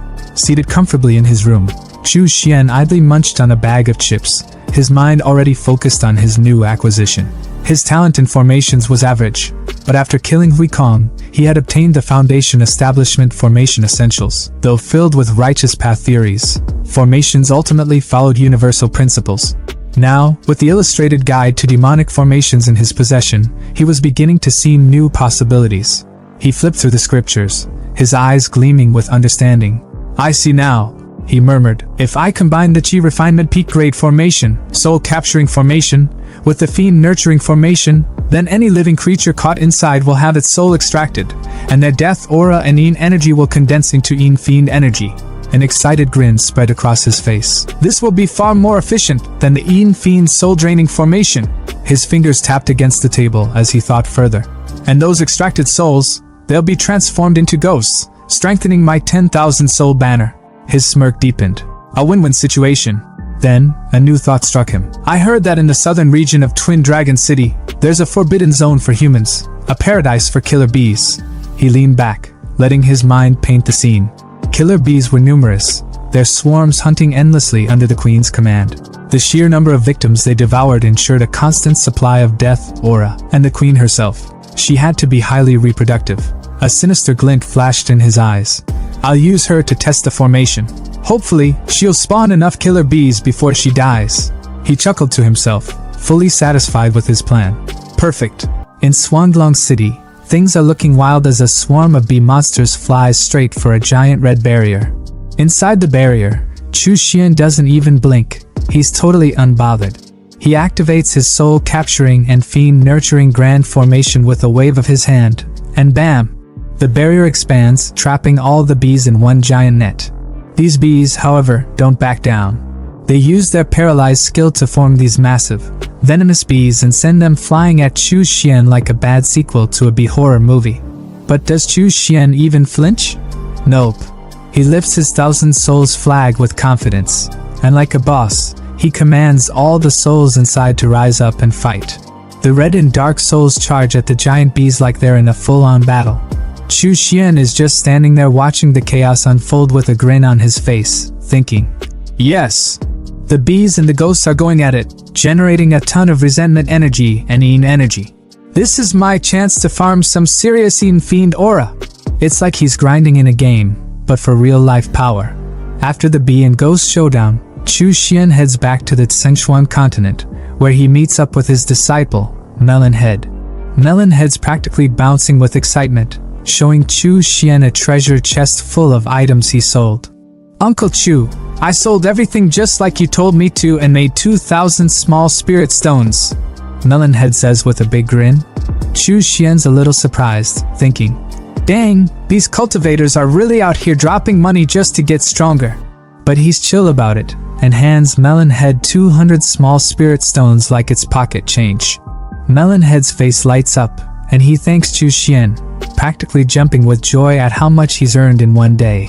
Just as they're celebrating, Chu Xian's transmission jade rings with an alert, like a phone notification. He glances at it with a smirk, noticing that the parent stone cracked. That means Old Han's got some news. Double blessing today. At the tea house, Old Han introduces Chu Xian, disguised as He Liang, of course, to a guy who looks like he hasn't slept in days. This guy is known as the Insect Taoist, and he starts going on about goo worms, explaining that they need to be implanted inside the body and how most cultivators can't handle the backlash from them. He takes one look at Chu Xian and asks if he's ever raised goo worms, clearly thinking Chu Xian's a newbie. Chu Xian doesn't even bother replying. He just casually releases his steel blood goo worms with a flex, like it's no big deal. The insect Taoist's eyes practically pop out of his head when he sees them. Wait, is that a second-tier blood steel thread? He stammers, clearly shook because it's so rare for a low-tier worm to evolve into something that strong. He immediately starts asking where Chu Xian got this worm, practically begging to buy it. Chu Xian doesn't even flinch. In his mind, he's like, no way, bro, dream on. Old Han, sensing the tension, steps in like a true mediator. Haha, the insect Taoist is a bit of a fanatic about goo worms. Maybe he forgot his manners staring at someone else's worms, he says, trying to calm things down. They sit down to talk business, and Chu Xian, ever the straight shooter, asks the insect Taoist what second-tier goo worms he has. The insect Taoist grins and starts listing them off. The iron shell, which goes under the skin and helps the user resist high-grade magic attacks. The thought-nurturing worm, which strengthens the spiritual consciousness and lets the user control multiple magic artifacts, but with a high risk of backlash. And the spirit ocean seed, which absorbs excess spirit energy and stores it for use in battle. Chu Xian's interested, but he keeps his cool and asks, what's the price? The insect Taoist gives him the rundown. The iron shell and thought-nurturing worms are 1,000 small spirit stones each, and the spirit ocean seed, since it's mid-tier, is 1,800 small spirit stones. Chu Xian is seriously pissed off because he's being straight-up scammed. The insect guy is charging double the normal price for the goo worms, and Chu Xian isn't here for it. The man's ready to call out the scam, shouting that this is outright robbery. As if the price hike wasn't bad enough, Old Han is sweating bullets while serving tea, desperately trying to make it seem normal. He tries to smooth things over by claiming it's a special time and that prices are always higher now. But Chu Xian isn't buying any of it. He internally rolls his eyes, thinking that these worms are nothing compared to his blood steel thread. And at the rate his cultivation is speeding up, these worms will be obsolete in no time anyway. Instead of getting scammed, he figures he might as well gamble and try his luck. He asks the insect guy how much breeding these worms will cost. The insect guy laughs and tries to discourage him, claiming that breeding goo worms is a huge risk. Despite investing tons of effort, the results could end up being useless or deformed insects. But Chu Xian's not backing down. He's confident, so he just tells the insect guy to name the price and lets him know that whatever happens, he'll handle it himself. The insect guy, still grinning, tells him each breeding attempt will cost 50 small spirit stones. Chu Xian, unfazed, immediately agrees. Old Han can't help but be impressed by Chu Xian's straightforwardness, nervously laughing as he pours the tea. But Chu Xian's ready to move past all the talk and says it's time to start breeding. The insect guy, clearly disappointed, pulls out 3 female goo worms, but when he presents them, Chu Xian's blood steel thread looks like it's too shy to do the job. With a smirk, Chu Xian reassures his worm, telling it not to be shy and that it's all grown up now. In the back of his mind, though, he's thinking about how he's paying to get a worm laid while he still can't even get a girlfriend. Life's wild sometimes. After a few sessions, yeah, let's just leave it at that, Chu Xian finally gets 3 eggs from the breeding attempt. He looks at the eggs, a bit skeptical but mostly calculating. With his scientific mind in full gear, he recalls the blood insect manual, which states that crossbreeding goo worms can lead to unpredictable results. Compatibility plays a role, but ultimately it's all a game of probability. And with his accumulated karma and overwhelming luck, Chu Xian believes the odds are in his favor. As the eggs start cracking open, Chu Xian evaluates them. He knows that the first one, Blood Steel Thread X Iron Shell, has terrible compatibility and will probably fail. Sure enough, the little black worm doesn't make it, but the other 2 show some promise. The second, Little White, a cross between blood steel thread and thought-nurturing worm, enhances spiritual consciousness, which means it'll allow Chu Xian to control more magic artifacts. The third, Little Blue, a cross between blood steel thread and spirit ocean seed, acts as a miniature spirit sea, increasing Chu Xian's total spirit energy capacity. Chu Xian's face lights up with a grin as he realizes he's won the gamble. The 2 surviving worms not only inherited traits from their parents but also possess third-tier potential. As long as they have enough flesh and blood, they can evolve into third-tier goo worms that could rival even golden core cultivators. He's not just playing the game, he's changing the rules. With that, he decides it's time to put them to the test. He absorbs the 2 worms into his body, not in a literal sense, but spiritually. He then pulls out his whip and flag, ready to see the results. As he activates them, he's immediately hit with a surge of power. His spiritual consciousness and energy have both increased significantly. Previously, controlling 2 magic artifacts at the same time would leave him dizzy and exhausted. But now, he's barely even feeling it. He hasn't even reached his limit yet. But it doesn't stop there. Chu Xian remembers the merit bell he found in Hui Kong's storage bag. He's been too weak to use it before, but now, with his newfound strength, he believes he can finally activate it. When he does, a massive golden bell appears around him, trapping him inside. It's a defense mechanism, and though he quickly deactivates it, he's amazed at how much his abilities have improved. He levitates both the bell and the flag above his palm, with the whip now embedded into his wrist. As he stores all of his artifacts, he clenches his fist in pride, realizing that even mid to late Foundation establishment cultivators struggle to control 3 magic artifacts simultaneously. but with the help of his goo worms, he's able to surpass them. Chu Xian can't help but boast to himself, thinking that the path of a demonic cultivator has some serious perks. A knife suddenly came flying through the waterfall, heading straight for Chu Xian. He caught it effortlessly, remaining as calm as ever. Attached to the knife was a note. Upon reading it, he saw that it was from Lu Jinxiong, his senior brother. The message informed him that the second batch of disciples from the main sect had arrived, and among them were 2 disciples of Zhao Wuya, their martial uncle. Lu invited him to his cave if he had time to come by. Chu Xian soon arrived at the extreme inhale. As he approached, he asked Lu what was going on, wondering why everyone had gathered. Lu explained that their master was in seclusion, and 2 disciples from martial uncle Zhao Wuya had arrived to deliver orders from the Heavenly Seal sect. Lu introduced the 2 disciples, Taoist Lu Yin and Taoist Jing Changing. Lu Yin was riding atop a beast spider and had an emo-like appearance, while Jing Changing was accompanied by a pet wolf. Chu Xian greeted them both, but as he did, his thoughts shifted. He remembered seeing Lu Yin before, disguised in the marketplace. Despite the disguise, Chu Xian could immediately recognize him by his aura. Lu Yin took the opportunity to explain the situation. He shared that some time ago, their master, alongside 2 other powerful figures, had infiltrated the Purple Nether Mountain secret realm in the Wu continent and seized a great treasure.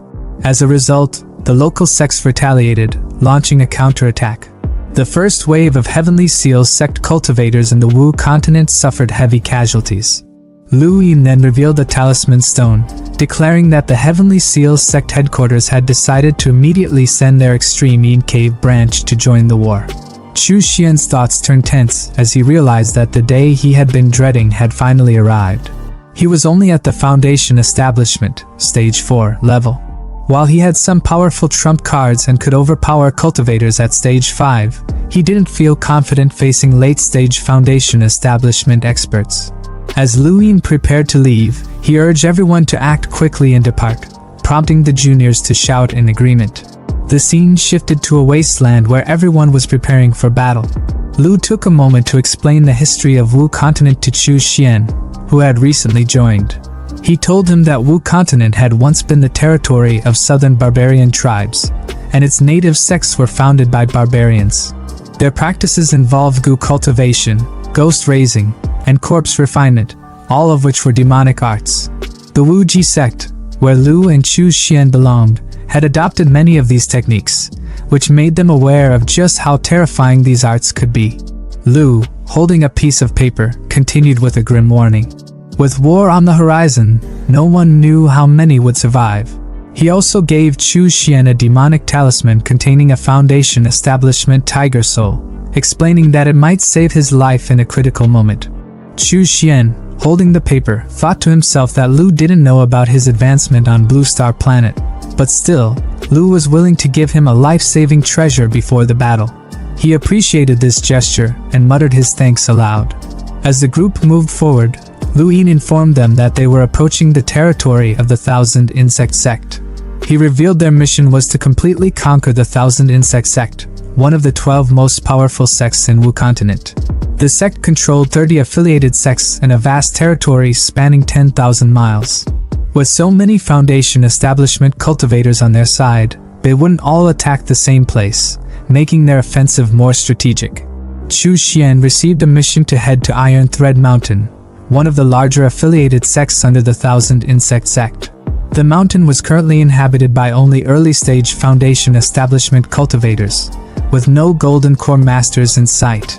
However, recently, a mysterious fog had appeared in the area, trapping 3 Foundation Establishment cultivators from their Heavenly Seal sect, one of whom was directly related to a Golden Core Elder. Chu Xian's mission was to rescue them, and given his strength, Lu believed it shouldn't be a problem. Upon arriving at Iron Thread Mountain, Chu Xian found himself hovering above a forest littered with the remains of human skeletons. The eerie fog surrounded him, and he struggled to see through it. He recalled his blood mirror ability, which would help him escape if things turned bad. Suddenly, a man appeared, tripping backward, but Chu Xian dodged just in time, watching as the man crashed into a tree. The sight that greeted him was gruesome. The man's chest was infested with iron thread worms, the signature goo insect of Iron Thread Mountain. Not long after, 2 more men appeared. The skinnier one asked if Chu Xian was the reinforcement, suggesting they team up. Chu Xian introduced himself, and the 2 men introduced themselves as Zhou Yu and Zhao Wan, both early-stage Foundation establishment cultivators. Chu Xian thought to himself that if they ran into danger, these 2 could serve as cannon fodder. They continued their journey through the forest, where they encountered another man screaming in agony as goo worms emerged from his mouth. One of the bulkier men, after seeing the scene, recognized the man as a weak rogue cultivator who had barely reached Foundation establishment and suggested they ignore him. Chu Xian, however, noted that the worms had already burrowed into the man's internal organs, ensuring his inevitable death. The bulked-up guy dismissed the man, focusing on the mission at hand. He mentioned that completing the mission would earn them 300 sect contribution points, an opportunity they couldn't afford to miss. He urged the group to follow his lead as they ventured deeper into the mountain. The skinnier man reassured Chu Xian that they would be fine, especially with Zhao Luan, who was at the early stage Foundation Establishment Stage 3. He was just 1 step away from Stage 4, and with him leading, failure was not an option. But things took a turn when the bulked-up man suddenly began to feel strange. The itching sensation he experienced soon became unbearable, and Chu Xian, along with the skinnier man, watched in horror as his face became infested with goo worms. The bulked-up man screamed in pain, his condition rapidly deteriorating. In a panic, the skinnier man called out to Zhao Wan for help, but Chu Xian, realizing what was happening, screamed for them to retreat. He could sense a powerful goo master nearby, using a silent and seamless technique that even he struggled to detect. The bulked-up man, now blind with goo worms crawling over his face, begged for help, but his fate was sealed. Within moments, his head exploded, the worms bursting out like plant roots, leaving nothing but a gruesome spectacle. Chu Xian and the skinnier man fled, thinking they had escaped the worst, but just as they were catching their breath, a voice taunted them from behind, threatening to take their lives. Without warning, a wind slash struck the skinnier man from behind, and a second one followed, aimed directly at Chu Xian. Using his shadowing escape technique, Chu Xian evaded the attack just in time, leaping away like a meteor and landing deep in the forest. Panting heavily from the near-death experience, he realized that Iron Thread Mountain couldn't be guarded by just early-stage Foundation Establishment cultivators. Grateful for his Blood Fiend Phantom skill, which had blocked a fatal blow, Chu Xian decided it was time to lie low on Blue Star Planet. He knew he had to cultivate the Blood Fiend Demon Scripture to the 7th level and reach late-stage Foundation Establishment before returning to confront his enemies. With a determined look on his face, he vowed to find out who had given him false intelligence about the mission. Chu Xian sat cross-legged in the dimly lit cultivation chamber, eyes tightly shut as he absorbed the Densine Fiend Chi swirling around him like a storm, his body acting as a conduit for the dark energy, pulling it in greedily, refining it. Yet despite the sheer volume of power at his disposal, the sensation of stagnation gnawed at him. A wall blocking his path forward, his cultivation refusing to advance. Frustration simmered beneath his calm exterior, and he knew exactly why. No matter how much external energy he gathered, the root of the problem lay within him. His aptitude, his spiritual root, was painfully mediocre. A mid-grade wood-aligned spiritual root, completely unremarkable by cultivation world standards. In a realm where talent dictated destiny, he was stuck with a foundation that was, at best, passable, and at worst, a lifelong limitation. Despite possessing techniques beyond ordinary comprehension, despite wielding the terrifying power of Yin Fian Chi, his progress was annoyingly slow. Painstaking compared to the monstrous geniuses of the world, he exhaled sharply, suppressing his irritation, and reached for an ancient scripture lying beside him, flipping through its pages, his sharp gaze scanning for answers, and there it was, the evil wood spirit body. A method not to alter his spiritual root but to enhance his acquired spiritual body, a loophole in the rigid cultivation system that could compensate for his lackluster foundation. Once cultivated to minor completion, it would drastically improve his wound healing speed, fortify his physical defenses to absurd levels, and even grant him the ability to control plant life, a perfect synergy with his existing abilities. But of course, nothing was ever simple. The process required consuming specific spiritual materials over 33 cycles, a tedious but rewarding endeavor. However, The real issue was acquiring those materials. Did this forsaken blue star even have the necessary wood-attributed spiritual resources? That meant only one thing. He needed to search. Standing up, he stretched briefly before stepping onto his flying sword, soaring over the ruined city below, his sharp eyes scanning the desolate landscape for any traces of what he needed. But then, something unusual caught his attention. In the distance, beyond the crumbling remnants of civilization, a sprawling expanse of massive mushrooms stretched like a fungal forest, an eerie, otherworldly sight that immediately piqued his curiosity. Descending to investigate, he activated one of his abilities, Nether Fire Bomb, sending a concentrated burst of purple flames at the spores below. And to his intrigue, they reacted, shifting as if sensing his presence. Sentient fungi. Now that was something new. It seemed the world had been busy evolving in his absence. But he wasn't the only one who had discovered this anomaly. Cut to the ship gang. A notorious group of warriors and mercenaries, currently locked in a desperate struggle, their territory overrun by grotesque mushroom-infested humanoids. Their captain, a grizzled warrior with a giant double scythe, barked urgent orders to his men, his voice sharp with authority.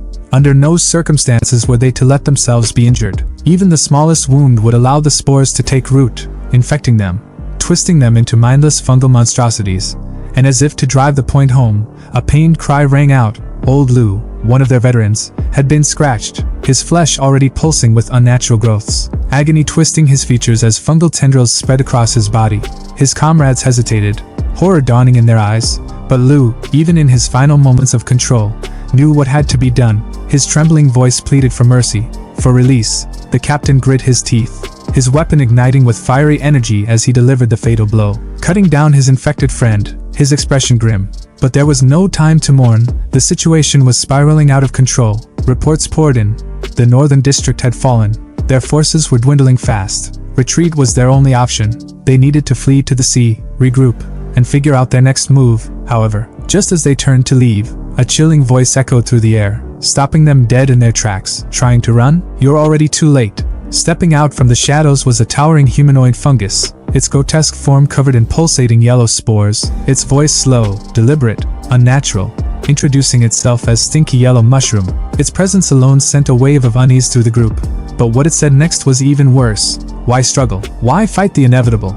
Instead, they could embrace their fate, become one with the mushrooms, evolve beyond their fragile human forms. The offer was met with immediate hostility. Weapons raised, tension thick.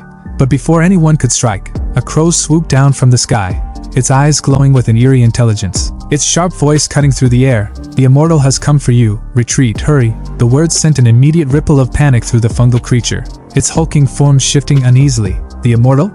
Impossible. Wasn't he always in Donghu City? But before it could react, a sharp crimson slash tore through the air, striking both the mushroom and the crow, stopping them in their tracks. And then, in an instant, a golden gust of wind surged through the battlefield, blinding the ship gang. And when they regained their vision, their enemies were simply gone, leaving behind only confusion and cautious relief. Meanwhile, back in his lair, Chu Xian sat comfortably, exuding an aura of absolute control, his zombie trio standing at attention as he eyed the captured Stinky Yellow Mushroom, his gaze cold and calculating. The interrogation had begun. He wanted answers. How could this creature speak human language when it hadn't even reached Foundation establishment? It didn't have an inner core, so how was it capable of such intelligence? But the fungal being remained silent, either from defiance or fear. However, Chu Xian wasn't a man known for his patience, and he certainly wasn't above using force. Summoning blood refining fire, he let the flames creep over the creature's body, its pain shrieks filling the chamber as it writhed. Yeah, boy. And finally, it broke, spilling everything. As it turned out, it wasn't alone. There were 4 of them in total, each stronger than the last, and their so-called big brother, Demon Umbrella, had specifically ordered them to avoid Chu Xian at all costs, which, honestly, only made him more intrigued, because if they feared him, that meant they were worth hunting. His smirk widened as he leaned back, already plotting his next move. If these mushrooms thought they could claim his territory, they were about to learn the hard way that Chu Xian was not someone to be ignored. Chu Xian stood there, arms crossed, amusement glinting in his eyes as he tilted his head ever so slightly, watching his captive squirm. Because, really, did this mushroom actually think he wouldn't notice those sneaky little spores floating around? The guy had been secretly trying to send signals while also attempting to turn him into a damn fungus. Talk about being bold and stupid at the same time. The mushroom dude stuttered in shock, completely caught off guard that his trick had been seen through. But instead of groveling, he immediately switched to Plan B, full-blown desperation mode. Without hesitation, he unleashed a surge of infection energy, a last-ditch effort to infect Chu Xian and take him down with him, spores swirling like a toxic cloud of doom. But Chu Xian? Not even remotely worried. With all the nonchalance of someone swatting away a mildly annoying mosquito, he activated his blood spirit shield, the barrier flaring to life and completely negating the attack. He couldn't help but raise an eyebrow, slightly impressed. The strength behind that move was actually decent, comparable to a mid-stage chi refinement cultivator. Still, decent wasn't enough when facing him. Deciding to end this farce, he stepped out of his safe zone, summoning the blood-refining corpse flame, and suddenly, the confident mushroom turned into a panicked mess, realizing he was well and truly screwed. And when people panic, they start blabbering. The fungus immediately spilled everything. His big brothers, the mushroom army, the ones hiding in the Great Dream Swamp, practically handing Chu Xian a detailed roadmap to his next targets on a silver platter. What a sellout. Honestly, Chu Xian almost felt bad for the guy's teammates. Almost. With that, the poor fool was reduced to a crispy, delicious-looking mushroom, his roasted remains becoming a feast for the trio. Xiao Hu, happily munching away, suddenly bit into something hard, his face scrunching up in disgust as he spit out a strange green core. Intrigued, they handed it over to Chu Xian, who examined the core with growing interest, sensing the immense spiritual energy inside. This wasn't just some random item. It was something far beyond an ordinary creature's energy core. His mind immediately began racing with possibilities. Could this be used as a wood-type spiritual material? Could it help him recreate the evil wood spiritual body? The potential was too good to ignore. Clenching the core with an evil grin, he thought about the blood slaughter devil refining scripture. There was a method within it that could refine this core further, pushing it to the level he needed. Without hesitation, he got to work, activating the 100 Wood Spirit's nourishing formation. A massive green magical array spread across the ground, glowing ominously as energy surged toward the sky. He watched the formation hum with power, already planning his next move. To create a proper wood-type spiritual material, he needed a wood-type embryo, check, and a large number of wood-type creatures as nourishment. And thanks to that loose-lipped mushroom, he knew exactly where to find them. Meanwhile, deep in the Great Dream Swamp, the so-called mushroom boss, Devil Umbrella, sat in contemplation, already writing off his fallen brother. He had heard rumors about this immortal's terrifying strength, and he wasn't about to throw more lives into the fire without knowing what they were up against. But before they could even think about disappearing, a voice boomed from the sky, cutting through the swamp like a blade. Chu Xian had arrived. Panic spread through the mushroom ranks as they scrambled to understand how he had found them so quickly. Green Hat Fungus, the third brother, demanded answers, but there was no time. Chu Xian was here, and he wasn't leaving without turning them all into resources. The boss tried to play it cool, feigning politeness, but Chu Xian wasn't buying it. He was here to reunite them with their fallen comrades, in the most permanent way possible. Realizing there was no avoiding a fight, Devil Umbrella called upon his forces, and suddenly, mushroom creatures burst from the ground like zombies in a horror movie. But instead of being intimidated, Chu Xian's eyes gleamed with excitement. So many mushrooms, so many new materials to harvest. Summoning his zombie trio, he ordered them to capture as many as possible. The more, the better. Green Hat Fungus, thinking he could be clever, tried to launch a sneak attack from behind. But Chu Xian didn't even flinch. With a flick of his wrist, he caught the creature with his evil demonic claw, the intense heat making the fungus scream in agony. The boss, seeing how easily his brother was overpowered, realized there was no winning this and decided to retreat. With a dramatic flourish, he summoned a swirling purple tornado. But it didn't take long for Chu Xian to see through the act. This wasn't an attack, it was a smokescreen for an escape. Watching the so-called leader run for his life, Chu Xian sighed in disappointment. So much for a grand battle. Still, he wasn't about to let his prize get away. Taking out his magical whip, he sent Wei Kong after him, and moments later, distant fire pillars signaled the inevitable outcome, another roasted mushroom. With 2 more spirit cores in hand, he was satisfied, though he did wish the second brother had been here as well. Unbeknownst to him, hiding nearby, the second sister, Leopard-Spotted Mushroom, was watching in horror. She had arrived late, and thank the heavens for that, because if she had been there any earlier, she'd be just as cooked as her brothers. Deciding it was time to cut her losses, she resolved to leave the swamp and lay low, gathering her strength until she was powerful enough to take revenge. Just as she was about to escape, she stumbled upon a familiar face, Little Grass King, a plant monster who had previously provided intel on the immortal. Seizing the opportunity, she tried to recruit him, framing it as an alliance for the future. But the Grass King? He wasn't having any of it. Without hesitation, he lashed out with his vines, striking her down. Gasping in shock, she stared at him in betrayal, not understanding why he had turned on her. His expression was grim as he told her the truth. If she wanted to blame someone, she should blame herself for being foolish enough to think she could challenge an immortal. He had no interest in getting dragged into her suicidal revenge plan. Even though he had gained wisdom through the Golden Rain, he had never wanted to meet her again. And now, he prayed that fate would never place him in Chu Xian's path, because he knew one thing for certain. Standing against that monster of a man was the fastest way to die. Chu Xian stood in the middle of his eerie green domain, surrounded by the lifeless corpses of mushroom men, arms crossed, nodding to himself like a chef admiring a perfectly seasoned dish. Except his ingredients were defeated enemies, and his recipe was an elaborate cultivation scheme. With this many wood-attribute creatures, his energy supply was practically overflowing, and that meant two major benefits. First, he could cut down the time needed for spiritual objects to form to just half a year, and second, a single embryo could now produce multiple spiritual objects instead of just one. Efficiency at its finest. But while it was tempting to wipe out every last one of these mushroom men, that would be short-sighted. He needed some to grow stronger, like the 4 mushroom brothers, so he could continuously harvest spiritual energy cores and pump out even more wood-attribute objects. A self-sustaining cycle of power. The only problem? There still weren't enough of them. At this rate, if he had to personally go to the Great Dream Swamp to collect and transport them one by one, it would take up far too much of his valuable cultivation time. And let's be honest, Chu Xian was not about to waste time on grunt work. He needed a better, more efficient solution. As he pondered this, his pet beast, Xiao Bao, let out a roar, snapping him out of his thoughts. He turned, raising an eyebrow. Black Blade's men were back? Again? What, was this their 5th time now? These guys were persistent. Meanwhile, outside the green domain, the remnants of the Black Blade mercenary company stood anxiously, their leader Gang Jian and his right-hand man Fatty looking increasingly discouraged. Fatty, sighing, voiced the obvious. This was their 5th trip, and still, the so-called immortal hadn't shown himself. Maybe it was time to give up, but Gang Jian wasn't having it. Their former faction, the Lanjiang army, had disbanded, leaving them as nothing more than rootless weeds, drifting with nowhere to go. If they didn't take this gamble, they were all as good as dead. With desperation burning in his eyes, he suddenly shouted at the top of his lungs, his voice carrying across the wasteland, practically begging for a response.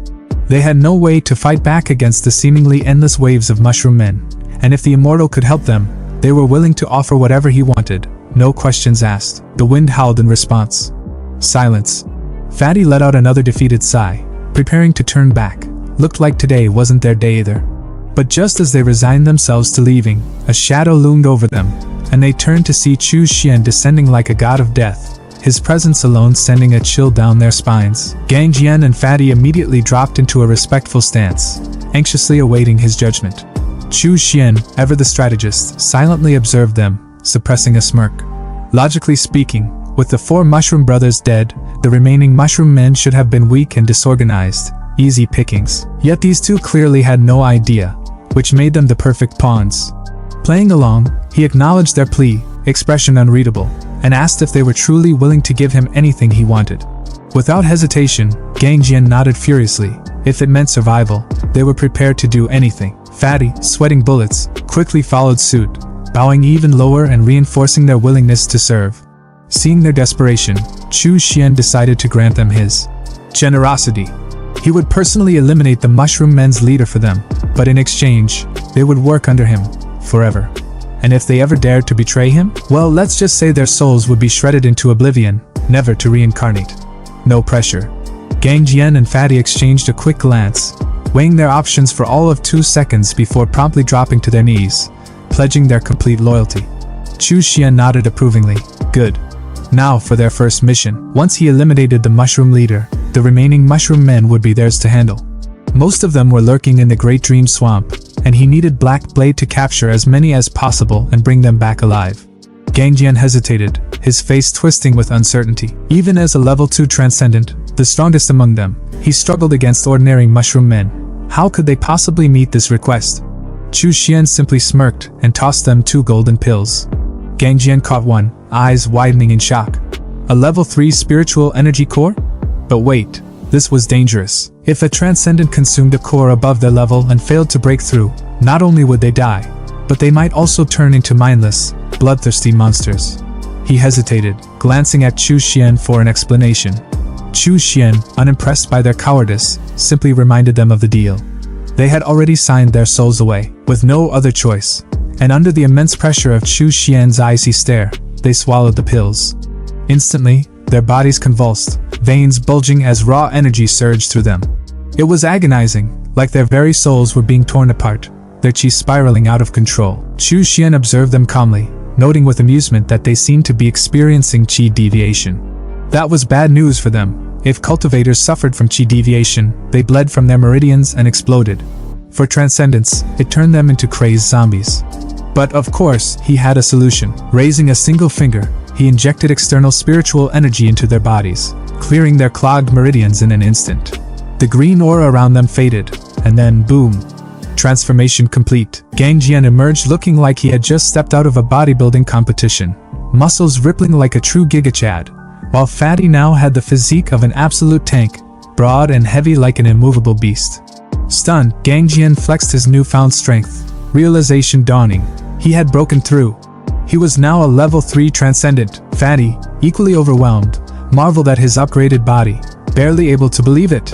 Chu Xian simply gave them a cold, knowing look. Their current strength? Barely adequate. But it would do. He sent them off with a final warning. They knew what they had to do, and they knew what would happen if they failed. Both men immediately bowed, swearing unwavering loyalty once more, vowing that Black Blade would serve him with all their might. 6 months later, a burst of red light erupted from within Chu Xian's secluded training chamber, signaling yet another breakthrough.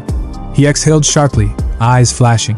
Foundation establishment, 6th layer, complete. But he wasn't satisfied. Advancing to the 7th layer wouldn't be easy. The gap between the 6th and 7th layers might seem small, but in reality, it was the dividing line between the mid and late stages of foundation establishment. A massive, near insurmountable difference. Even with his spiritual roots, it would take at least 3 years to naturally reach the next level, and that was way too long. Time was a luxury he couldn't afford. By now, the war between Tianyin sect and the Mist Province factions should be reaching its climax, and he needed to reach the late stage as soon as possible if he wanted to claim his share of the spoils. That meant one thing: he had to refine the demonic wood physique as soon as possible. Thankfully, while he had been in seclusion, Black Blade had been diligently capturing mushroom men, continuously fueling his 100-wood spirit nourishment array. It was time to check on the results. With a determined look, he stepped onto his sword, the weapon humming beneath him like a living entity, and with a swift command, he shot into the sky, leaving a trail of green energy in his wake. It was time to reap the rewards of his carefully laid plans. Somewhere in the city, a grotesque and silent monument of violence rose from the earth. A mountain of mushroom-like humanoid corpses piled high, their twisted fungal bodies stacked on top of one another like nature had rage quit and grown teeth. Hovering above this carnage were glowing golden green orbs, calmly absorbing would attribute spiritual energy from the fallen as if reaping a quiet harvest from death. Into this bizarre and grim garden descended Chu Xian, calmly riding his flying sword like a man late to his own cultivation party. His trio of undead subordinates, zombies with names and roles, hopping off the sword, Chu Xian observed the scene with a glimmer of satisfaction, noting that a batch of wood attribute spiritual objects had already matured. One of his zombies, Xiao Hu, roared in response, the undead equivalent of, "You're right, boss." With a casual wave, Chu Xian summoned the glowing spheres toward him, inspecting their energy levels like a sommelier judging spiritual wine.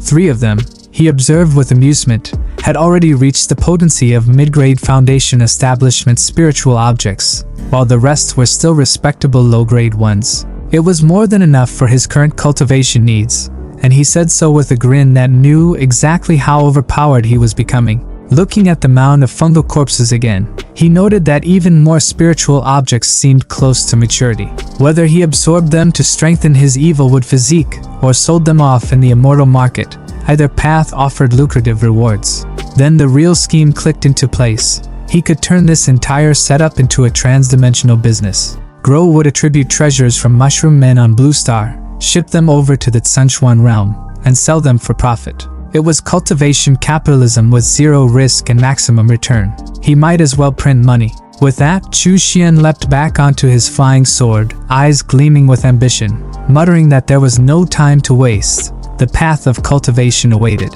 In a quiet and secluded glade, under the faint glow of an ethereal green tree, Chu Xian began his next phase. He took out a single pill, placed it in his mouth, and let it dissolve. As the medicinal energy surged through his body, a powerful current of vitality coursed through his meridians, and his eyes lit up with a shimmering green glow that made him look less like a man and more like a forest deity in mid-upgrade. He sat in silence, unmoving, as time blurred into spiritual focus. 99 days later, because of course it had to be a dramatic number, he was still there, rooted and unwavering. When he finally opened his eyes, they glowed like emerald fire. In a voice soft but filled with quiet triumph, he whispered that he had achieved minor completion of the evil wood physique. Rising to his feet with the slow, deliberate movements of someone who had just rewritten their destiny, he declared that he now possessed an acquired spiritual body. This wasn't a minor milestone. It meant his cultivation speed would now eclipse those with even mid-grade spiritual roots. But then, something strange pulsed within him, and his expression shifted. His spirituality felt off. A heartbeat later, a massive beam of light exploded from the rooftop like a spiritual nuke, and within that blinding pillar stood Chu Xian, barely able to believe what had just happened.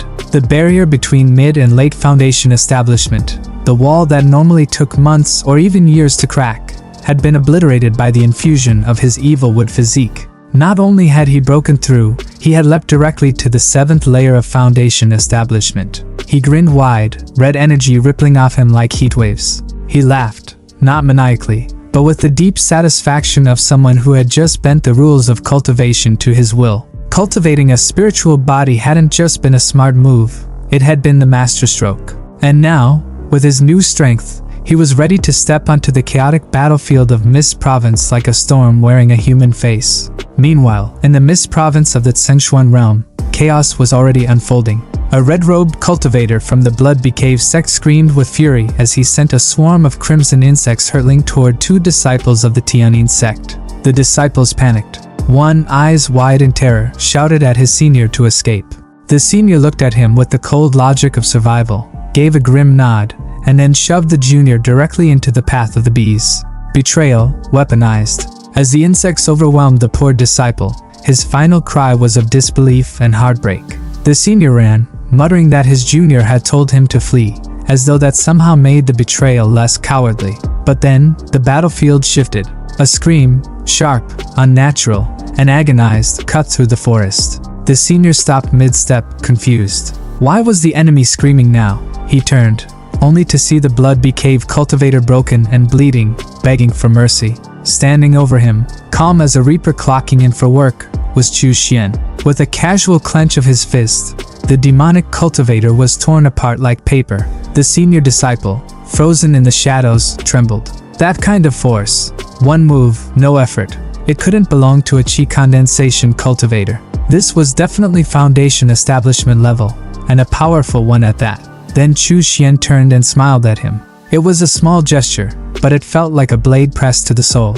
The senior's mind spiraled. Had Chu Xian seen him betray his brother? Probably. But with no witnesses left, maybe he could still salvage this. He dropped to his knees, tears streaming, voice cracking as he thanked Chu Xian for saving his life and explained that he was just a lowly chi condensation disciple from the Tianyin sect. Chu Xian's face was unreadable as he flatly told the man he wasn't interested in stories. He simply needed to search his soul. A heartbeat later, the man's head was gone, cleaved cleanly by Chu Xian's flaming claw. No ceremony, just execution. Holding the severed head, Chu Xian muttered almost to himself that he had cultivated on Blue Star for 10 months. In this realm, that translated to only 1 month, and a lot could change in a month. He couldn't afford to act blindly. He needed information.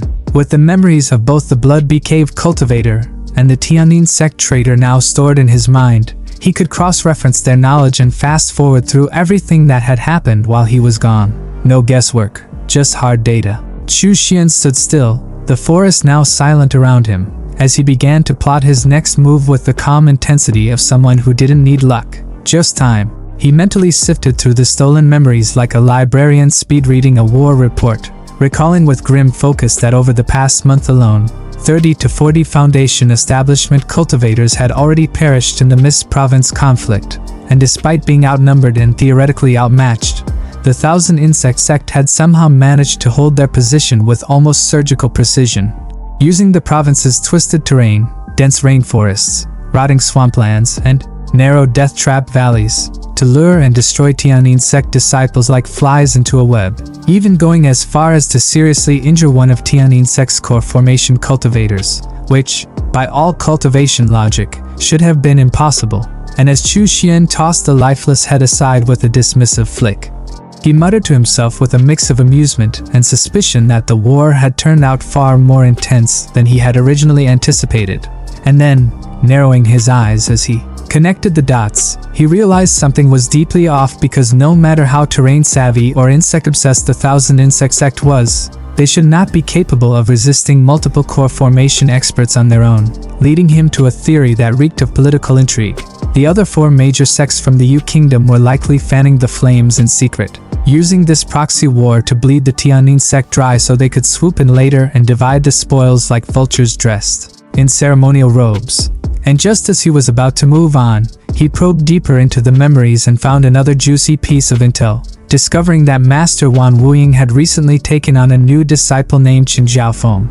And 5 days ago this same Qin Zhaofeng had stolen a top-grade magic weapon straight from under the noses of the Thousand Insect sect, only to be ambushed mid-escape by 2 Gu masters from Iron Thread Mountain, where he now remained trapped.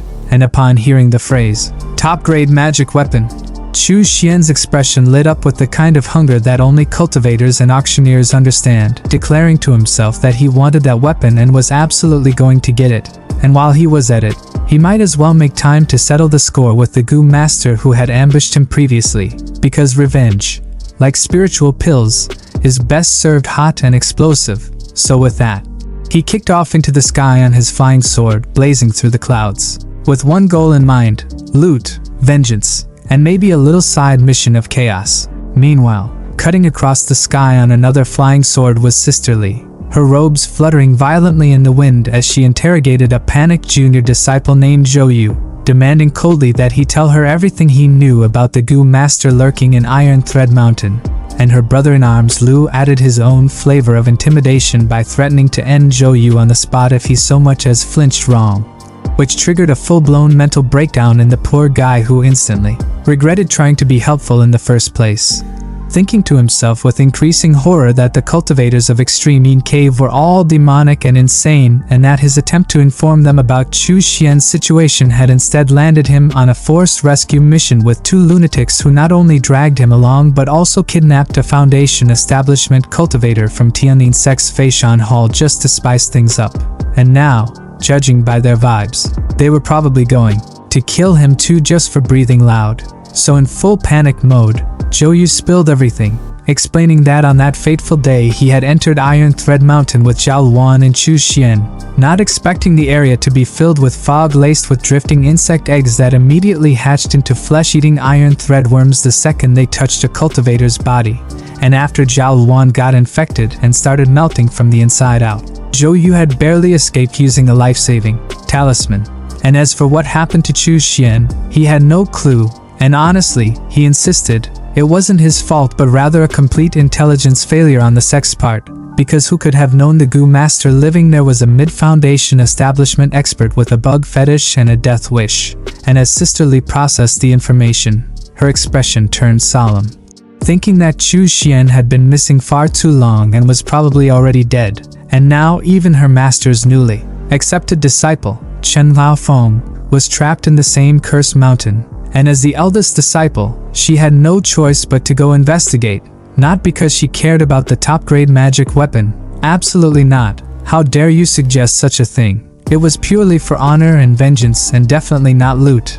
And as she steeled her resolve, Lu turned to the hostage they had dragged along and exploded with rage, accusing him of feeding false information that had cost the lives of 2 junior brothers and swearing that once they killed the Gu master responsible, he would personally chop off the hostage's head and place it on their graves as a gift. which made the hostage visibly regret every life choice that had led him to this moment. And then, without warning, Lu let him drop to the ground like a sack of regret and descended after him with Sister Lee and Zhou Yu following behind. And as they landed, Zhou Yu hesitantly asked what the plan was because he was, in his own words, weak and absolutely not built for insect fog warfare. But Sister Lee casually assured him that he didn't need to do anything except hang back and watch the fight, which did absolutely nothing to ease his anxiety. And then Lu pulled out a glowing talisman with the flair of a magician, revealing the ace card, telling it that everything depended on it now. And with a sharp flick, he activated the formation-breaking talisman, sending it forward to clear a path through the cursed mist as they all stepped deeper into the mountain. As the group moved through the forest, the scent of decay and insect husks growing thicker with each step, Zhou Yu's heart pounded in horror as he walked past corpse after rotting corpse, thinking that this place was a living hell, and yet somehow the two demonic cultivators beside him looked completely unfazed, their willpower unshaken. And it hit him then. This was why the world feared demonic cultivators, why people hunted them down, and yet why so many still chose to become one, because strength like this was terrifying but undeniably beautiful. And as he watched, a mocking voice echoed out from the trees, taunting them for being bold enough to trespass, and then a swarm of insects surged toward them like a living wall of chittering death. And Lu, unfazed, raised an eyebrow and identified them with a smirk. Black-backed golden beetles, a rank 1 goo insect species known more for quantity than quality. And he scoffed that whoever sent them clearly didn't know who they were dealing with, because showing off low-tier insects to a master was like bringing a water gun to a dragon fight. And then he pulled out a green pot and released his own swarm of golden beetles, sending them charging forward. And Zhou Yu, watching with wide eyes, explained internally that even though the black-backed golden beetles weren't individually strong, their strength came from numbers, and most Foundation establishment cultivators would avoid fighting them altogether. But then he noticed something else, an unfamiliar blue insect that immediately targeted and devoured the golden beetles. And before he could ask, Lu calmly placed a hand on his shoulder and explained that it was called the Blue Armor Immortal, a natural predator of the black-backed golden beetles and just one of the many goo insects he had brought as a backup plan. And Zhou Yu's jaw nearly hit the forest floor as he mentally screamed how incredible all of this was and how no wonder people feared demonic cultivators. And maybe, just maybe, it was time he learned a few techniques himself. And just as he was having that identity crisis, a shadow moved from the tree line and Sister Lee shouted a warning that the goo master was making a move. And then Zhou Yu's world went into slow motion as the enemy darted straight toward him, his fist glowing with deadly energy. And Zhou Yu screamed in his heart why it always had to be him, and the attacker, without missing a beat, snarled that of course he was the first target. He was the weakest of the bunch, so naturally, he should be the first to die. Lu narrowed his eyes and smirked, his voice low and sharp as he activated his skill, declaring with grim satisfaction that he had been waiting for this exact moment. The air tensed, and then, without warning, a flash of green light burst from the junior's shoulder, catching everyone off guard. The light warped and twisted midair into a massive claw, its shape eerily familiar, an exact mimic of Chu Xian's technique, and it clamped down on the enemy figure with mechanical precision, pinning him in place like an insect under glass. Stunned, the junior stared at his own shoulder, realization dawning as dread crept into his thoughts. Just moments ago, Hu Jinxiong had casually patted him there, and in that fleeting touch, he had already planted a goo insect. The junior's inner voice cracked with disbelief as he acknowledged the sheer audacity and terrifying efficiency of the extreme mean cave cultivators. Meanwhile, Lu stormed forward, his expression molten with rage, demanding to know the whereabouts of his junior brothers, Chen Xiaofeng and Chu Xian. The restrained figure remained silent, lips moving but offering no coherent answer, just a maddening drone of muttered words. Sister Lee's spiritual senses flared, her instincts screaming something was off. She gasped with alarm, realizing the man's cultivation was not what it seemed. He wasn't merely mid-stage Foundation establishment. There were others, hidden, watching. She cried out that other goo masters were nearby. A voice emerged from the shadows, smug and resonant, confirming her fear while mocking their delay. Too late. In an instant, a crowd of enemies emerged from the darkness, encircling them inside a glowing golden formation. 3 spiritual wolves materialized from the circle's core, each radiating murderous intent. Sister Lee's voice tightened as she identified the formation. It was a mid-grade Foundation establishment array, the Wolf Soul Slaughter Formation. She explained in a single breath that the wolves were bound to the array's energy and would continuously revive until it was completely exhausted. The junior, still bewildered, questioned how the Wu province natives could have access to such a refined formation. Lu, eyes narrowing, suspected external interference. Another sect must have supplied this level of power. Amidst the rising tension, the captured enemy spat out a final cry. Iron Thread Mountain and the 1,000 Insect sect would never perish. And then, in a final act of fanatic loyalty, he self-destructed. The explosion roared through the battlefield, hurling Lu, Sister Lee, and the junior backward. The blast left the junior injured and dazed. The wolves seized the chaos, lunging to finish off the weakened trio. Just as their claws descended, Lu let out a primal roar, his body convulsing as he activated his transformation. His shirt tore apart as his skin darkened, fur erupted across his frame, and his eyes flared with deep violet light, black beast demon form. With monstrous strength, he caught one of the wolves mid-attack, stopping it in its tracks. But the enemy wasn't done. One of the ambushers uncorked a vial filled with swirling purple smoke and hurled it at Lu. The moment it touched him, his transformation collapsed, his beast form dissolving instantly. The wolf broke free and lunged again. Lu's voice cracked in disbelief as he recognized the toxin, blood-scattering fragrance. They had discovered the black beast demon form's weakness, something that should have been impossible. The ambusher laughed triumphantly, calling Lu and Sister Lee by name, sneering that their junior brother had proven to be quite the informant. The words hit like a gut punch. Both Lu and Sister Lee froze.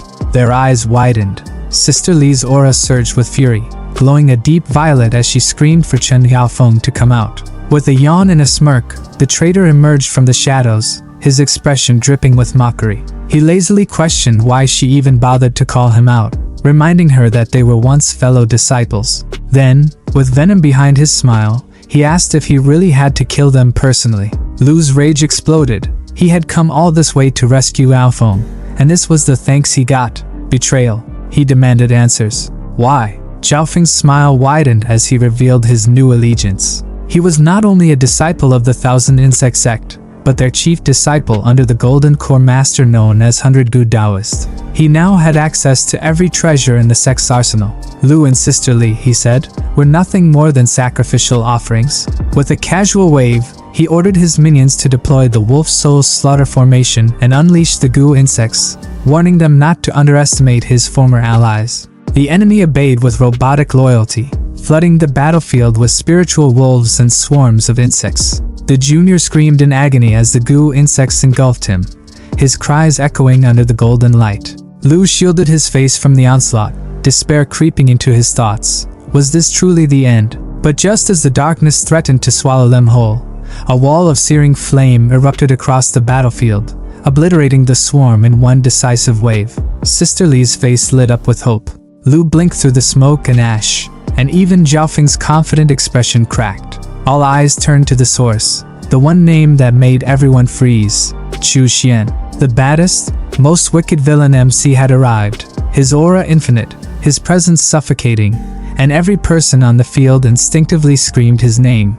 Lu, half in disbelief and half in relief, rushed toward him but was stopped by Sister Lee's outstretched arm. She warned him, "Be careful. Chu Xian had been missing for too long. What if he had defected too?" Lu refused to believe it. If Chu Xian had turned, why would he save them? But Sister Lee's logic was ruthless. Maybe Chu Xian didn't save them. Maybe he just didn't want anyone else to kill them. Maybe his strength had grown because he joined the enemy. After all, no one else on the battlefield had moved, and yet the swarm was gone the moment he appeared. Lu's heart wavered. Could it be? The Chu Xian before them felt like a completely different person. Still, Lu stepped forward, voice trembling as he asked if Chu Xian was really going to follow Zhaofeng's path and slaughter his own brothers. He couldn't believe it. Chu Xian simply smiled, his thoughts unreadable, and mused that killing fellow disciples wasn't really a big deal.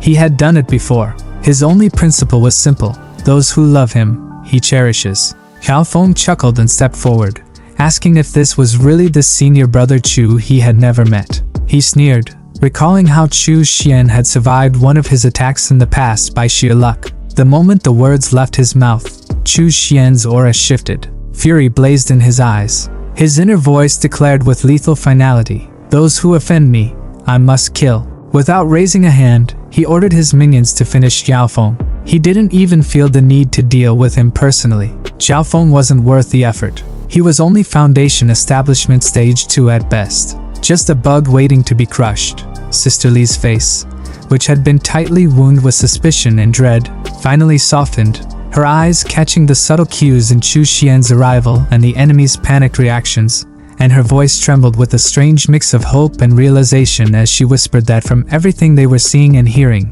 it looked like junior brother Chu wasn't a traitor after all. That flicker of hope lit a fire in Lu, who practically exploded with joy, shouting loud enough to startle the birds halfway across the mountain, saying he knew it. He knew junior brother Chu would never betray them. But then his voice cracked with urgency as he told him that this was the worst possible moment to show up and begged him to escape before it was too late. But Chu Xian, ever the dramatic entrance specialist, turned his head slightly, calm and unfazed as two enemy cultivators charged at him with weapons drawn.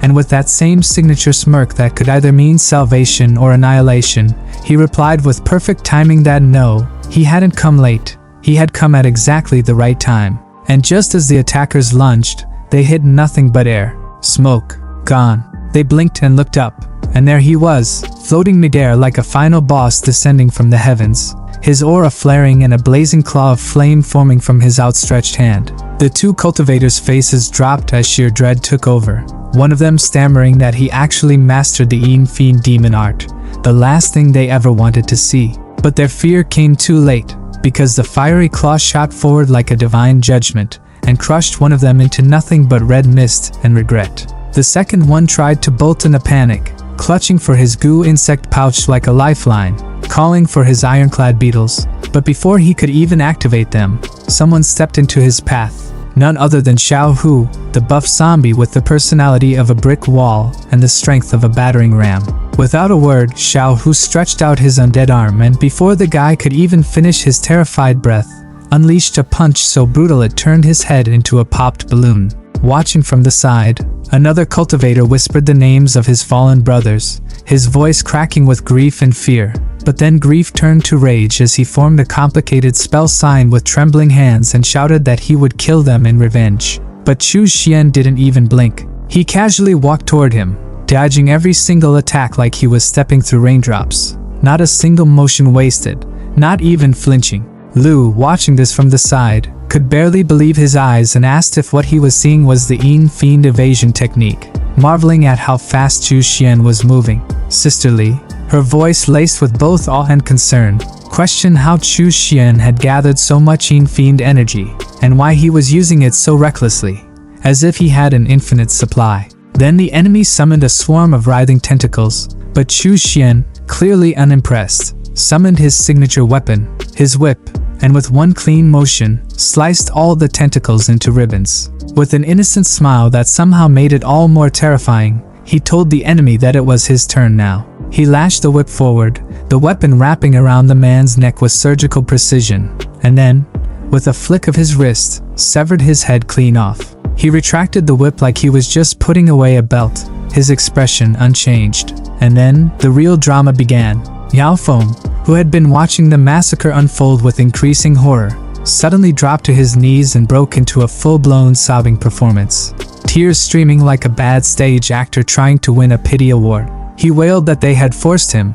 He claimed he had goo insects planted in his mind. He dragged in their shared past as fellow disciples, even name-dropping their master, saying master liked him a lot and would want Chu Xian to save him. But even while he cried behind his back, his hand was glowing with a hidden attack. He had already summoned a claw-shaped technique, demonic scale soul-ripping claw, ready to stab Chu Xian the moment he got close. Lu, watching from the side, was still caught in the awe of Chu Xian's transformation, praising his junior brother's strength and performance with genuine amazement. But Chu Xian already knew what was coming, just as Xiaofeng lunged forward and screamed, "Die!" With his demon claw, his expression turning from fake sorrow to malicious glee, something red flashed in the air. His arm was gone, cleanly severed at the elbow. Xiaofeng screamed in agony, clutching the bleeding stump and looking down at it like it had personally betrayed him. The culprit was none other than Chu Xian's blood goo worm, which had acted before its master even needed to speak.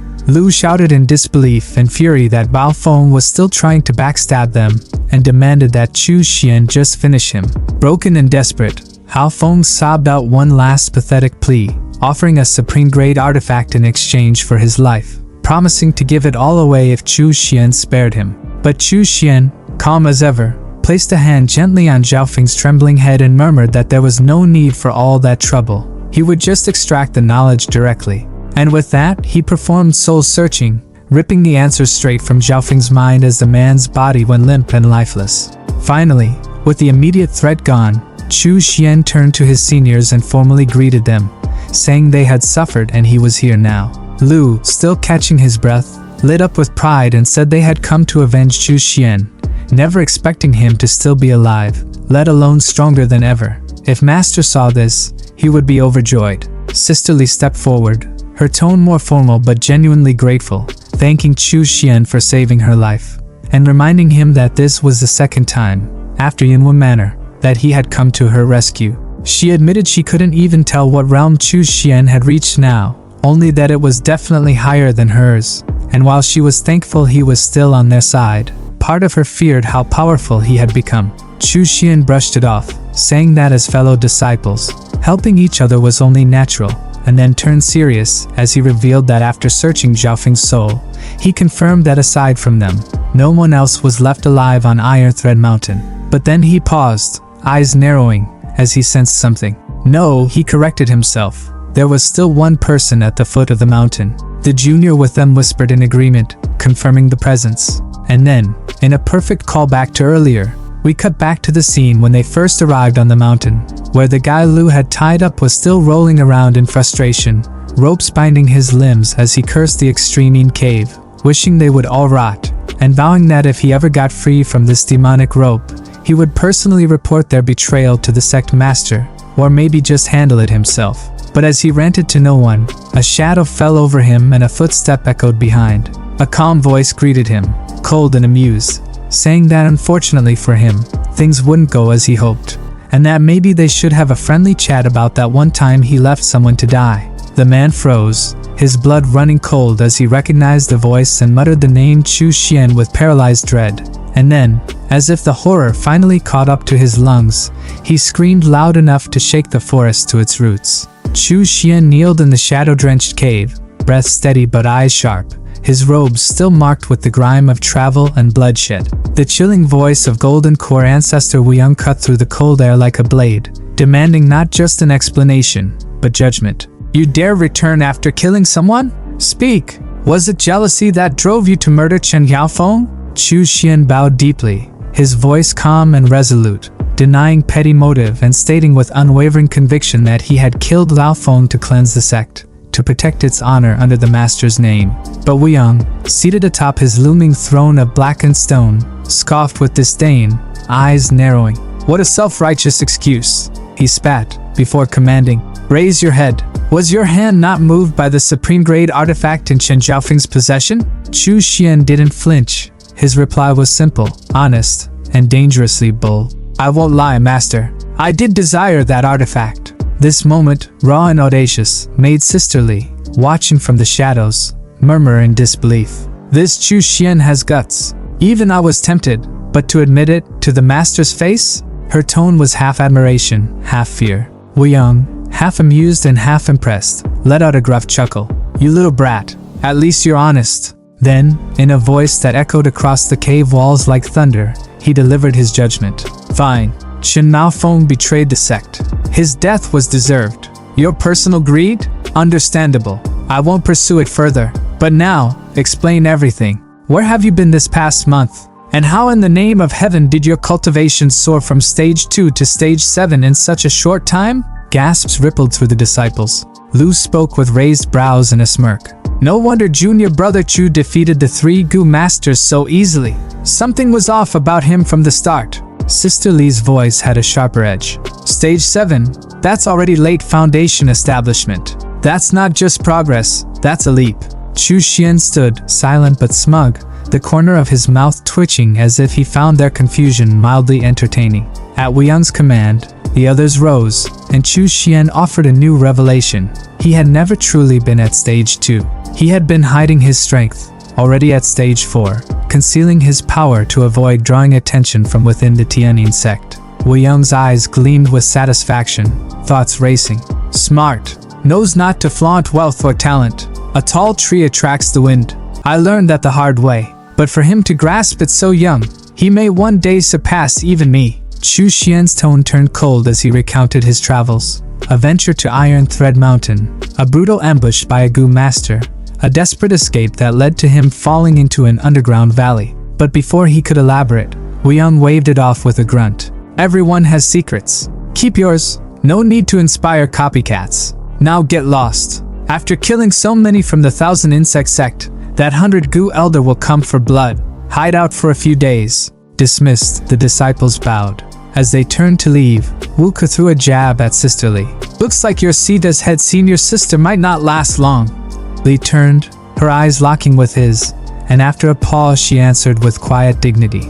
If junior brother Chu outshines me, I'll gladly hand over the position. The scene shifted. Chu Xian, now alone at a table cluttered with spirit stones that shimmered like diamonds under ambient cave light. He scoffed in disappointment, tossing aside a cracked jade slip. Man, Iron Thread Mountain was so poor. 3 Gu masters and their storage pouches barely had 100 low-grade spirit stones each, and the rest was just insect eggs and trash artifacts. I'll dump it all at the nameless market. He picked up a final pouch, hope flickering in his eyes. But at least I've got Chen Zhaofeng's pouch. Don't let me down, old friend. The pouch hovered midair, then burst open in a shimmering cascade of treasures. Chu Xian's eyes widened. Holy jackpot! A massive chunk of ghost fiend steel landed with a thud. Manuals spilled across the table. Core inheritance scrolls from the 1,000 Insect sect. Dozens of mid-grade spirit stones. A torrent of low-grade ones. And ancient scripture after scripture. 1,000 Insect manual. Blood Bee scripture. 6 extreme Gu arts. I'm rich now, he shouted, voice ringing with glee as he waded through his new fortune like a kid in a sugar mine.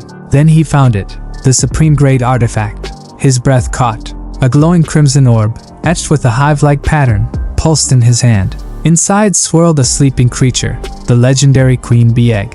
According to the Blood Bee scripture, this artifact housed the queen that had slumbered for 1,000 years.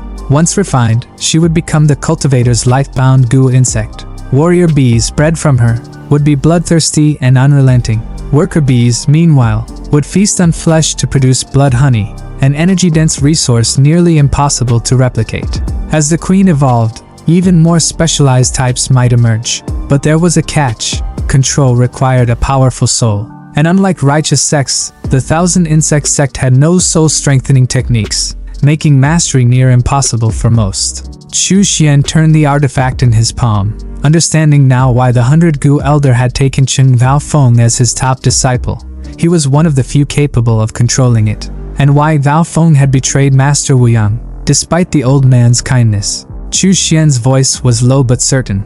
With a treasure like this in front of you, who wouldn't be tempted? He stood among the treasure heap, the light of the spirit stones reflecting off his face like stars. As he sat to begin refining the artifact, his mind was already racing. A life-bound artifact. With my earth-born resources and endless supply of soul power and blood essence, I can refine as many as I want. The cave fell silent as he began to cultivate, the blood beehive pulsing gently in his hands, a 1,000-year-old queen waiting to awaken, and a new power rising in the shadows. 3 days had passed in the quiet stillness of the cave, but today that silence was broken by a soft crackling sound, like the snap of old bark under pressure, until finally, with a faint pulse of spiritual energy, the egg hatched, and the creature inside emerged. It was small, glistening, and brimming with latent menace. The long-awaited Gu insect queen had arrived. Chu Xian held her up triumphantly, his palms steady, his face glowing with restrained excitement. Success, he whispered, the word heavy with pride but light with relief. He gently fed her a blood bead, watching as the creature absorbed the crimson energy with a hunger that felt almost sentient. Then he explained,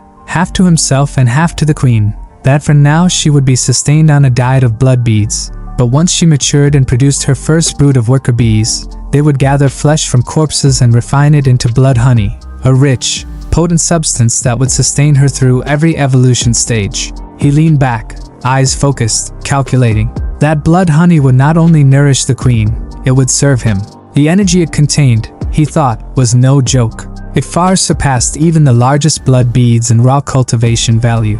If used wisely, it could accelerate his spiritual growth to terrifying levels. Meanwhile, far from the cave, in a gloom-shrouded chamber thick with incense and the scent of decay, an old man with a beard like dried moss sat rigid on a dark throne. His expression was grave, his voice even more so as he spoke to the masked figure kneeling before him. The fall of Iron Thread Mountain had been a catastrophic blow, he said. His carefully laid plans had crumbled in just 7 days. Bloodbee Cavern? Gone. Centipede Manor? Gone. The Tianyin sect had advanced over 1,000 miles on both the eastern and southern fronts, and now they stood nearly at the gates of the 1,000 Insect Sect's core stronghold. The old man, known only as the 100 Gu Elder, did not mince words. Our sect, he declared, is now at the brink of life and death. His demand was immediate and non-negotiable. 1,000 beast spirit talismans, no less. The masked figure chuckled, casual and composed, clearly used to dealing with tantrums from desperate patriarchs.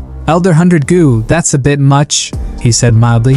We can spare 300 at most. But as a token of goodwill, I'll throw in 10 Foundation establishment-grade formations and 50 artifacts ranging from high to mid-grade. Fair trade? The elder grunted, clearly displeased. He reminded the figure that their sect had promised to pressure the Tianyin sect, to force them into recalling some of their stronger cultivators. If the current pace continued, his forces would collapse under the weight of the assault. The masked figure raised a hand in reassurance. That operation is already underway. Within 2 weeks, Tianyin sect will likely pull back Zhao Wuya and Huang Yuanwu. You can breathe easy. The elder let out a long breath, tension loosening by a fraction. Then the masked figure pulled out a scroll and handed it over, his voice low and serious. As for the matter you asked me to investigate, the deaths of your disciple and the Iron Thread cultivators, all the details are in this jade slip. The elder pressed the slip to his forehead, and the memories, raw, vivid, and unfiltered, poured into his consciousness like molten metal.